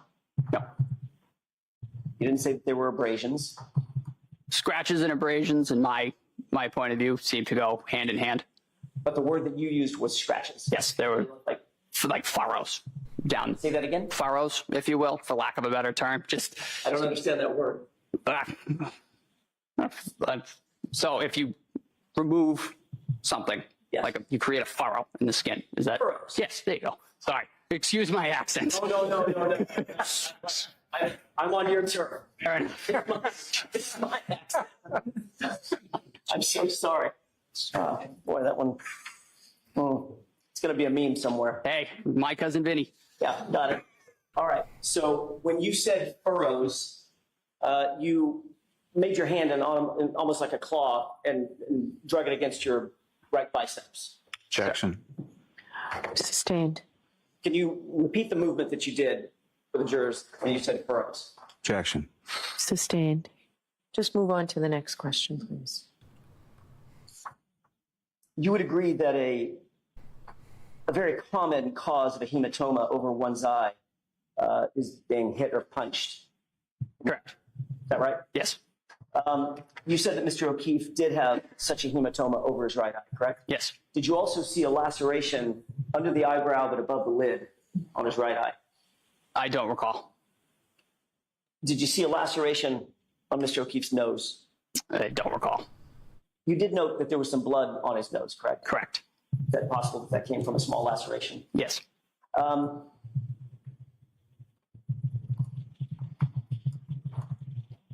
In your experience, well, let me ask another question.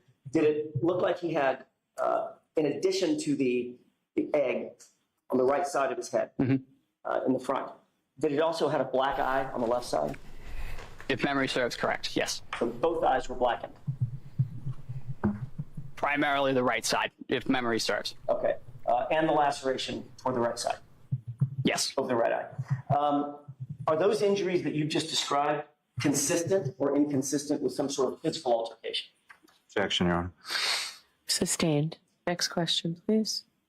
Did it appear to you, just from your initial assessment, given your experience, training, and background, that those injuries looked like he had been in a fight? Objection. I'll see counsel at sidebar, please. Yeah, I'm not sure really what the basis of the objection is. I mean, he probably has sufficient training experience given his resume to be able to make some kind of assessment as to causality, I would imagine. I mean, you know, he's king shit paramedic. I mean, apparently, so, you know, I would think he would have some basis to be able to say, okay, yeah, this appears to be from this or this, you know, so I'm not sure what the nature of the objection is. I mean, the most logical thing is outside of his expertise, but I don't think that that's true, so I'm slightly confused. I'm also not 100% sure why the objection to can you repeat the motion you showed me earlier was objected to. I mean, I guess asked and answered, but strictly speaking, it wasn't asked. He provided it voluntarily. So strictly speaking, it was the first time it was asked. So asked and answered doesn't work either. So I'm not quite sure. Although I do have to say that I do think that I appreciate the way the attorney, when the judge tells him to move on, actually does it and doesn't fight him. I think it's wiser on most occasions. Now, obviously, everything has exceptions to it, and there are times when you really need to fight. But I do think that as a general proposition, and this is a very general proposition indeed, so, you know, but as a very general proposition, I think that sometimes attorneys tend to fight over minutia when it is just not necessary. Or even prudent, so. Thank you. But that's Sure. just, maybe that's more stylistic in your my. experience as obviously a training firefighter, tell me the word again that you used. Field training officer or preceptor. Thank you. As a field training officer, have you seen in your experience the product or the injuries that can be produced from fistfights? Yes. Okay. Injuries to the face? Yes. Injuries to the mouth? Yes. Injuries to the nose? Yes. The ears? Yep. To the eyes? Defensive wounds on the hands? Yes. Did you note we've already talked about, and I don't want to go over all this again, you've already noted what the injuries to the face were that you saw Mr. O'Keefe having suffered. Yes. Were those consistent or inconsistent with a physical altercation? I couldn't say. Were they consistent or inconsistent with being in a fight? I couldn't say. Was that egg over his right eye consistent or inconsistent with him having been punched or hit? I couldn't say. I thought you said that one of the common causes of an egg like that, a hematoma, as you put it, over someone's eye, is being hit or punched. There's quite a few reasons that somebody could get an egg such as that over their head. I mean, you could get hit with a golf ball, Of course. for instance. I'm not asking you to the exclusion of everything else. Yeah. I'm asking you, is it consistent? It's consistent. It could be. Okay. And the other injuries as well? Correct. Okay. Did you see bruising to the back of one or both of his hands?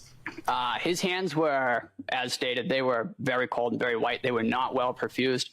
And when you don't have adequate perfusion, swelling and smaller injuries don't typically present themselves, if you will. So you may not have seen it. Correct. But the bruising may have been there. It might have been there. It just wasn't observable just due to the condition of his hands. Just may have overlooked it. Yes. Okay.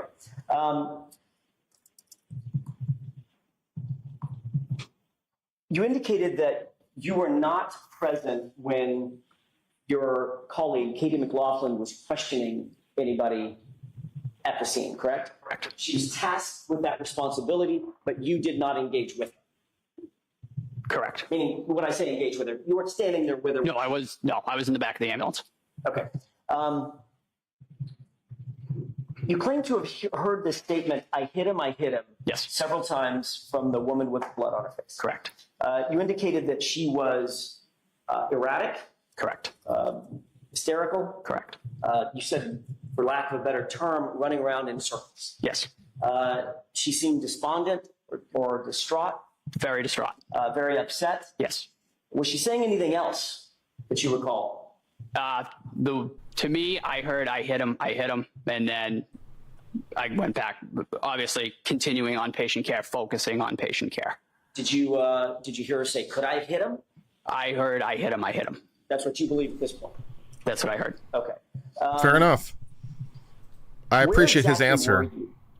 I was crouched at the head of Mr. O'Keefe. Okay. You were asked that exact question at the grand jury, correct? To describe where you were and who was doing what? To my knowledge, yes. Okay. You were asked the question when you spoke to her and she said, I hit him, were you with the other representatives, sir, there at the time? Were there other people around you? You remember being asked that question by a grand juror? I don't recall. Do you remember answering, no, there were other people around me. I had paramedics Flamati with me. I believe firefighter Kelly was there as well. Correct. So the three of us were all providing patient care around Mr. O'Keefe. And you indicated that we were all there together. You were kneeling and you were doing the airway while you called him Tony. That's Anthony, Tony. Yes. All right. He was doing the CPR, correct? Correct. And it's absolutely clear in your mind that when that statement was made, you were knelt down over Mr. O'Keefe. Flamati was doing CPR. Kelly was with you guys, and you posed the question to her, do you know him?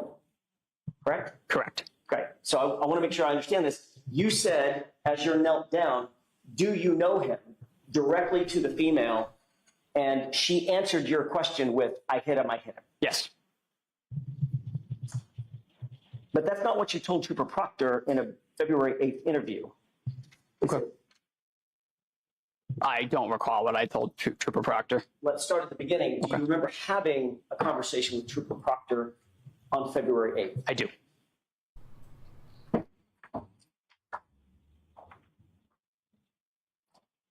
That was obviously much closer in time than your grand jury testimony, correct? Correct. And years closer in time than your testimony now. Correct. Do you recall on February 8th telling Trooper Proctor that while you were rendering aid, you heard Karen say, I hit him, to another female on the scene? To another female, as I stated, I heard several times I hit him. In terms of who that was directed towards, I mean, again, focused on patient care. Understood. My question was a little bit different. Do you recall telling Trooper Proctor specifically that while you were rendering aid, you heard Karen say, I hit him, to another female on the scene, and the other female told Karen to be quiet? I do recall that. Okay. That's not what you testified to today, though. Okay. Matter of fact, that story has changed to you posed a question and she answered your question, correct? Correct. So which is it? So when ventilating a patient, typically that is also used to gather information from bystanders, because as I'm ventilating, I can real quick look around. Do you know this individual?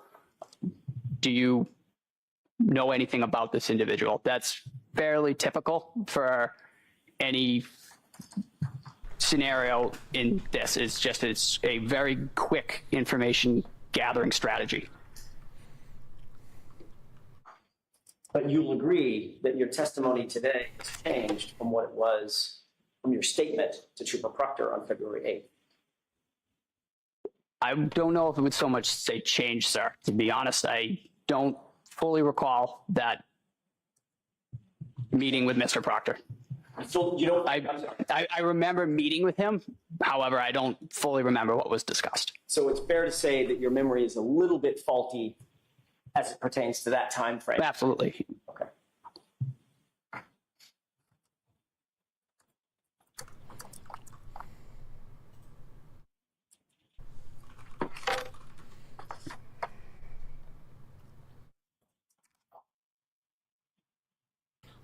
When you went to the hospital with the patient, did you ever inform any of the doctors or nurses or medical professionals at the hospital that you had heard a female claim to have hit John O'Keefe and that's the reason for his injuries? I did not give the report to the hospital. So the answer to that is no. No. You did not. As a first responder and a medical professional yourself, obviously you know that the cause and manner of the victim's injuries are incredibly important as it pertains to assessing how to treat that patient. Correct. Once you got back to the station and to take a breath, did you write any report? I did not. No, I did not write the patient care report. So you didn't write a report, just to finish my question, you didn't write a report that said, by the way, while I was out of the scene, I heard a female say, I hit him, and that's the cause and manner of the injuries. Not to my knowledge. Well, you would know if you wrote a report that said that. Correct. And you did not. I did not write the patient care report. Okay. At any time that day or any day subsequent thereto, did you contact the Canton Police Department, which were the first responders? I did not. So let me finish my question. And say, by the way, just so you know, I heard this woman say, I hit him out of the scene. I did not. Did you ever, on that day or any day subsequent thereto, contact the Massachusetts State Police and say, I heard this person say I hit him? I did not. So the first time you ever repeated that statement was on February 8th with Trooper Proctor. Correct. And by the time we've come full circle to today, that statement has now pivoted. In terms, You didn't overhear the person say it to a female. Now, she's talking directly to you now. she spoke directly to me, yes. Have you, just one last point, you've obviously noted that this case has gotten an enormous amount of notoriety, correct? Correct. How many times would you say that you've discussed this case and this incident with your fellow firefighters? It's brought up around the station semi-frequently. However, being involved in it, we try to stay clear of it just because we are involved in it. So the answer is, there's been many discussions. Yes. Probably daily. Frequently. Have any of those discussions helped you with what you earlier described as a little bit of a faulty memory around that time frame? Objection, Your Honor. He can have that. Have they? Repeat the question for me, sir. Sure. Have any of those discussions helped you with what you earlier described as a little bit of a faulty memory? The memories that I have and the ones that I'm bringing up, I don't believe that they've changed. You know, I've played them over in my head to the best of my ability, and I don't believe my story is swayed. If they've been enunciated incorrectly on my part, that it wasn't intentional. Understood. And Yeah. nobody's casting aspersions. Yeah. Memory's a funny thing. So your memory is as good about that as it is about that winter coat. Yes, sir. Thanks. That's all I have. Mr. Lally? Nice line to end with. Nice line to end with. A good way to get out of the exchange with a little bit of a win. Mr. Nuttall, when it comes to Good job. being asked about Defense lawyer is good on cross. He's very good. consistency of causality as far as different injuries that you observed on Mr. O'Keefe, correct? Rephrase that for me. Sure.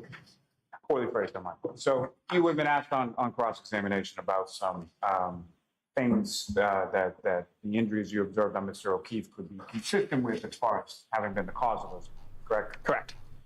And how many sort of myriad of other causalities or how many myriad of other sort of things could have also been a cause of the injuries that you observed? As stated, a lot. It's not typically just physical altercations. It could be, again, a golf ball could hit you in the head. That could cause similar injuries. And just for clarity purposes, when you were asked about a particular time frame, were you talking about the time frame of January 29th, or were you talking about the time frame of February 8th when you met with Truth Fraud? Sorry, so rephrase that for me. I just found a really good sentence for my petition. So what, just, again, In case for you're wondering why I'm all clarity purposes, excited. you were asked about some statements that were attributed to you to I found something good for me. Correct. Found something good for my so, petition. Gotta put it regard into the to- petition time. what you recall different. Is it the statement that the person, the female with the blood on her face, made to you, or the statement of the other female telling that person to be quiet? So as stated, real quick, down and dirty, I asked, do you know this person? To which I hit him. And then in the background, I remember. What am I petitioning? As I've discussed on my channel from time to time, I'm writing my very first U.S. Supreme Court petition for a writ of certiorari. I am asking the U.S. Supreme Court to hear my client's plea. Very exciting for me. And I found a sentence that is very, very helpful to me. So I'm thrilled. And so, good times. You observed there, correct? Correct. And your memory of that statement is, I hit him, correct? Correct. Nothing further. We will discuss it in more detail later. I've been keeping it a bit vague. I can tell you it's my first U.S. Supreme Court petition. I mean, yes. Yeah, it is my first U.S. Supreme Court petition, yes. I can tell you that it deals with veterans and deals with discrimination against veterans in my view, in violation of federal law. So that's what it concerns. And so I'm trying to get this veteran their rights under federal law. So exciting. And do I need to get the expensive paper? Actually, no, I don't. I don't need to get the expensive paper, which was a nice thing that I figured out later. So you figure these things out as you go. Because my case deals with a veteran, their veterans have special status under various laws. And one of the laws that protects my client specifically says they're not required to pay any fees as part of filing. And the Supreme Court, by rule, considers using the paper a fee, which means I get to submit my petition on normal 8.5 by 11. It also means I get to save my client probably something like $7,000 by the time we're done in terms of printing costs, because that paper's fucking expensive because of the binding and shit. So yeah, I don't have to use the special paper. I get to use normal paper and save my client $7,000. I'm pretty excited. Fire department, did you work as an EMT anywhere? Yep. So I worked as an EMT for American Medical Response out of Springfield and Holyoke. Worked for Fallon Ambulance. Started basic level of EMT around 2008, and then just different private ambulance companies around the state. And just starting with the EMT side of it for the first, what if any training did you receive or education did you receive prior to getting your certification as an EMT? There's different levels of certifications for EMTs. The EMT basic starts out with about 6 months, a couple nights a week for about, like I said, about 6 months. Take a certification, practical and written examination for that to get your basic level, and then you move on to the paramedic level of schooling as well. Can you describe for the jury a little bit about sort of what that paramedic level of schooling is? So the paramedic schooling starts, it's about 12 to 14 months, depends on the program, which school you go to. Night school 2 to 4 times a week for about 14 months, and then you start going into a clinical phase where you go into the different operating rooms, emergency rooms, OB/GYN, cardiac CCU, ICU. You do about 300 hours of education in that.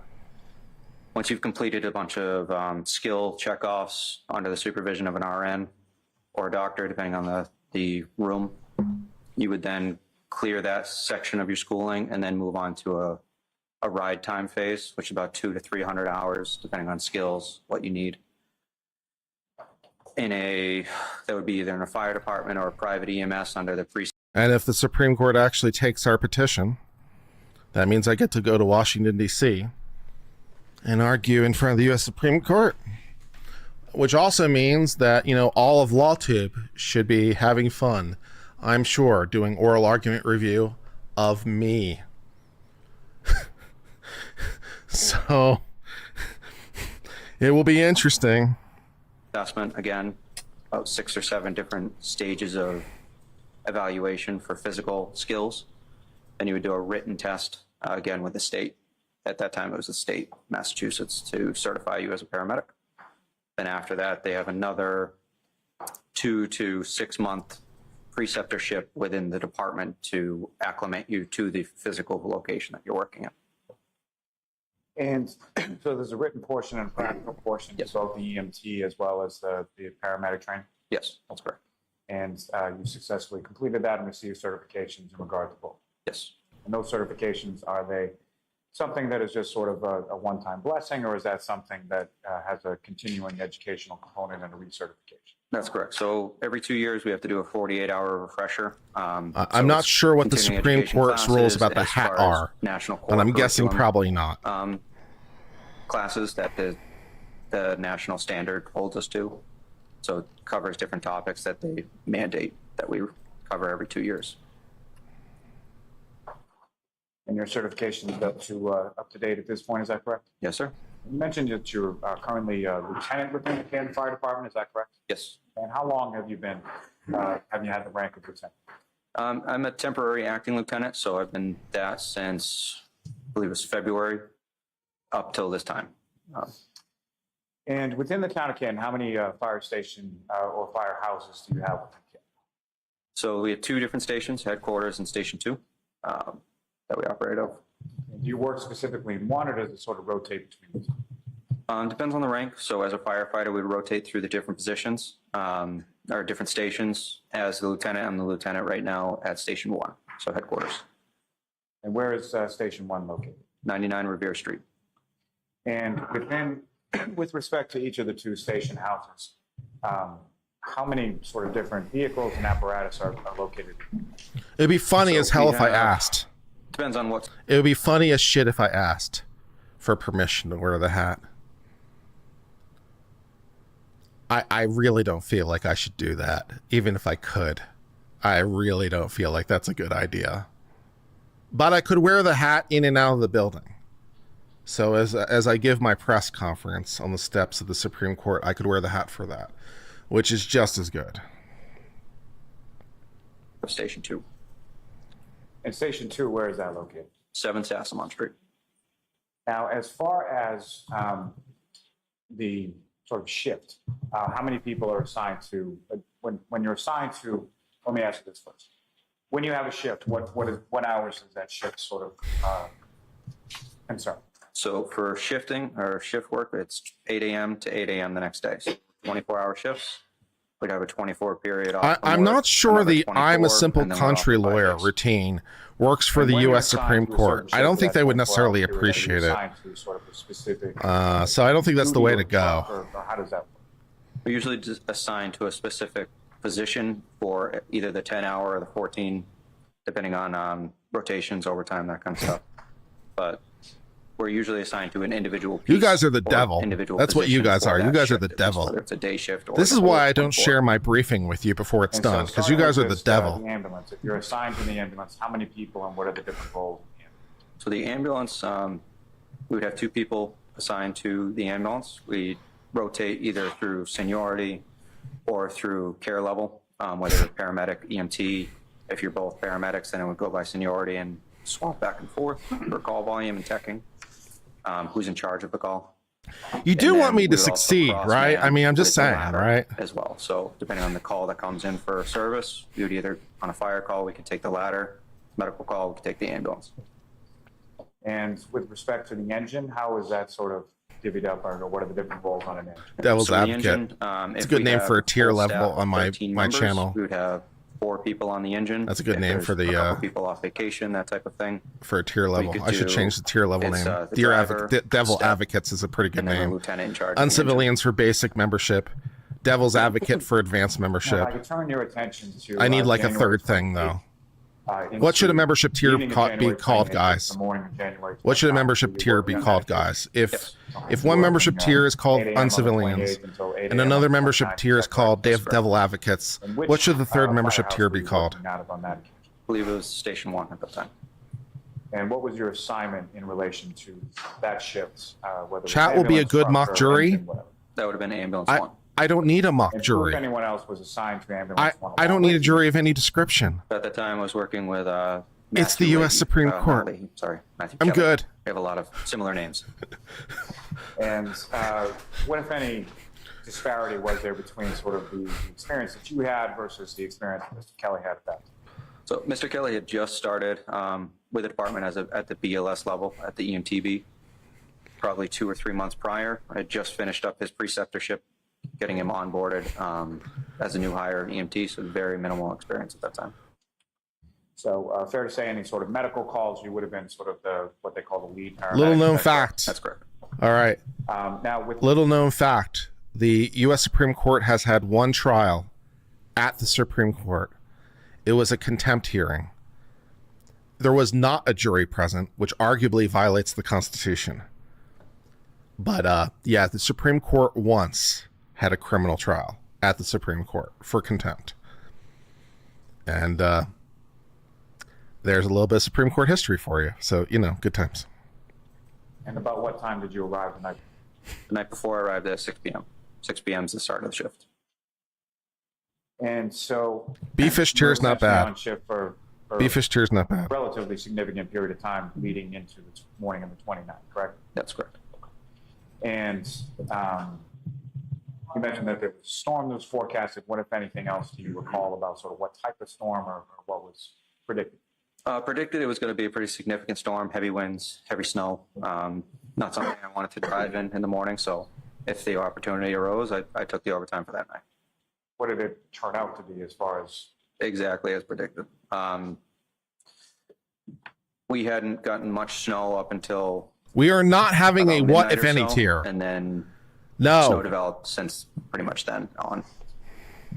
And in a moment, I'm going to ask you about a call around 6 a.m., but just if I could take you back a little bit before that, over sort of the overnight shift, did you have any dispatches or calls that you responded to, say, after midnight, but prior to 6 a.m.? I don't believe so. I don't recall how many calls were prior to that. That one was kind of a 10-gallon Key hat overnight. level. So you mentioned sort of B-fish level's pretty good. what, if any, memory do you have as far as like sort of when it started to snow? It would have been after 10 p.m. for sure. but I think I'm not going to sure rename it. exactly. I'm going to rename the tiers. Now, I'm going to rename the turning your tiers. attention to a little Let me bit go into after, YouTube Studio and rename the tiers. 6 a.m. you get a dispatch for a medical call, correct? Correct. This is funny. And just prior to that, How do I do what this? It's about been a while. time that you sort of get up, rise, and sort of start doing things around the station? So shift change usually happens around 8 a.m. Posse in the morning. level? It takes a while to get everything ready for normal business hours. We try and get the station prepped for public that come into the building Let's see. or just people passing, going around. We try let to me rename this prepare the tier. sidewalks, the apron. So we get up around 5, 5:30. Uncivilian tier is good. Depending on call volume throughout the night. Sometimes we're up throughout the whole night. All We right, got up that morning 599 around 5 tier. We to can rename. shovel, snow blow, salt the public walkways, that type of thing. And specifically when it comes to the apron, that's sort of the area in front of the garage doors, is that correct? That's correct. And so why is it so important to sort of clear off the apron as far as snow is concerned? So as far as in front of the apparatus Devil's doors, advocate for the there's a very 599 tier. limited height For the 999 tier, clearance between the top of the fire apparatus and the 1999 actual we can garage bay do. doors. So a few inches of snow would be enough to cause us to bump into the ceiling of the apparatus garage doors. Callie the bee So we fish. have to keep that relatively almost bare to be able to pull the apparatus out without causing Friends any of damage. Callie the bee fish. So that's too long. And about what time was it that Callie some the of bee other, fish. firefighters at your station started to sort of clear off Friends. whether it be the parking lot, the apron, or anything else as far as snow? Callie the bee I'd say fish about friends. 5:15, 5:30. It's good. And at the time that you get this call, shortly after 6 a.m., about how much snow was on the ground at that point, if you know? It's probably 4 to 6 inches. And this dispatch that comes in shortly after 6 a.m., what was the dispatch in regard to it, and where were you dispatched to? So we didn't have much information going out the door, just that there was a man on the side of the road. And we, due to the weather, there could be a significant call. So, Before I leave and depart on that, just for 1 second, when it comes to when you're outside sort of shoveling off the apron and clearing some of the parking lot, in addition I am to the snow, law. what, if anything else, Yeah. do you note as far as sort of the weather conditions, visibility, things like that? so visibility was extremely poor. High winds, probably 20, 30 mile an hour winds. Temperature probably in the 20s with still actively snowing at that time. And the winds, to the best of your recollection, was this something that was just sort of a gust, or was it sort of persistent? Sustained winds and then probably gusts as well. And so you received this dispatch, and you, I'm presuming, get in the ambulance and go, correct? Correct. Who, if anyone, is in the ambulance with you when you respond? So responding in, I had myself, Matthew Kelly, Mitigating and, circumstances. firefighter Nuttall had come in early as well to try and beat the storm and get in on time, as he was scheduled to come in at 8 a.m. that morning anyways. But with the heavy snow, wanted to make sure he could get in and be able to relieve the people coming off. And within the ambulance, where was everybody sort of situated on route to the call? I believe Matthew Kelly was driving, I was in the passenger seat, and Nuttall was in the back of the truck. Yeah, I'll And do as this. far as during the course of your going from Station 1 to the scene on Fairview Road, what, if anything, did you note as far as sort of the road conditions, visibility as So that neighborhood is actually relatively close to the station, so you normally get there in a couple minutes, but it was slow driving over there. Posse is not I bad. remember going pretty slow to get over to the scene. And as far as this particular time of day, what was sort of the lighting like at that point? Had the sun come up or anything like that? Sun had not come up yet. It was still dark, heavy winds, heavy snow, so visibility was The almost uncivil zero. posse. And as All right, so now we have uncivilian, the uncivil what, any posse, other sort of devil's apparatuses advocate, and from the Callie the station bee fish dispatch friends. Call as well at the same time. So the other call would have been, or the other vehicle That's would not have been bad. engine 3. And just engine 3, car 5 will sometimes go. That's the shift commander for the department, depending on the nature of the call, how it comes in, and the ambulance. So it would have been the 3 apparatus. Do you recall who, if anyone, was in either car 5 or the engine? So car 5 would have been, at the time, Captain Wendell Robery. And the engine, it would have been Frank Walsh, Katie McLaughlin, and the All right. lieutenant for the engine was Greg Woodbury. And you mentioned it took a little bit longer than without the weather to get to Fairview Road. Is that correct? That's correct. If you have any idea approximately how much All right, time I'm submitting these changes elapsed between the time that you received the call for changes in and the time that you membership arrived? tier levels. I'd have to Names. refer to the EMS report. That is going to be more accurate, but I believe it was 5 or 6 minutes. And to that point, with any call, there's an EMS report that's prepared by, who is it prepared by? So it's usually the person who texts the call or is in charge of the call. This was an ALS level call, so it would have been myself. So you wrote as far as the report in relation to the EMS arrival, and within that is contained sort of different times that things happen along the way, correct? Correct. And the times that are noted within that report, is that something that's noted as it's happening, or is that something that you go back and figure out at a later time? So as we're going through the call and radio messages are sent, that's all documented on a third party that documents timestamps, things like that. As far as on scene, transport, clear from the hospital, that type of thing. It's all third party documented. May I approach the witness, Ron? Yes. I'm showing you. Yeah, you can now be part of the Callie the Bee Fish tier. Callie the Bee Fish friends for $19.99 a month.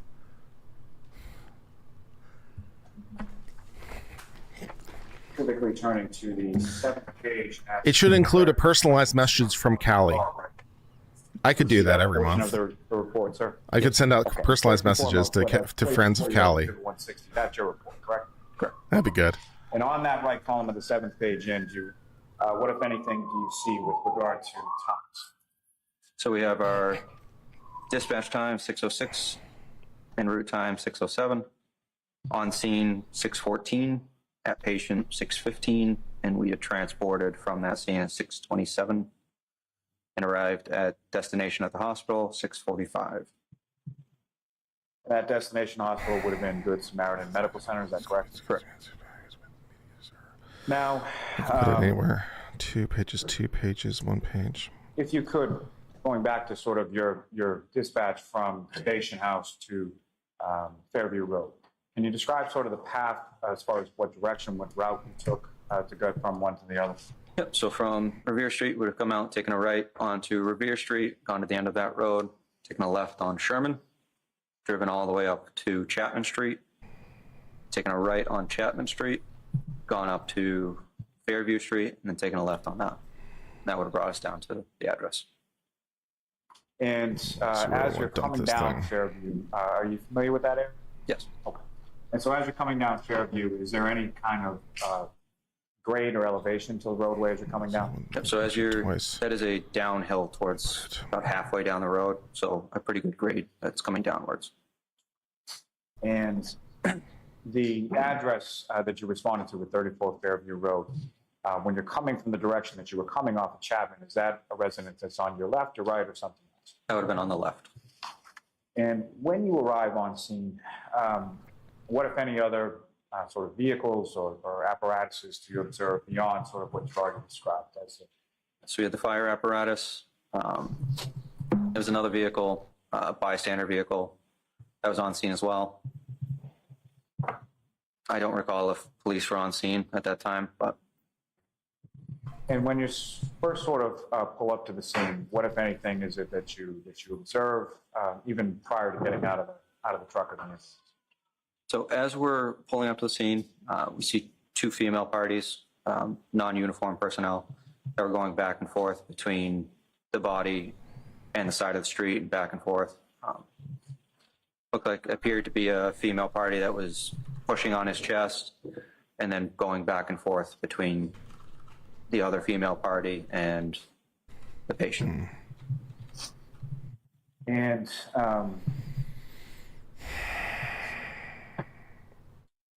again, so when you first sort of Did I decide on a concealed 9mm? See the body on the ground. I've had a Glock 26 forever.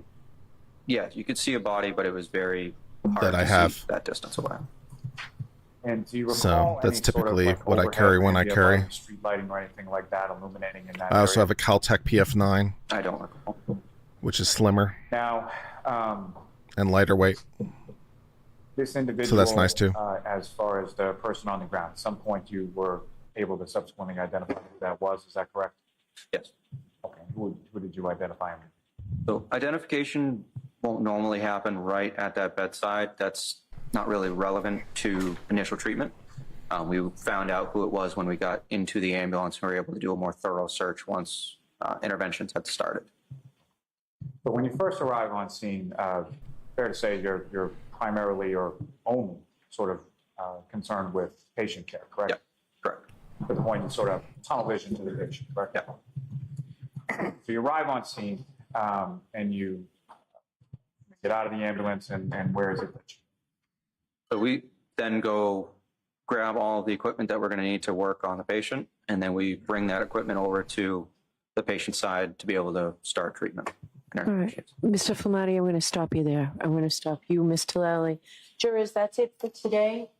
We are not in session tomorrow. Remind you, please do not discuss this case with anyone. Don't do any independent research or investigation into this case. If you happen to see, hear, or read anything about the case, please disregard it, let us know. We'll see you on Thursday morning, and Thursday will be a hot day. Thank you very much. All rise for the court, please. All right, guys, I guess that's it for the day, but it's not done for us because we are going back and listening to the opening arguments from yesterday. So give me a second just to pull that up, and we will go listen to our opening arguments from yesterday so we can understand the twin theories of the case. And I've been told to expect great things from the state's presentation. Yeah. So we'll see. All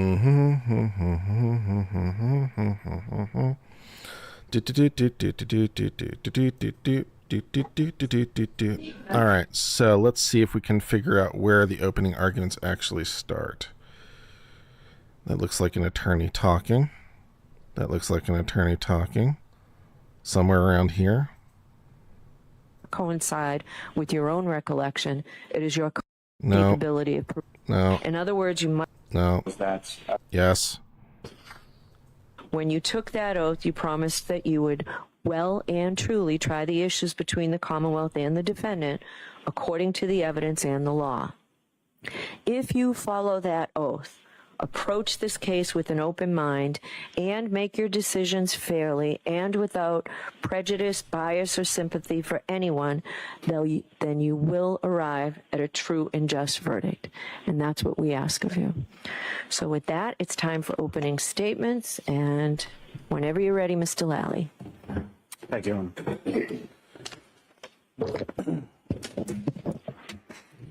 And I ask only that you keep your voice up, please. Do my best. Good morning.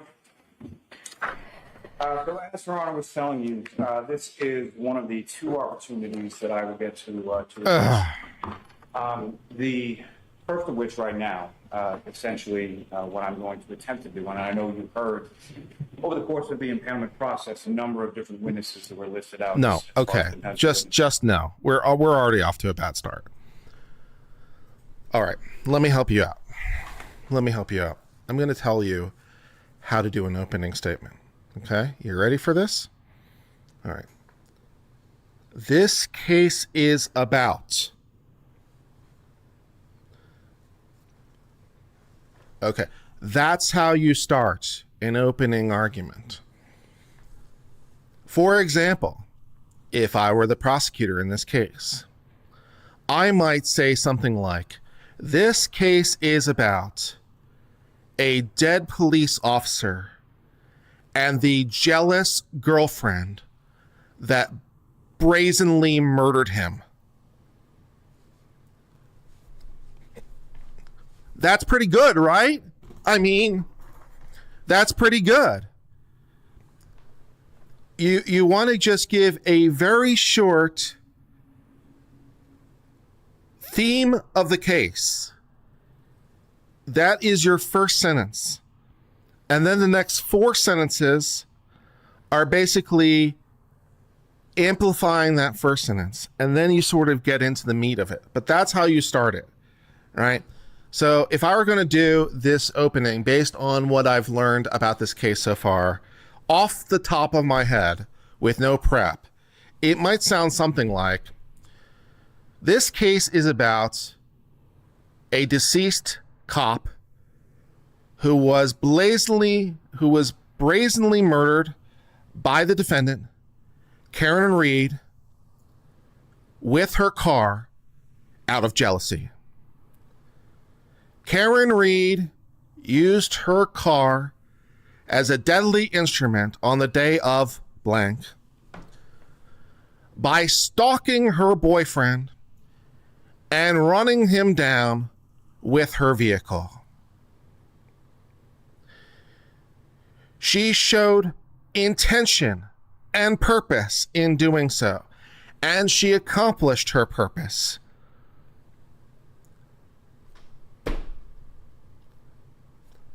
Ladies and gentlemen of the jury, over the next few days, you will hear about the guilt of Karen Reed. Blah, blah, blah, blah, blah, blah, blah. Okay, that's how you do an opening argument. Okay?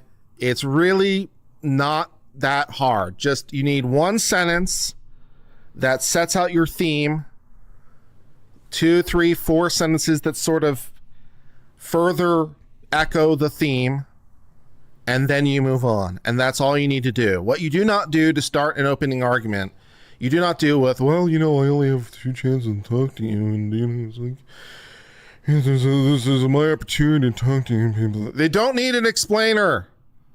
They just need you to tell them the thing. Christ. So what my intent here is to provide as much of a roadmap as I can through those waters. Don't tell. Don't tell, show. Don't tell, show.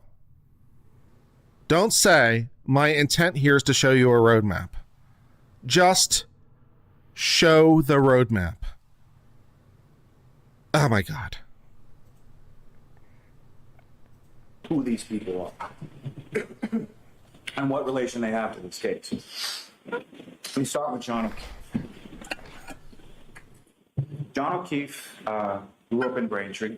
He was 46 years old when he passed. He was the son of John O'Keefe Jr.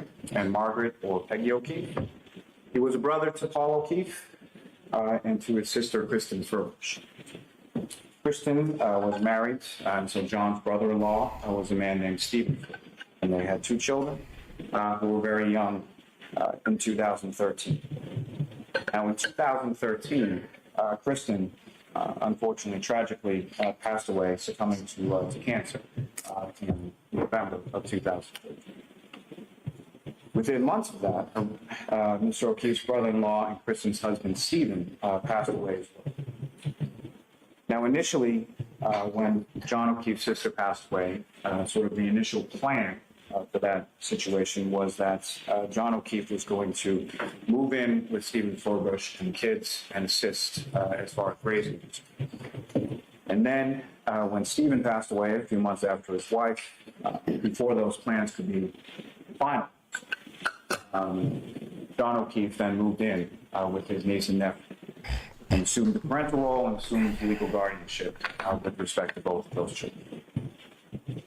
Now, he was assisted in this by a great number of people within the town of Canton where the Furbushes lived and where John moved into the home with 2 children there. There were other parents within the neighborhood, other parents within the children's age group. You'll hear from a number of them over the course of this trial, but they include Mrs. Carrie Roberts and Mrs. Jennifer McKay.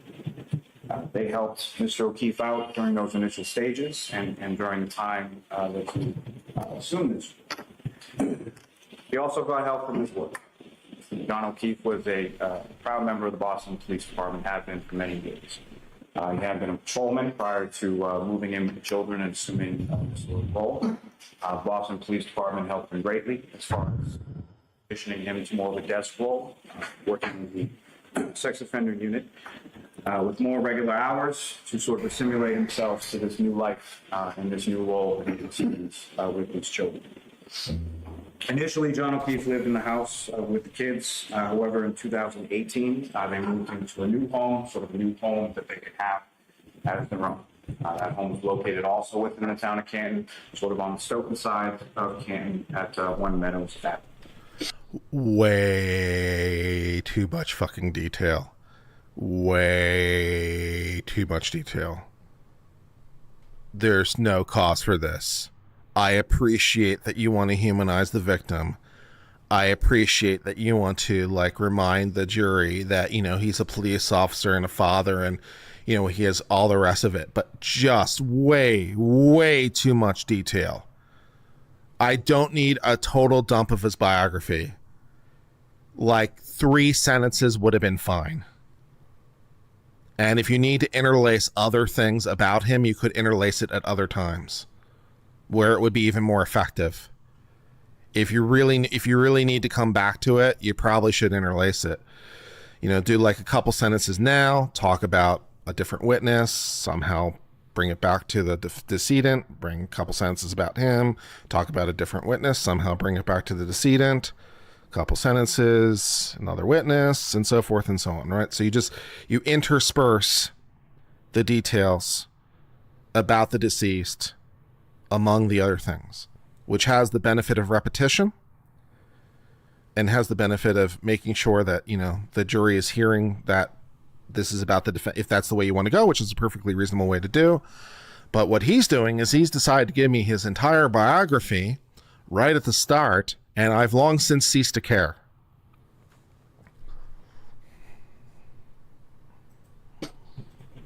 John O'Keefe raised these children, assuming guardianship for them for about 8 years.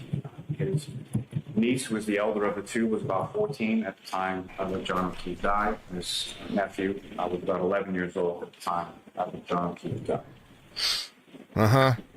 January 28th, 2022. It was a relatively typical day. It was Friday going into Saturday of January 29th. Sort of typical in the sense of most sort of suburban parents. There were a lot of activities, weekend sports, practices, games, things of that nature that the O'Keefe and Furbush family had to look forward to. One little difference when it came to that particular day of January 28th and the 29th is the weather. So there had been predicted and there was going to be a snowstorm, an insignificant. A blizzard essentially was coming in overnight that Friday and Saturday, lasting through most of the day on Saturday the 29th. And as a result of that, most of those sort of typical, you know, weekend routine activities that would keep most people, including those within the town of Canton, busy, have been canceled. And everybody knew what was coming. Everybody knew essentially you weren't going to leave your house all that much the following day. Now, also on January 28th, Mr. O'Keefe had received some news in respect to his niece. So his niece and her best friend were in 8th grade at the time, going into high school. Thank you for joining, Chip. 2022. They both applied to a private school called Michigan, and they both found out on the 28th that they had been accepted to that school. So the friend, as well as her father, a gentleman by the name of Michael Camerano, who's both he and his wife, Catherine Camerano, were friendly with John O'Keefe. They had children around the same ages as both John's niece and his nephew. And they had come over to their house on Meadows Ave that evening to celebrate the girls getting into that school. The nephew of John, the 11-year-old, was sleeping over a friend's house that night. He left that home sometime around 7 p.m. or so, got picked up, and went to sleep over at his friend's house.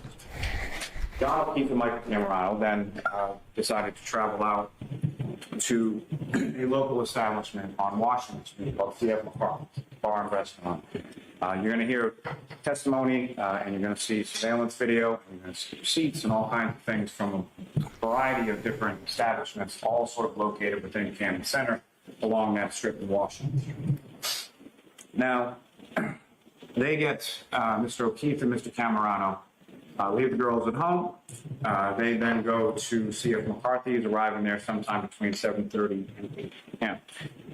They eventually cajole another friend of theirs, Mr. Kurt Roberts, to come out to the bar and join them as well. And there's some other people that are located within the bar, including Mr. James Sullivan, who we hear from, who was present at the bar that night as well. Eventually, the defendant, Karen Reed, joins them at this establishment, C.F. McCarthy's, sometime just before 9 p.m. Now, John O'Keefe and Karen Reed had met sometime in 2004. They had dated briefly during that time and reconnected sometime around March of 2020, around the time of the COVID-19 sort of pandemic shutdown. They had started dating around that time period, or reconnected during that time period, and the defendant had stayed at the house in Canton several nights a week. She had helped out with the children. In the month or so leading up to Mr. O'Keefe's death, the relationship soured. You will see text messages between Mr. O'Keefe and Ms. Reed to that effect. You will hear testimony from the children, from John's niece and nephew in regard to things they observed within that relationship. And you'll hear testimony from other individuals as far as their observations or things that they heard. Turning to January 29th, 2022. Just after 6 a.m., the Canton Police Department receives a 911 call from a woman reporting a male party, subsequently identified as John O'Keefe, found in the snow outside a residence at 34 Fairview Road. At the time, as I mentioned, blizzards that had been predicted was occurring, heavy snow, temperatures in the teens, wind bustling around.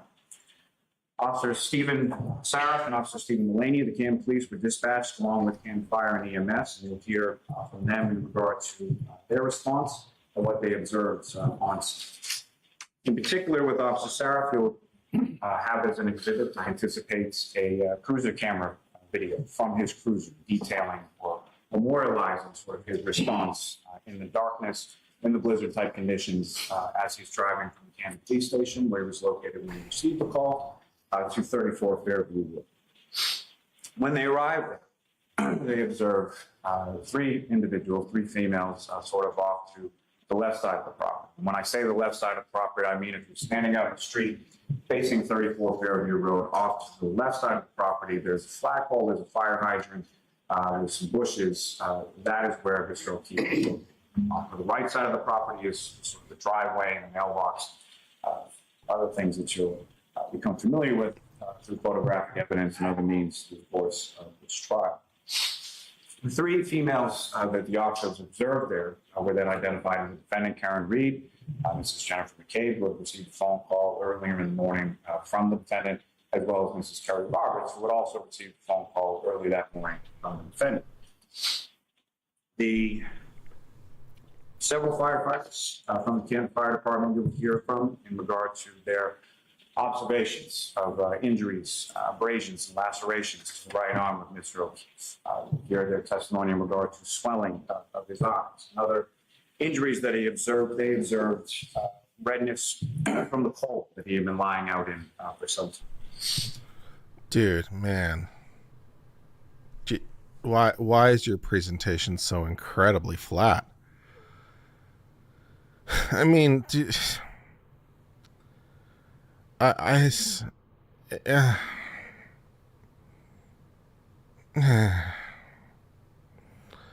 also, it's not particularly well organized. It doesn't, and also includes so much superfluous detail. I didn't need to know about the bushes and the fire hydrant, for example. That was not information that was critical to me. 40 minutes to go. You guys are trying to kill me. That's what you're trying to do, right? You're trying to kill me. Okay, fine. You'll hear the testimony from these firefighters, Nuttall, Mahdi, Nancy Kelly, Francis Walsh, Keith McLaughlin, and Greg Wood. And at least from three of those firefighters, you'll hear testimony anticipates detailing statements that the defendant made to them. They had asked about the origination of some of those injuries. The defendant stated repeatedly, I hit him, I hit him, I hit him. Mr. O'Keefe was then taken from the front lawn onto what they call a scoop stretcher. As he's doing that, I anticipate you'll hear Ms. Roberts' testimony that despite the 6 inches of snow approximately that was on top of Mr. O'Keefe's body and the snow throughout the roadway, front yard, everywhere around where he was, there was grass underneath Mr. O'Keefe, where his cell phone was located underneath his body as he lay on that front lawn. He was then transported by firefighters Kelly, Mahdi, and Nuttall, as well as the ambulance being driven by firefighter McLaughlin to the Good Samaritan Medical. Once there were some observations, and you'll hear testimony from Dr. Justin Rice from that facility as far as observations consistent with what I anticipate you'll hear from those firefighters. But then there is a certain warming procedure that they go through trying to bring his body temperature up. Because when Mr. O'Keefe arrives at the Good Samaritan Medical Center, his body temperature is 80. And after those resuscitative efforts prove unsuccessful, Mr. O'Keefe is eventually pronounced by Dr. Rice at approximately 7:50. Shortly after that, when the defendant is then being driven away from the scene by Ms. Roberts, who is now going to go pick up Mr. and Mrs. O'Keefe, Jonathan's parents, in Braintree, and then bring them to the Samaritan Medical Center in Brock, the defendant makes some statements of self-harm. As a result of that, she's then transported to the Good Samaritan Medical Center as well by two firefighters named Daniel Whitley and Jason Becker.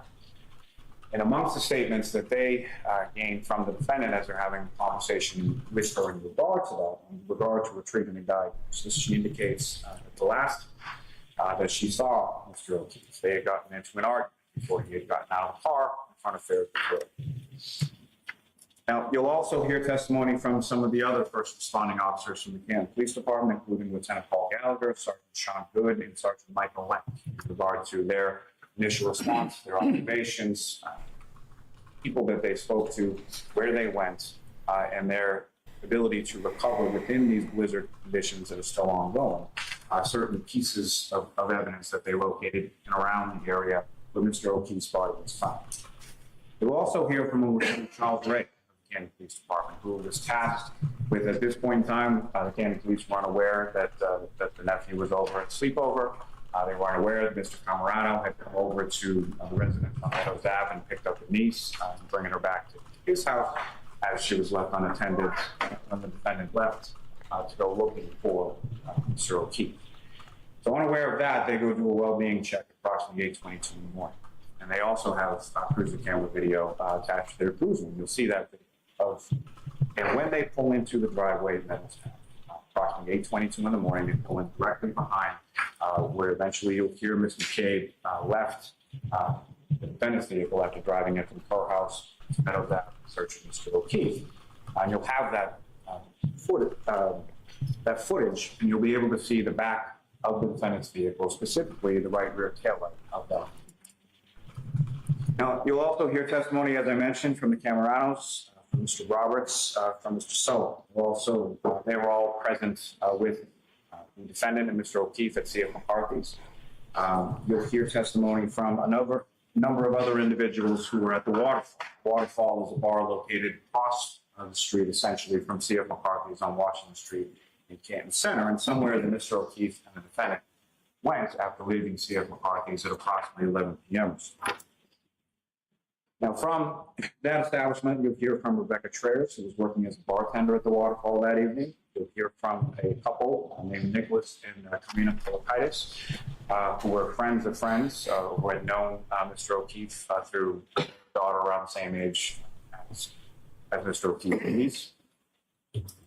Mrs. Polakaitis had some conversation with the defendant that evening, both herself and Mrs. McCabe at the Waterfall. She left around the same time as they did. She parked on Washington Street around the same area as Mr. O'Keefe and Ms. Reed did, specifically in Ms. Reed's car. And she observed Mr. O'Keefe and the defendant walking toward the defendant's vehicle, and specifically the defendant walking towards the driver's side. Now, you'll hear testimony from a Christopher and Julie Albert, who were people who were at one point neighbors of Mr. O'Keefe. They knew him well from being neighbors of him. Christopher Albert owned a pizza shop, also located within that Canton Center area. Mr. O'Keefe, earlier in the day of the 28th, had been into that pizza shop along with his nephew to get his nephew a slice.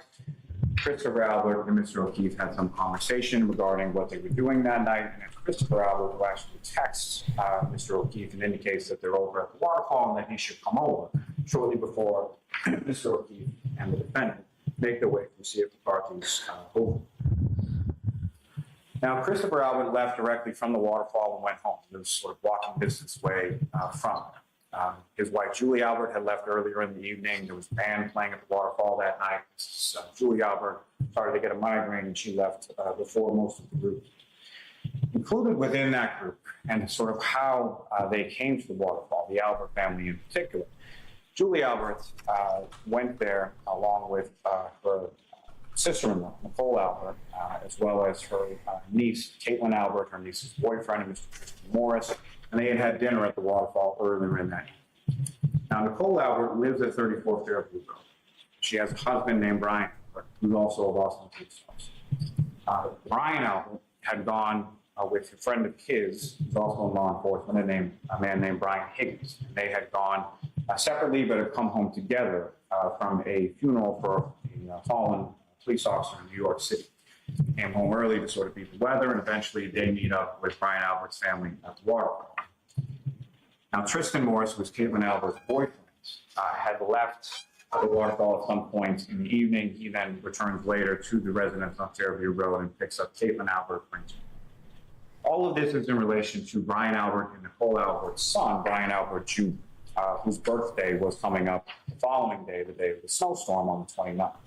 So he had been back at the house at 34 Fairview while his family was out at the waterfall. He had a number of friends that had come over that evening to celebrate his birthday with him. Now, among those friends was two individuals named Sarah Levinson and Julie Hay, and they were at the residence at 34 Fairview for a good portion. Now, those individuals from the waterfall that leave and then come to 34 Fairview, they do so sometime shortly after. Shortly after midnight is when it starts to snow. Flurries are starting to come down. Snow is starting to stick to some degree to roads, to front lawns, to grassy areas around town. Now, from that group, the group that goes back is obviously Brian Albert and Nicole Albert, as they live there. Caitlin Albert, because it's her parents and her boyfriend is picking her up, as well as Jennifer McCabe, who is Nicole Albert's sister, and her husband, Matthew. They go back to that, and there's an open invitation to essentially anybody that's there. Yeah. Way too much detail. It feels like the prosecutor feels the need to tell me about every witness who's going to testify, which isn't really necessary. And even if it is, it's not in this level of detail. And I also can't understand the common theme or connection between the witnesses. It just feels like we're taking a roll or something. It feels like taking attendance. It's just, I don't know, man. It's doing absolutely nothing for me. It doesn't really have any particular organizational flow. It's so flatly delivered. I don't know why these witnesses matter, because he's not doing anything to tell me. It is... I don't think that this really works. You don't necessarily have to talk about every witness. You understand, right? In opening. The opening is meant to give the framework of the case and to fill in the pieces. So, you only really need the major elements. So yes, the whoever at the bar who's going to testify about whatever they're going to testify to, fine, but it's too much detail, and it's way too much information, as opposed to telling a much more narratively focused story, about the victim. And you could tell about the paramedics. That makes sense. Police officers who investigated, the medical examiner and stuff like that, but there's no cohesive flow to it at all. And it's just so, it's all going in one ear and out the other. It's dry and uninteresting, and it bounces around all over the place. I think that's a good way to put it, baby cake. It bounces around in no particular scheme that I can divine. Yeah. Okay. John O'Keefe takes them up. There's certain text messages and phone conversations between John O'Keefe and Jennifer McCabe as to where this house is located, as he's never been there before. And then he and the defendant drive in the defendant's vehicle to 34 Fairview. And once there are several witnesses from within the home that observe the vehicle parked in. So I mentioned earlier, there are two females that were with Brian Albert Jr. at the house, one of them being Julie Nagel. At some point, she had called her brother, Mr. Ryan, for a ride home. He then gets a ride from his friend, Ricky Antonio, as well as Mr. Nagel's girlfriend, Heather Max, that's riding in the back of Mr. Antonio's pickup truck. I say that because they arrive at Fairview Road around the same time as the defendant. The defendant is coming in from one direction, the pickup truck, Nagel brother, is coming in from another direction. The pickup truck that the Nagel brother is riding in flashes its lights, signaling the defendant to go. She goes first, they follow in behind, and lo and behold, they end up at the same house. They park the pickup truck somewhere in that right side of the property, facing it from the street in the area of the driveway, and the defendant in her black Lexus SUV parks a little bit further up. Different people from within the pickup and different people from within the house observe that Lexus SUV in one location, pull up a little bit further, and then pull up a little bit further till it's in the area of that fire hydrant, of that flagpole, where Mr. O'Keefe is located the following morning. Now, from their position, I anticipate the testimony that you're going to hear is that Heather Maxson from that pickup truck observes a male passenger and a female operator when the pickup truck operator flashes those lights that the vehicles are facing each other before they pull out.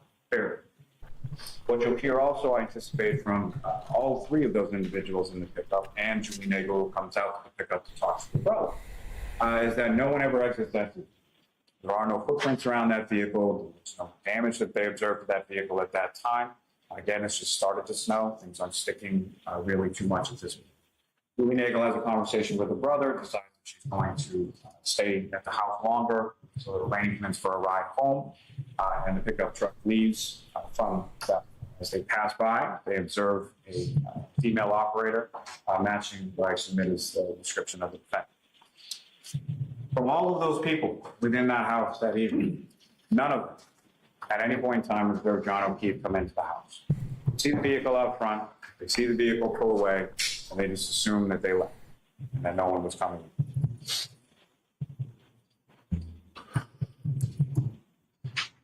We'll hear testimony from other individuals who were at the house that night, including Colin Albert, who is Julie and Christopher Albert's son. He's also the cousin of Brian Albert Jr., who is having people over for his birthday. He's leaving the house around the time that the initial people coming back from the waterfall, which includes the homeowners and Mr. Higgins, are sort of coming into the house. At that point, Colin Albert was leaving. He's getting picked up by a young lady named Allison McCabe, who is Jennifer and Matthew McCabe's daughter, who's also friends with Colin Albert and also cousins of Brian Albert Jr., who's within the home celebrating his birthday. As I mentioned, you'll hear testimony from Matthew McCabe and from Jennifer in regard to their observations that particular evening, both at the waterfall as well as at the residence on Fairview Road. And then you'll hear testimony in regard to a phone call. A phone call that Jennifer McCabe receives from John O'Keefe's niece at approximately 4:53 in the morning. She answers that phone, speaks to the niece briefly, and the niece hands the phone over to the defendant. Now, you'll hear testimony from the niece as well at about 4:30 in the morning or so. The defendant came into her room in a frantic state, saying that Mr. O'Keefe had not come home the night before. So initially, when the defendant is talking to Ms. McCabe, she indicates to Ms. McCabe that the last time she saw Mr. O'Keefe was at the waterfall. Eventually, as Ms. McCabe is waking up, she reminds the defendant that she not only saw them leave the waterfall around the same time as herself, but also saw the vehicle, the defendant's vehicle, outside of the home on Fairview Road. Eventually, the defendant, while driving around, this will come in as far as other testimony and related testimony as felons. But she's driving around in that morning. She's calling a bunch of number of different people, friends of Mr. O'Keefe. She's calling Mr. O'Keefe himself. She also calls Ms. Roberts. So Kelly Roberts receives a call about 5 a.m. from the defendant indicating that Mr. O'Keefe did not come home, indicating that he got hit by a plow or that he must be dead. Ms. Roberts then gets ready. Mr. McCabe is getting ready as well, sort of planning to go out and look for Mr. O'Keefe to see if they can locate him. They call numerous times. You can see that within the text messages and the phone extractions from a variety of people's different phones throughout the course of this trial as well.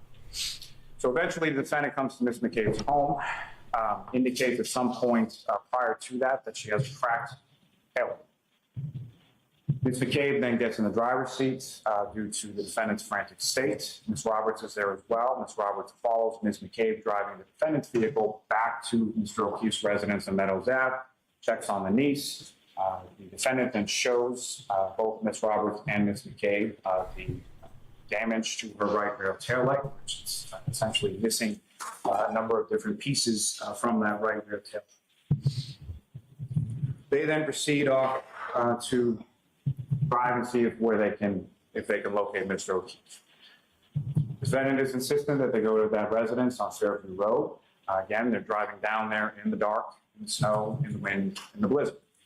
As they approach toward that residence, there is one person, so they're seated within the vehicle. This is Ms. Roberts. She's driving. Mrs. McCabe is in the front passenger seat. The defendant is in the rear passenger seat. The defendant is the only one who sees Mr. O'Keefe. Yells and screams at Ms. Roberts to stop. Ms. Roberts and Ms. McCabe, I anticipate, will testify that they did not see Mr. O'Keefe, not only as they were driving past him, but even after they got out of the vehicle until the defendant gets out of the back seat and makes a beeline essentially right over to where Mr. O'Keefe's body is found. Mrs. McCabe then dials 911, and shortly after that is when the officers and firefighters arrive on scene. Now, while they're waiting there, at approximately 6:23, 6:24 a.m., during a conversation with the defendant asks Ms. McCabe to look up on her phone how long someone has to be out in the cold to die from hypothermia, or something to that effect. And you'll hear some dispute as to when that search was made. And you'll hear testimony from 3 different forensic extraction experts, Nicholas Carino, Ms. Jessica Hyde, and Mr. Ian Whitfield. You'll hear about a lot of these things called extraction reports from cell phones. And the extraction reports are done with a program called Cell. Mr. Whiffen is someone who writes that software for Cell. I anticipate you'll hear from each of their testimonies that Google search that was done on Ms. McCabe's phone was done at the same time frame that she indicates the defendant requested her to do it, and that at 6:23 and 6:24 morning. You'll hear testimony from Ms. Roberts, Ms. McCabe, the firefighters, and the responding Canton police officers about a repeated phraseology that the defendant stated while there, asking again and again regarding Mr. O'Keefe, is he dead? Is he dead? You will also hear testimony, as I indicated, about treatment that she received at the Good Samaritan Medical Center, and that would involve testimony from Ms. Daisy Hormsep, Ms. Catherine Wilford, and Dr. Gary Fowler. You'll hear testimony from a number of different analysts from the State Police Crime Lab and from some other laboratories as well. Included within that will be Mr. Nicholas Roberts, and Ms. Maureen Hartnett, Mr. Andre Porto, Ms. Ashley Vallier, and Ms. Christina Hammond, those all being from the State Police. You will hear testimony in regard to an incident which occurred earlier in January, right around New Year's. Mr. O'Keefe, defendant, and the children have been invited with a much larger group, approximately 70 people or so, to spend New Year's in Aruba. This is a trip that was organized by a friend of Mr. O'Keefe's named Laura Sullivan. You'll hear testimony from her, as well as from her sister, Miss Marietta Sullivan, as well as you'll hear testimony from the 2 children in relation to this. And essentially, day 2 or so of this trip, Marietta Sullivan, the sister of Laura, is walking through the lobby and she runs into Mr. O'Keefe. This is someone she refers to as godfather, because John O'Keefe is also the godfather of Laura Sullivan's son. Runs into him in the lobby, gives him a hug, and is sort of pointing him in the direction of where she believes he's going into his room. The defendant is in the area. The defendant starts yelling and screaming and swearing at Ms. Sullivan. Ms. Sullivan responds in kind. Essentially, for the most part, the Sullivan sisters see very little of Mr. O'Keefe throughout the remainder of their trip to Aruba. And we also hear testimony from the children that shortly after this, or immediately after this, there is an approximately 20-minute screaming match going on between Mr. O'Keefe and the defendant within their hotel room in front of the children. Now, you'll also hear testimony from the defendant's phone in regard to, from another individual's phone in regard to that rubric, in regard to text messages of an amorous nature that she had with Mr. Brian Higgins, who was at the waterfall and also at the residence on 34 Fairview, because he was friends with his homeowner, Brian Albert. But he was also... How the hell did you manage to deliver that line so incredibly flatly just now? How did you manage to do that? You're alluding to this affair, which is arguably your motive, and you say it in such a banal, flat, uninteresting way. I barely noticed that you said it at all. What are you doing, man? What are you doing?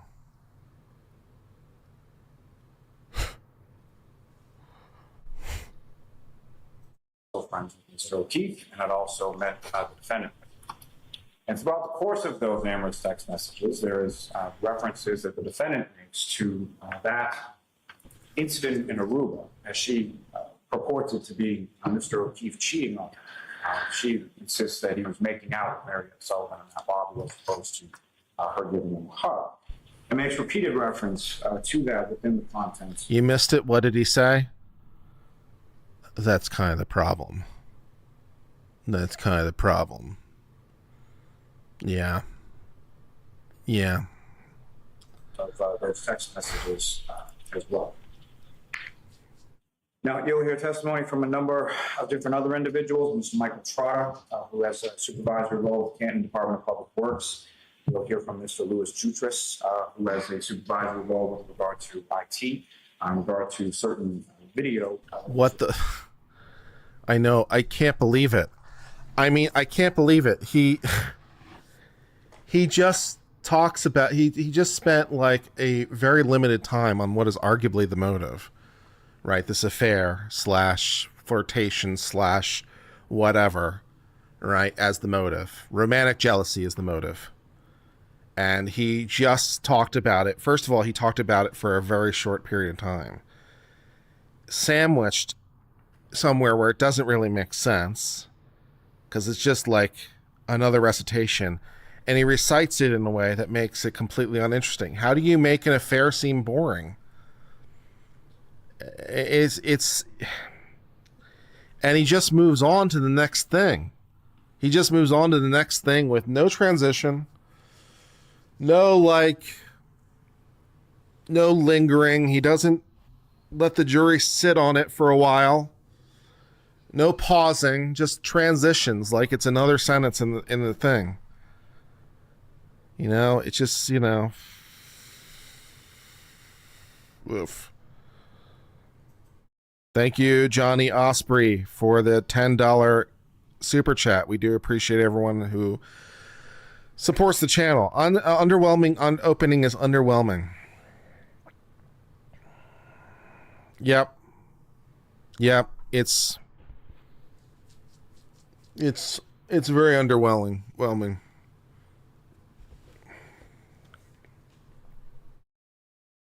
Recovered from the town of Canton, as well as from a temple located along the route that the defendant traveled, both away from Fairview that evening, as well as to Fairview from the waterfall, away from Fairview to Mr. O'Keefe's residence on Meadows, and then later in the morning at 5. Because if you recall, Ms. McCabe, I anticipate, would testify that she receives the call from the defendant about 4:53 in the morning. The defendant then drives around Canton for some perceptible half-hour or so period of time prior to even getting to Ms. McCabe's house. And what I submit the evidence, or what I anticipate the evidence would show, based on sort of the tracking of her phone records, testimony you'll hear from Lieutenant Brian Cullen of the state police, from these faulty records and RTT accounts, that the defendant, while she's using her phone, is driving in the direction of Fairview Road prior to going to Mrs. McCabe's house, where she meets Mrs. McCabe and Ms. Robbins. Now, again, you'll hear testimony from a number of different troopers who were involved in the investigation With regard to this case, you'll hear from Michael Proctor and Sergeant Yuri Mechanic of the State Police. You'll hear from Lieutenant Brian Tulloch.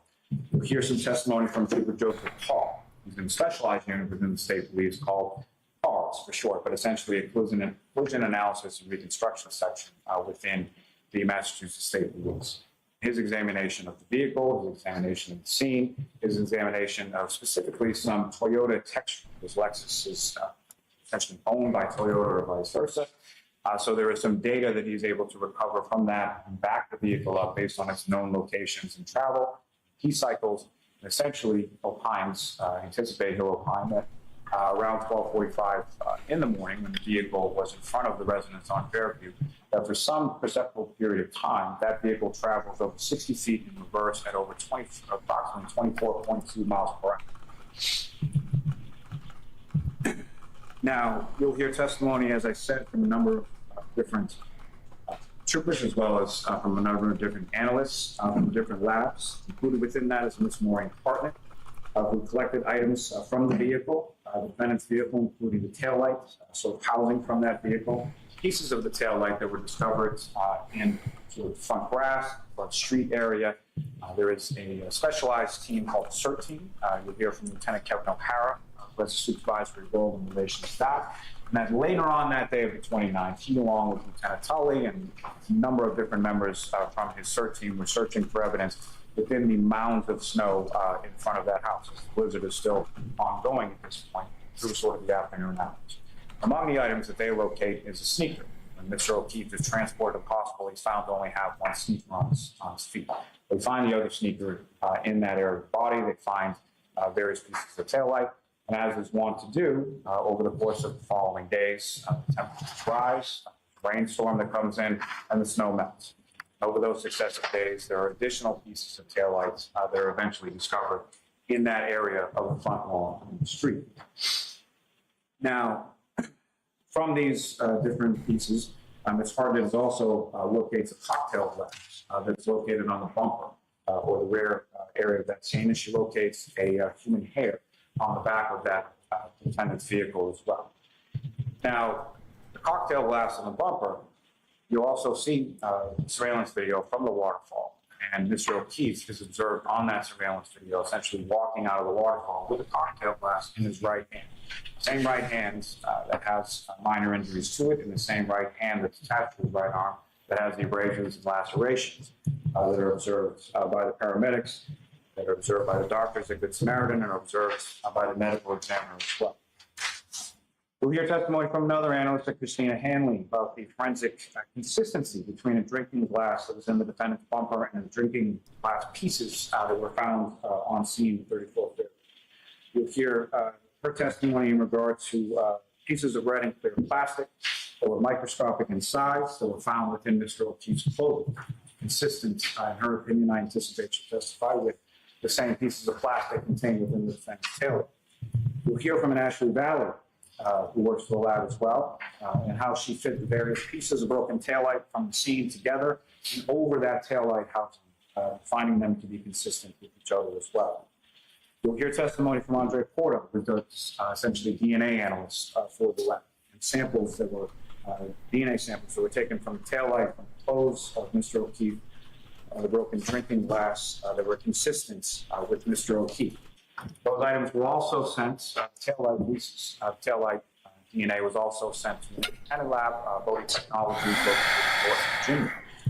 And you'll hear from an analyst there, Mr. Nicholas Bradford, indicating that the DNA on the defendant's taillight, in his opinion, is consistent with that of Mr. O'Keefe and inconsistent with Trooper Proctor and Sergeant Mechanic, who were the two preliminary investigators and primary investigators when it came to this case.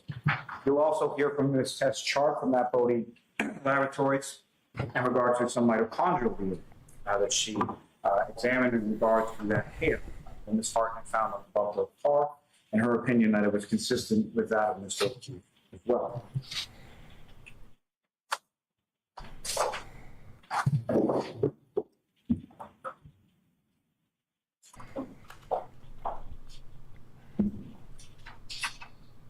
Lastly, you'll also hear from Dr. Irene Sportibello and Dr. Renee Stonebridge of the Office of the Chief Medical Examiner in regard to their various examinations. Dr. Stonebridge is a neuropathologist who essentially examines brain findings. Dr.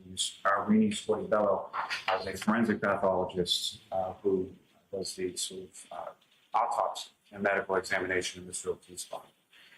You'll hear about the variety of sort of injuries that she observed over Mr. O'Keefe's body. In particular, you'll hear testimony in regard to lacerations to the right back of the scene.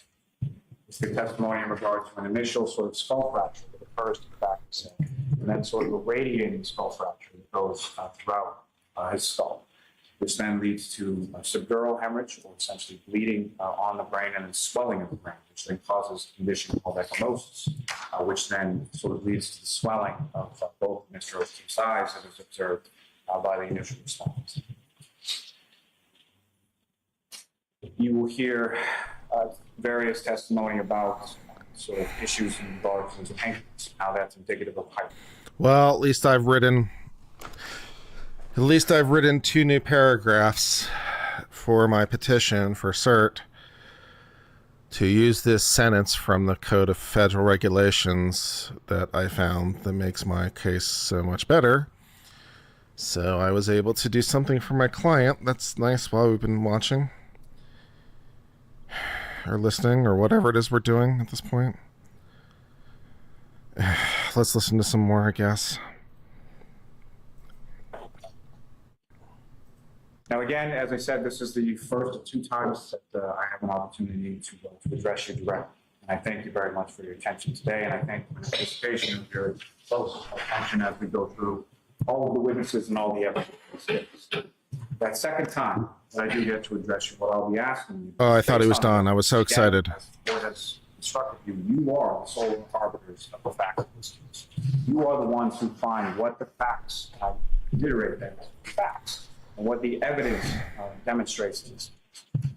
What I submit to you at that time, that second time, is that the only true and just verdict based on it is that the defendant, Karen Reed, is guilty of murder in the second degree, striking the victim, Mr. O'Keefe, with her car, knocking him back onto the ground, striking his head on the ground, causing the bleeding in his brain, swelling, and then leaving him there for several hours in a blizzard, with temperatures in the teens, wind swirling around, snow piling up on his body, until she comes with Mrs. McCabe and Mrs. Roberts just after 6 a.m.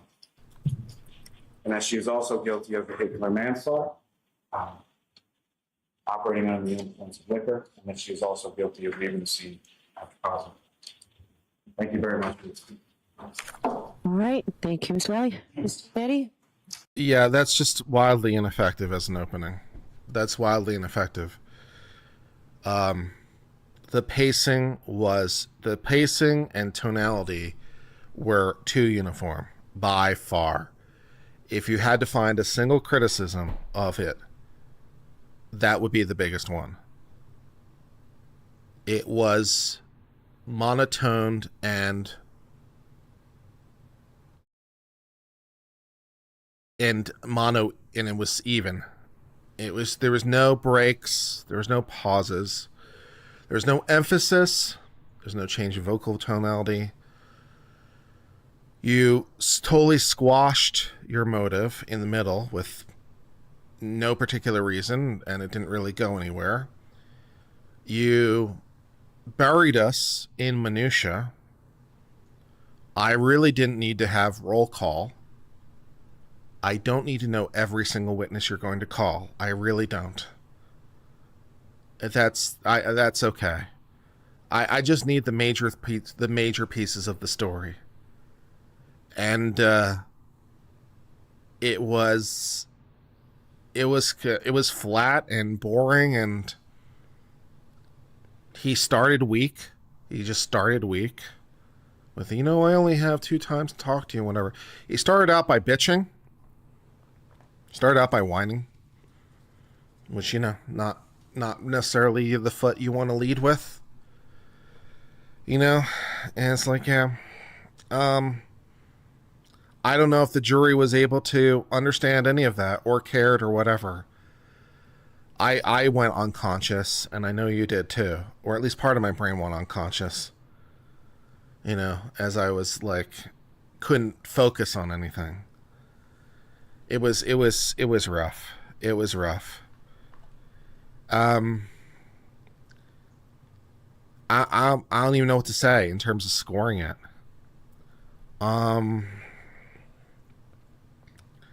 Like 2 out of 10, 3 out of 10 if I'm feeling generous.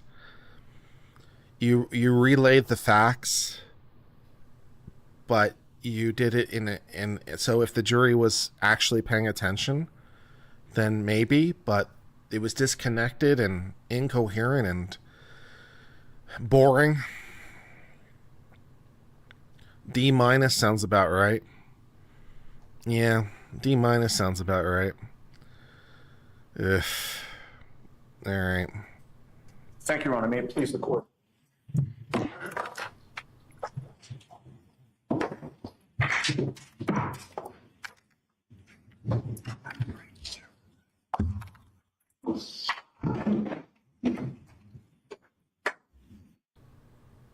Karen Reed was framed. Wow, my God. Oh my God. What a great way to start. What a great way to start, right? This case is about, now I would have literally said this case is about Karen Reed and her being framed for the actions of others. But, I'll take Karen Reed was framed. Hey, that's our theme. Karen Reed was framed. 4 words long. We didn't start with an apology. We didn't start with any. We just started with the theme.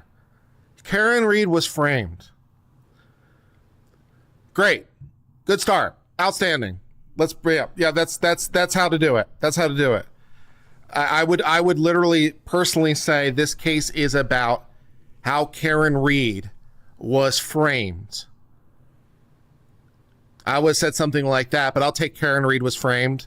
That works. I'm sold. Great. 1 sentence in, 4 words in, we're doing better. A car never struck John O'Keefe.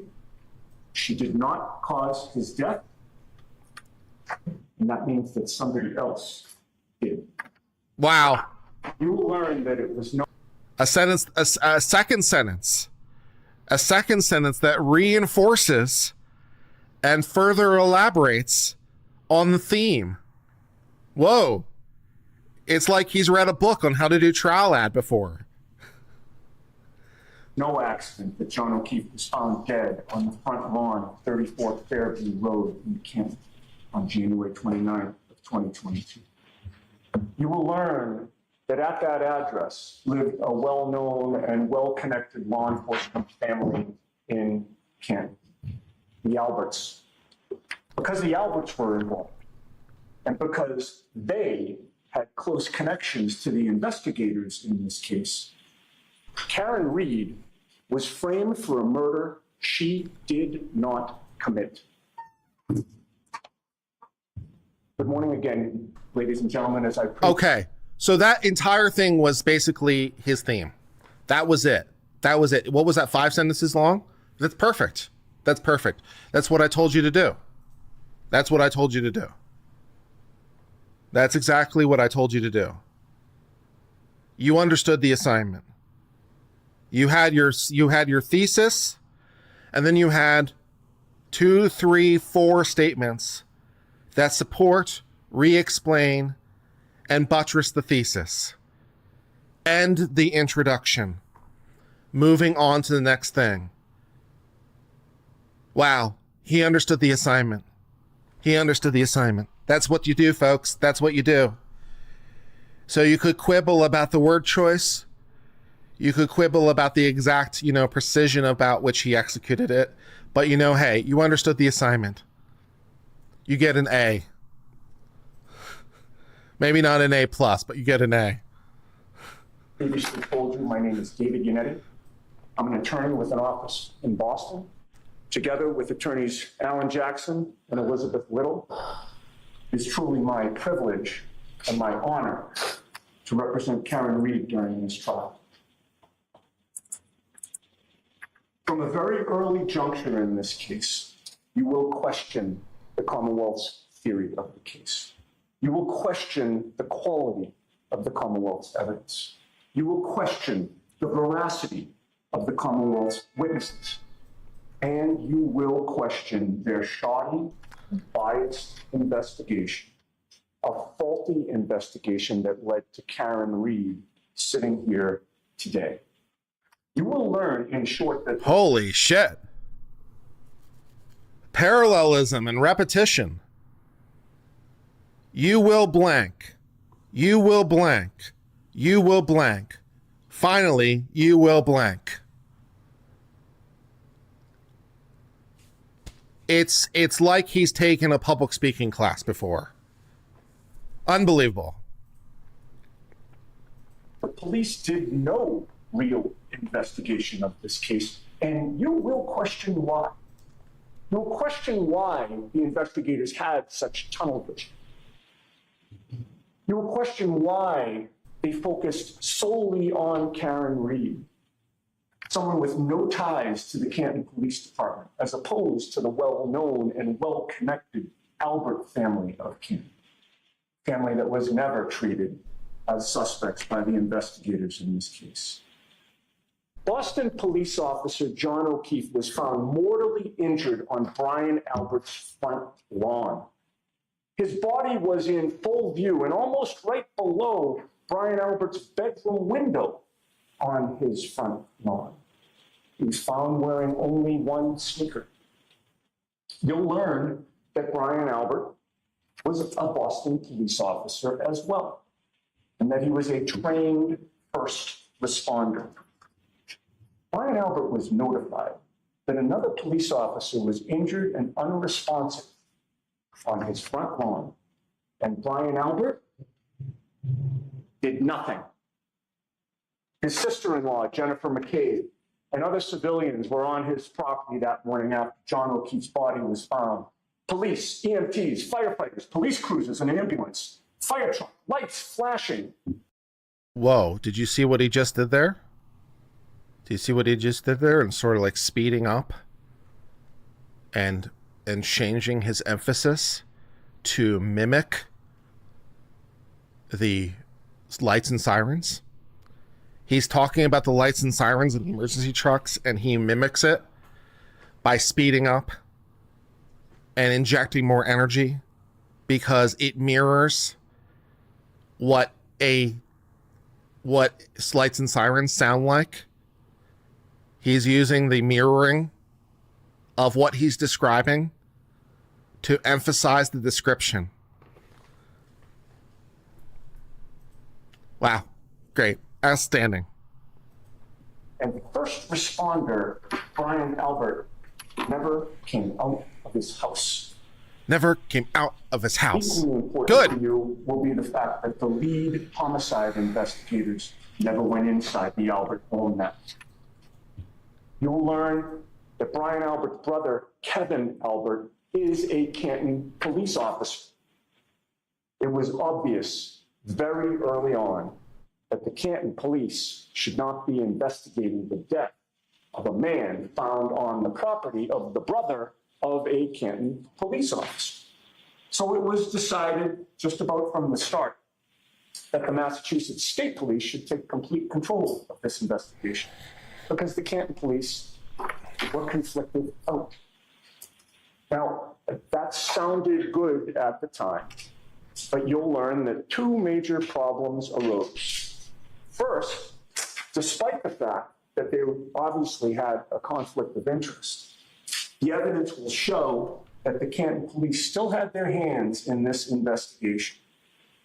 You will find it astounding, but Canton police officer Kevin Albert, the reason for the conflict of interest in the first place, was continually updated about the status of this investigation while it was going on.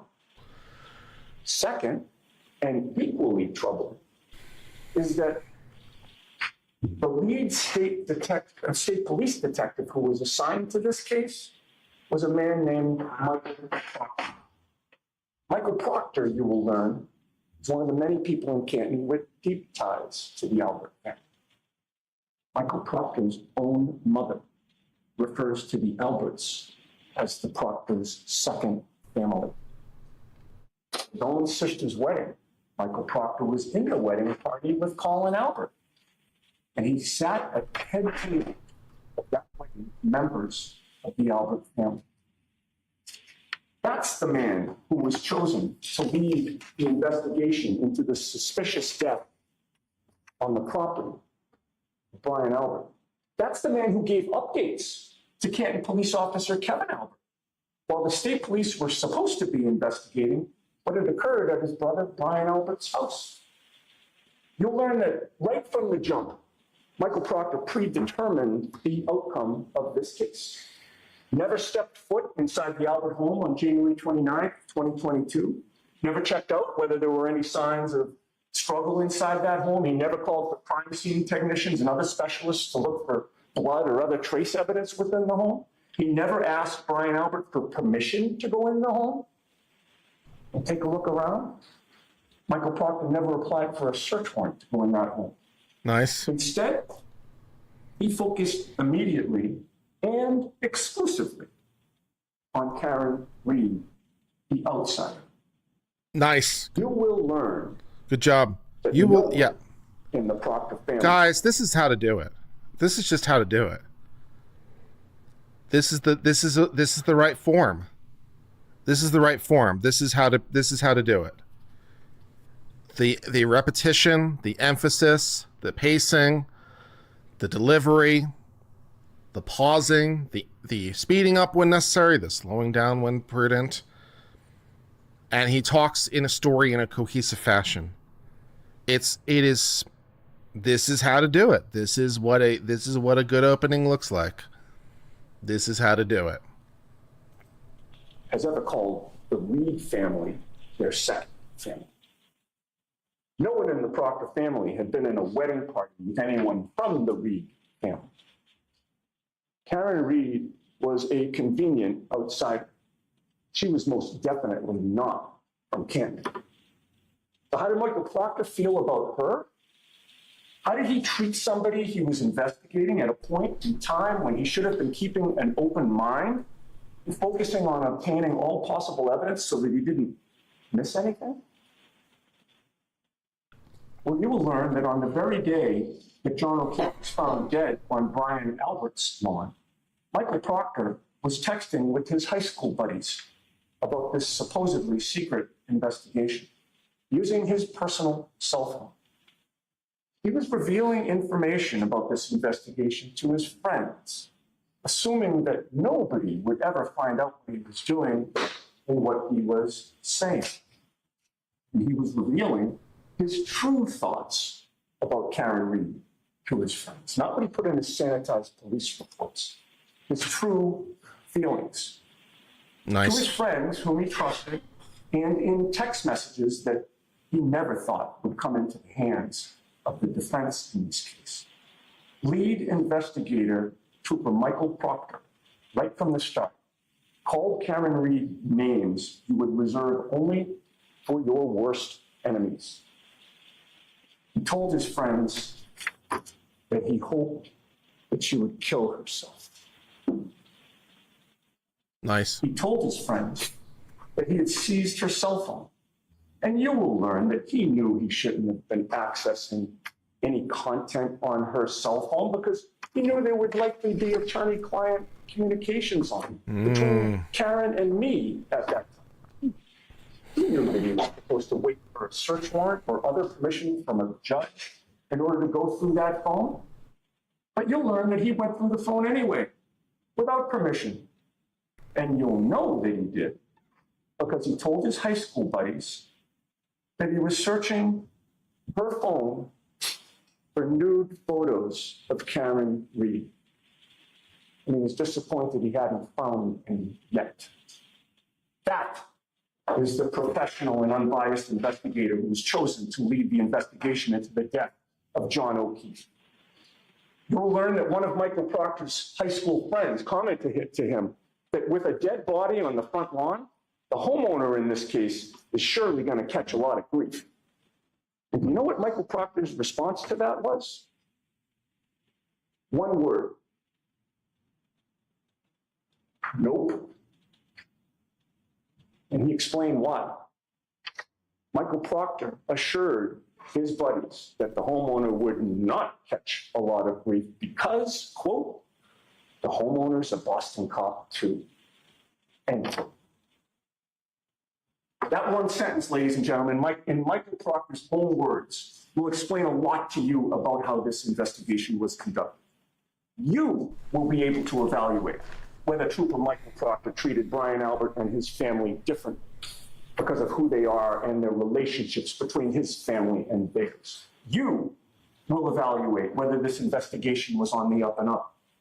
You will decide, as a result, how valuable or worthless the prosecution's DNA evidence is, or at least not, in light of who controlled that evidence. You will learn that Michael Proctor's fingerprints are figuratively all over this case. His fingerprints are all over the Commonwealth's evidence. You will learn that Michael Proctor showed up at Karen Reed's parents' house in Dayton to interview her during the afternoon of January 29th, only hours after John O'Keefe's body was found dead on Brian Albert's front lawn. You'll learn that Michael Proctor had her Lexus SUV towed from her parents' home. But you'll also learn that he wrote a search warrant in which he falsified the time that he took that SUV. He swore under oath that the vehicle wasn't towed until 5:30 p.m. But you'll learn that we obtained surveillance footage that he didn't know we would get.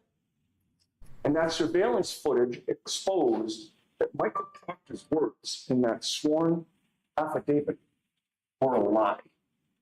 Michael Proctor had that vehicle for about 90 minutes before he claimed to have taken it. And folks, you will learn that the timing is important, very important. Because when John O'Keefe was first found on Brian Albert's front lawn, the police thoroughly searched that yard for potential evidence. And it wasn't just one officer, or two, or three. There were at least 4 officers that searched that front lawn. And that morning was the beginning of a snowstorm, but there wasn't yet much snow on the ground when they were searching that lawn. It was light out by the time they did the search, and it was getting lighter. And during that thorough search of Brian Albert's front lawn, the number of pieces of taillight that were found by a minimum of 4 officers looking for evidence was 0. It was only later in the day, when the snow was really starting to accumulate, that the police miraculously started to find pieces of taillight on the property. The police only started to find pieces of taillight after Michael Proctor had seized Karen Reed's car. They only started to find pieces of taillight after Michael Proctor had possession of her taillight. Good job. You'll learn that Trooper Michael Proctor then kept going back to the Albert residence after that day, and he claims to have kept finding pieces of taillight on multiple occasions on multiple different days.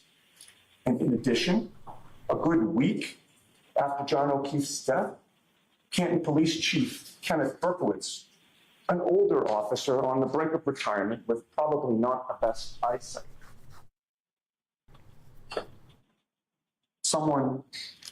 he supposedly was driving, happened to be driving past Brian Albert's house. And by the way, Brian Albert is someone with whom Chief Berkowitz is also good friends. And this older man allegedly spotted yet another piece of taillight from his moving vehicle. This was yet another piece of taillight that was somehow missed by the trained specialists who had previously and thoroughly searched the property. Another piece of taillight that Proctor supposedly missed in the many times he went back to the property. Michael Proctor claims that he kept finding pieces of taillight right up until February 18th of 2022, which was nearly 3 weeks after John O'Keefe was found dead on Brian Albert's. You will learn that there is no competent evidence that Karen Reed's taillight shattered at Brian Albert's property in the early morning hours of January 29th of 2022. To the contrary, you'll learn that when Karen left John at Brian Albert's house, she drove back to John's house on Meadows Ave across town in Canton. at John's home, where he lived with his 2 adopted children. Karen was drifting in and out of sleep, but she woke up for good in a panic sometime around 4 a.m. because John hadn't come home. And that was not like him at all. He had never done that before. Karen had a sinking feeling that something was wrong. Something was seriously wrong. So she got back into her Lexus. She backed up out of the garage to leave the driveway. And when she did, the right rear taillight of her Lexus struck John's parked vehicle in the driveway, and her taillight cracked. That was the same taillight that the prosecution now claims was broken outside the Albert residence hours earlier at 12:38. But we have video evidence that the taillight was actually broken at 5 a.m., many hours after the prosecution needs that taillight to have been broken. There is, of course, no video of the taillight being broken at Brian Albert's house. You will eventually conclude that that's because the taillight was not broken there. Importantly, you will learn that there was an eyewitness who arrived at 34 Fairview after Karen got there with John O'Keefe in the early morning hours of January 29th. And that eyewitness, Brian Nagel, was the brother of Julie Nagel, who was at the after-hours party that night. He had a clear view of Karen's SUV. Brian Nagel confirmed that there was no damage to her taillight. Karen was sitting in the driver's seat with her hands at 10 and 2. And Ryan Nagel confirms that while Karen was inside the car, John O'Keefe was not. John O'Keefe was also not outside the car at that time. You will ultimately conclude there's only one other place he could have been. Now, going back to that 5 a.m. video from John's driveway, you will see Karen back up her Lexus and strike John's car at about 5 a.m. when she was leaving John's house to go out to look for him. And you will know that she struck his car at 5 a.m. because you will watch that video closely. You will witness that the wheels and the hubcaps on John's car are jostled and moved by Karen's SUV. And you will conclude that that video depicts exactly when Karen's taillight was cracked. Long after she dropped off John that night at 34th Fairview. And you will learn that part of the reason that Karen's Lexus hit John's car was that Karen was panicked at that time. Where is John? Why didn't he come home? What happened to him? And you will learn that she was racking her brain for what possibly could have happened. And like many of us, was worried about the worst. Did I hit him? Could I have hit him? That was what she was saying, both to herself and to other people later that morning when she went back to 34th Fairview. She couldn't think of anything else that made sense. She certainly didn't consider in a million years that someone from within the Albert home could have beaten up John and left him to die on the front lawn. Now, that was over 2 years ago. Karen didn't know then what you will learn during this trial. Karen didn't know that Brian Albert's sister-in-law, Jennifer McCabe, left the after-hours party at Brian Albert's house sometime after Karen pulled away. She didn't know that after Jennifer McCabe dropped off some people elsewhere, she returned to her own home. Karen didn't know that Jennifer McCabe climbed some stairs in her home and eventually made it into her bedroom with her cell phone. Karen didn't know that Jennifer McCabe settled in at 2:27 in the morning on January 29, 2022, and typed a Google search that she would later delete. 2:27 in the morning was over 3 hours before John O'Keefe's body was found on Brian Albert's lawn. 2:27 was over 3 hours before anyone knew or suspected that John O'Keefe was missing or hurt or in trouble. And at 2:27 in the morning, you will learn that with no one watching her, thinking she was alone with her thoughts, and not worrying that anyone would know what she was doing, Jennifer McCabe typed in the following Google search: how long to die in the cold. Now, she misspelled the first word, so the actual search was how long to die in the cold, but you'll get the point. You will ask yourself, why would somebody Google how long does it take for someone to die in the cold, unless that person knew someone who either was in that situation or would be in that situation. You will question during this trial, who was it who actually did die in the cold at some point that night, sometime after Jen McCabe was asking Google for an answer to the question. And you'll learn that the answer to that question is John O'Keefe. The medical examiner in this case will testify that one of the causes of John O'Keefe's death was hypothermia. John O'Keefe died in part because he was left to die in the cold. Now, the Commonwealth will try to dispute the timing of that Google search. They'll try to claim that there were only 2 Google searches at 6:23 and 6:24 a.m. after John's body was found. But one problem for the Commonwealth will be that we have retained Richard Green, one of the leading computer forensic experts in the country. Rick Green has forensically analyzed Jennifer McCabe's phone, both manually and using every appropriate type of computer software to solve this issue. Rick Green will confirm for you that Jennifer McCabe did indeed make that search at 2:27 a.m. And another problem for the Commonwealth is that you will hear and see other evidence that will confirm that Jennifer McCabe is lying when she denies making that Google search at 2:27 a.m. You will conclude that before she went to bed, if she went to bed that night, Jennifer McCabe wanted to know just how long it would take for someone to die in the cold. And the big question in this trial for you will be, when was John O'Keefe left to die in the cold? I expect the Commonwealth will try to persuade you that he was left there sometime around 12:30 a.m. because they're going to try to prove to you that Karen Reed hit him and that his body stayed there the entire night until first responders arrived at 6 a.m. and his body was taken to the hospital. But you will learn that there are big problems with the Commonwealth's theory of this case. You will learn that there were 6 people at that after-hours party at Brian Albert's house, all of whom left by the front door and would have been confronted by John O'Keefe's lifeless body on that lawn if he was actually there at that time. Those 6 people walked out the front door to 34 Fairview, walked to their cars, either in the driveway or in front of the house. Brian Albert's sister-in-law, Jennifer McCabe, was there. Her husband, Matthew McCabe, was there.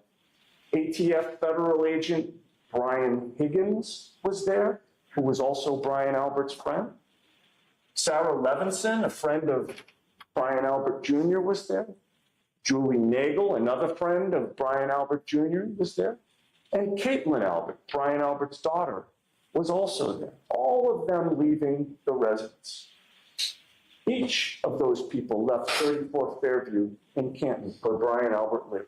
Each of them walked out facing the front lawn, where the Commonwealth will tell you that a 6'2", nearly 220-pound big man in dark clothing was sprawled on the front lawn when there was only a dusting of white snow on the ground. Nice. He was supposedly good imagery on that lawn, just feet from where these people were walking when they left the residence.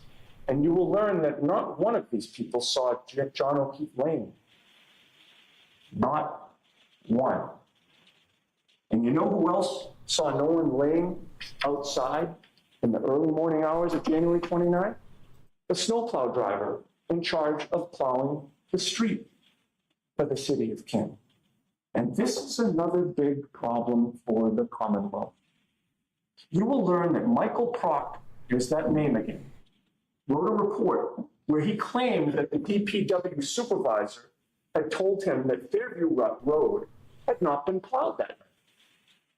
Proctor's total investigation on this issue consisted of one phone call and no follow-up. He just submitted his report that simply said the road hadn't been plowed that night, perhaps thinking that no one else would follow up either. But you'll learn that when it came to finding out the truth, it's not that Proctor couldn't find the truth, it's that he wouldn't. But fortunately, you'll learn that we would, and we did. You'll Nice. learn that within weeks after January 29th, we sent our investigator, a former Medford police officer named Paul Makowski, to the Canton DPW to try to get to the bottom of this. Paul Makowski talked to the same supervisor at the DPW, a man named Michael Trotta, whom Proctor Michael claimed Trotta. had told him that the street hadn't been plowed that night. You'll learn that Paul Makowski found out that Michael Proctor was not telling the truth. You'll learn that Michael Trotta from the DPW told Paul Makowski, our investigator, that the street was indeed plowed that night, and that the name of the plow driver was Brian Loughran. So Paul Makowski tracked down Brian Loughran. He asked Mr. Loughran if the state police or any investigators had ever spoken to him. And the answer came back, no.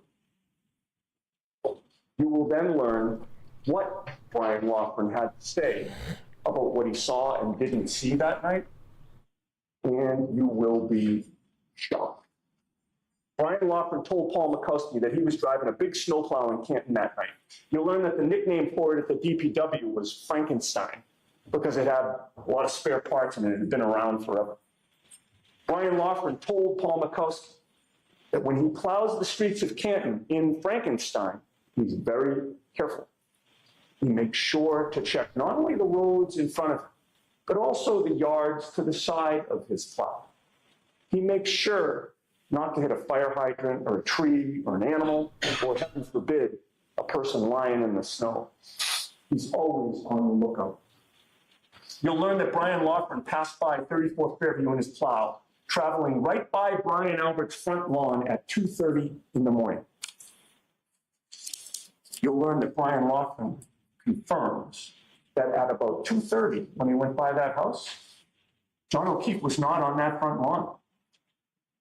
So you'll learn that about 2 hours after the Commonwealth claims that Karen Reed somehow incapacitated John O'Keefe, an eyewitness confirms that not only could it not have happened, but it didn't happen. But you'll learn that Brian Loughran also provides some other troubling testimony for the Commonwealth. You'll learn that after making that pass at 2:30 in the morning and seeing no body, he showed up again at the entrance to Fairview Road, intending to make another pass down it with his plow. All right, land the This plane, time, guy. Land the at plane. about 3:30 in the morning, he looked down the street and he saw that parked right next to Brian Albert's front lawn, right in the very area where John O'Keefe's body was later found at 6 a.m., Brian Loughran saw a Ford Edge parked on the side of the road. You will learn that the police have done zero investigation to discover whose Ford Edge that was. You'll learn that members of the Albert family drove Ford Edges. You'll learn that the police to this day claim not to know who was parked right next to the area where John O'Keefe's body was later found. You will learn that while investigators on this case, including Michael Proctor, completely ignored the snowplow driver who went right by the Albert residence, the defense not only tracked him down and interviewed him, but the plow driver actually took our investigator on a ride back past the residence to explain the precise route that he had taken on January 29th. All right, I'd like to take a brief pause here just to say that it's gone on too long, and it was reminding me of an interview that Jerry Seinfeld did with Howard Stern. This is going back a while, obviously, but Jerry Seinfeld was interviewed by Howard Stern at some point, and Howard Stern asked him whether he was offered something like $120 million to do another season of Seinfeld, and he said, well, I could have actually gone more. And he said no. And like, why? And his answer was partly because it doesn't take much to like overstay your welcome in some ways. And he said, for example, you might go see a comedian who like is great for 60 minutes, but then at 75 minutes, you're like, why won't this guy just stop? right? So it's this idea of just a little too much can spoil the entire experience, right? You have a fantastic dinner, and then like you eat too much, right? So like the little bit too much can spoil the entire experience, and so it's better to leave them wanting more. Is sort of the idea, and I think there's some wisdom in that somewhere. So I think the only real flaw I can find in this opening is at this point it feels like it's gone on too long. It's not necessarily that any of it's bad. It's all good. But it just feels in the whole, in the aggregate, too lengthy. And so this is where J.K. Rowling would have said we have to kill our darlings, which is, we have to edit out things that we really wish we could keep in, but we can't keep them in because it spoils the story or it spoils the thing. It's like we have this really great thing, really great line, really great sentence, and I can't keep it in because, so I have to kill it to make the overall thing work better. And obviously J.K. Rowling made a killing writing, so she probably knows something about what she's talking about when she talks about writing and having to kill things that you like in order to make the overall thing better. So I bring these two examples to your attention. It's just like, yeah, so I can't really criticize any component of it. I mean, I could like argue around the edges, but overall, like every element of it is an A. I could tweak, I could modify, but some of that's personality based. Some of it is just some of it is just preference based. So, there's changes I could make, but those changes wouldn't be like universally great. Those changes would be, half a dozen to one, a six the other, or somewhat, maybe slightly theatrical at times, but it's not so over the top theatrical that it's worth like criticizing on that end. So like, for example, one of the things is like, you could critique this for being too theatrical, but at this level, that's just kind of a matter of taste for me. And I don't personally think it's too theatrical, but you could argue it is. And you might be right. But it's not like so over the top theatrical that I have to be like, well, tone it way down, right? So is it a little theatrical? Maybe, although I tend to like it. But so I can't really say it's wrong. I can just simply say, well, maybe we can trade one thing for another, but, we're moving deck chairs around to no particular, maybe ultimate effect. So the only real criticism I can give here is that it's just overstayed its welcome. So I mean, for whatever it's worth, I figured I'd offer that information. You'll learn that some other curious things were going on in the early morning hours of January 29th. Curious things that the police in this case utterly failed to investigate. For example, after people left the after-hours party at Brian Albert's house on January 29, Brian Albert claimed that he had no contact with anyone but his wife until he was woken up in the morning. But you will learn that he was ultimately confronted by the fact that his phone records revealed that he had actually placed a phone call to ATF agent Brian Higgins, his friend, the same friend who had been at his house earlier that night. And that was at 2:22 in the morning. You'll learn that Brian Higgins called him back 17 seconds later, and they had 22 seconds on their cell phone.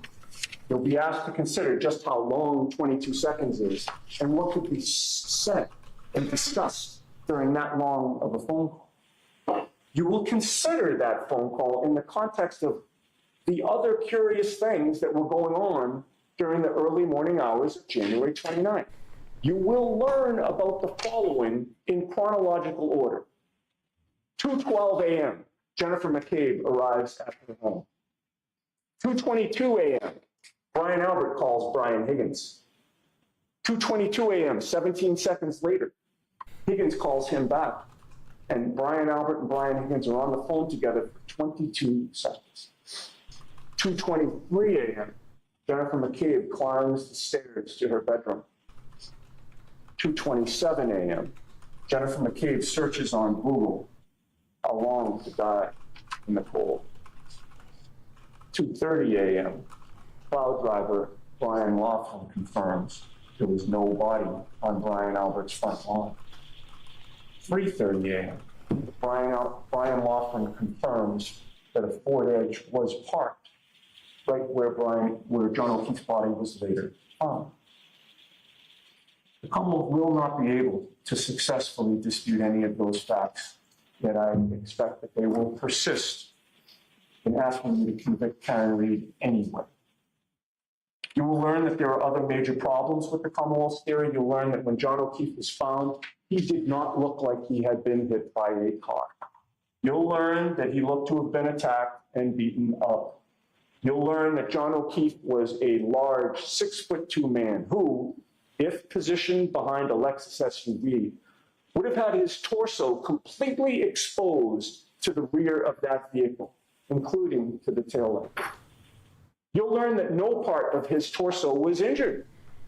There was no bruising, no ridges, no scratches, no punctures. You'll learn that his chest and hips and legs were pristine, despite the Commonwealth's contention that he was hit by a 6,000-pound vehicle. The evidence will show that what was not pristine was his right arm. You will take one look at that arm, and you will conclude that a car did not cause those injuries.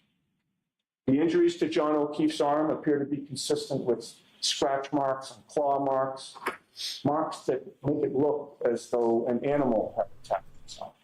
But you won't have to rely just on your common sense when you look at those photos. You'll hear from an expert forensic pathologist who is world-renowned, who has personally conducted thousands of autopsies. And he will testify that those marks are consistent with scratch and claw marks and bite marks from an animal, including a German Shepherd. You'll learn that on January 29th of 2022, Brian Albert's family dog, Chloe, was a German Shepherd. You'll learn that Brian Albert has admitted that this dog is not good around strangers. You'll learn that on January 29th of 2022, John O'Keefe would have been a stranger to that dog. And you'll learn that Chloe had been the beloved family dog for the Alberts for 7 years. The Albert family loved Chloe. But strangely, as we discuss this dog today, the Albert family doesn't have its beloved Chloe anymore. You'll learn that Brian Albert was called to testify before the grand jury regarding this matter in April of 2022, and that he did testify about his German Shepherd, Chloe, during that grand jury testimony. And you'll learn that not long after that testimony, Brian Albert and his family rehomed their beloved family dog. They gave away their family dog. And Chloe, the German Shepherd, is therefore now gone.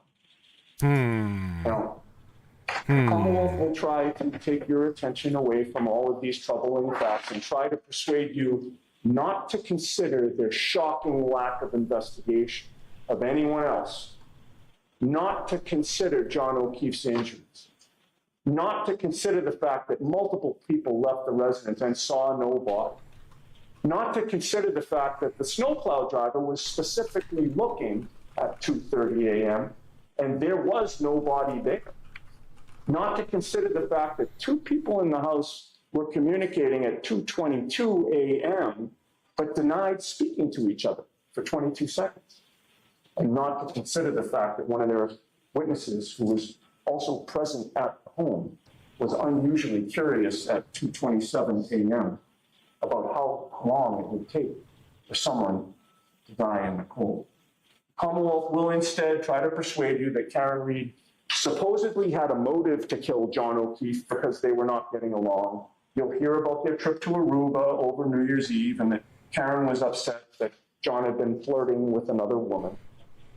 And you will hear that Karen considered exploring her options after that trip, which led her to a get-together at one point with ATF federal agent Brian Higgins, although that never went anywhere.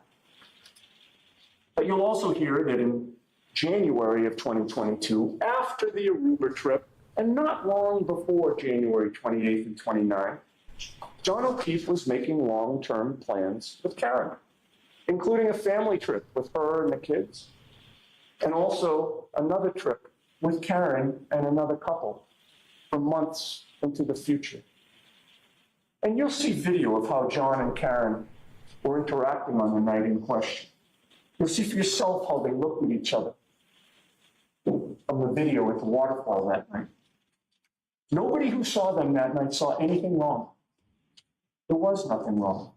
I mean, like any couples, occasionally they would bicker or disagree, but you will hear zero evidence of any domestic violence in that home whatsoever. John never raised a hand in anger toward Karen, and Karen never raised a hand in anger toward John. That simply wasn't who they are. You will conclude the notion that Karen Reed chose the start of a snowstorm to suddenly become violent out of the blue for the first time and intentionally kill her boyfriend by hitting him with her car and leaving him there with a house full of people inside is patently ridiculous. You will also learn that what's not ridiculous is that someone, not Karen Reed, ambushed John Oakley. Somebody probably didn't mean to kill him, but somebody went too far. You'll learn that Trooper Proctor failed to investigate motives that other people had to harm John Oakley. You'll learn that Proctor failed to investigate anything or anyone who was in the Albert residence that night. You'll learn that he failed to investigate the antagonistic relationship between members of the Albert family and John O'Keefe. You'll learn that apparently nobody investigates the Albert family of Canton. Remember, on day one, Trooper Proctor was asked whether the homeowner, Brian Albert, would catch a lot of grief. And Trooper Proctor himself said it. Nope. Homeowner's a Boston cop too. So folks, the trial is now about to start, and the witnesses are about to start testifying.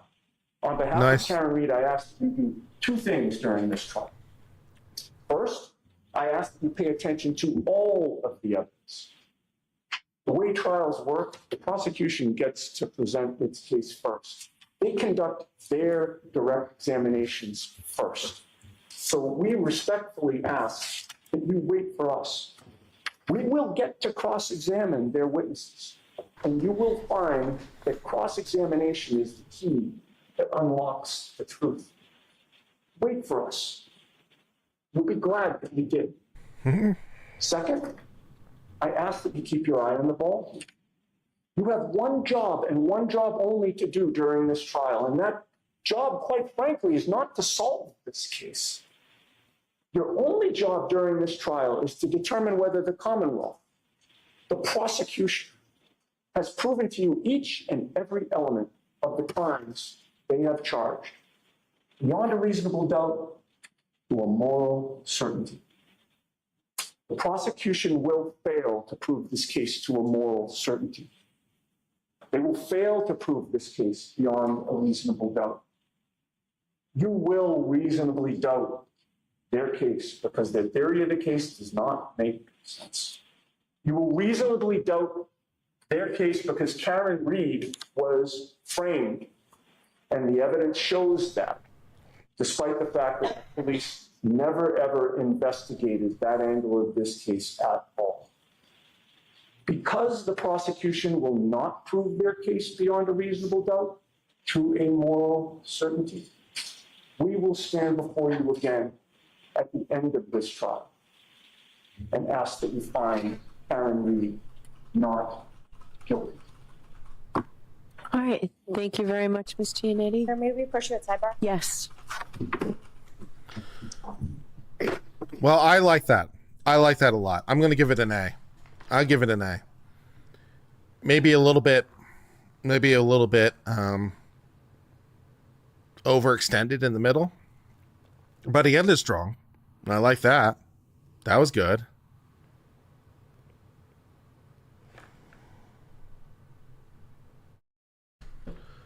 So, yeah, that was good. So, it was fine. I mean, everything about it was great. And maybe too lengthy, maybe a little bit too long, but he had good vocal variety, good delivery, good pacing, good organization, good thematic elements. I really like how he kept saying, you will do X. I like that. I mean, that can be dangerous, but it worked for him. It's like, you will find this, you will believe this, you will, I mean, let's just describe it to them. Just describe it to them. It's like, you will believe this, you will find this, you will see, you will believe this. It was great. It was great. It was model. It was model. It was a model opening. It was model opening. A solid A. Solid A. Good work. We'd all be so lucky. It was great. And the States is like D-, horrible. Trash fire. Just absolutely a trash fire. So yeah, I mean, that's, maybe A-. Nah, it probably deserves a solid A. But yeah, I mean, maybe an A-, but it was outstanding. It was outstanding. I mean, it didn't, revolutionize my world, but it was solid. It was solid A. I'll give him solid A. I can see why Harvey Weinstein chose this attorney to represent him. Yeah, I mean, he's good. He's good. So, I can see why you'd pick this attorney too. And we've also seen him be very, very good on cross. So far, he's like doing everything kind of right. He's been very good on cross. He's been very effective on cross. He's gotten what he needs without too much problem. He's somehow managed to make the judge look like they're hiding things in some ways. It's good. So his cross is good. His cross is A. His opening is A. The state on direct has been fine. The state's direct has been fine. Their problem is some of the witnesses. So I'll give the state an A on direct. Maybe an A-. But they've been fine. But, so far, I mean, the defense is winning this thing. Yeah. So it's been perfectly fine. I also really liked on cross the last witness we heard. I think it was the last witness he heard. He was in sort of this slightly unoptimal state at the end, and he managed to find a question that really like tied the room together. Right? So he managed to find a question that was a nice up moment for him, so that he didn't like leave on a sort of, unsettled note. He left on a strong note. And then he recognized that it happened, and he didn't press past that point, which is really hard. Because if you're an attorney and you like finally get the thing, you're like, oh, I just made a point and I won. You just want to keep going. And possibly sabotage yourself. It's that whole too much thing. But yeah. But you hate the state's direct? Interesting. Why do you hate the state's direct? I don't see anything particularly problematic in sort of its presentation and style and how it's being done. The strength of the case is a whole nother set of problems. We're trying to evaluate, at least at this point, when we're like rating it, we're rating the attorneys and how well they're doing the job. I forget who it was, but it might have been the closing. I forget. It might have been closing arguments in Porter or something. But I remember where the state was giving this closing argument in a case where, we were kind of cheering for the defense, and I was cheering for the defense too. And I remember saying, well, the state was perfect in their closing. And people took exception to that because they thought like I was like saying more than I was saying. I was just like, no, it was technically perfect. It was technically perfect. It was great. So I forget which case that was, but there was one of them where it was like just really, really good. So yeah, it happens. One question too many for the prosecution? Maybe there's one question too many. That can be a problem. That's a problem that many attorneys run into. Not a unique problem. No, it wasn't Rittenhouse.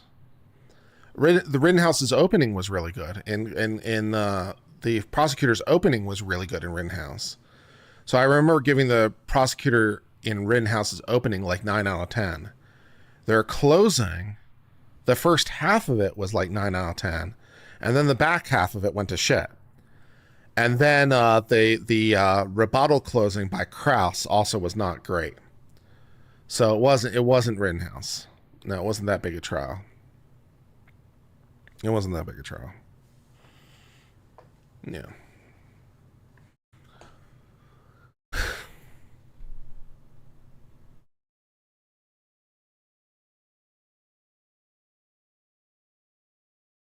So I forget which it was. I was referring to you emphasizing making the point and stopping. Fair enough. Fair enough. Fair critique. Doesn't help when you get caught manipulating the video evidence either. Yeah, true. Yeah. There were a lot of things about that prosecution that were very questionable.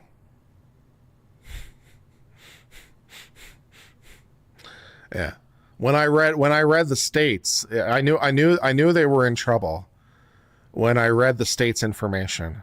And based on the state's information, I was like, you lose. That's not a good place to be. The charging document. When I read the charging document, it read almost like a defense lawyer wrote it. I was like, okay. Yeah, so I had a problem with that. Everyone has to take a beating sometime was not a great line by Krauss either.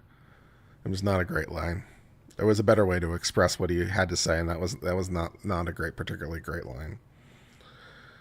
So, yeah.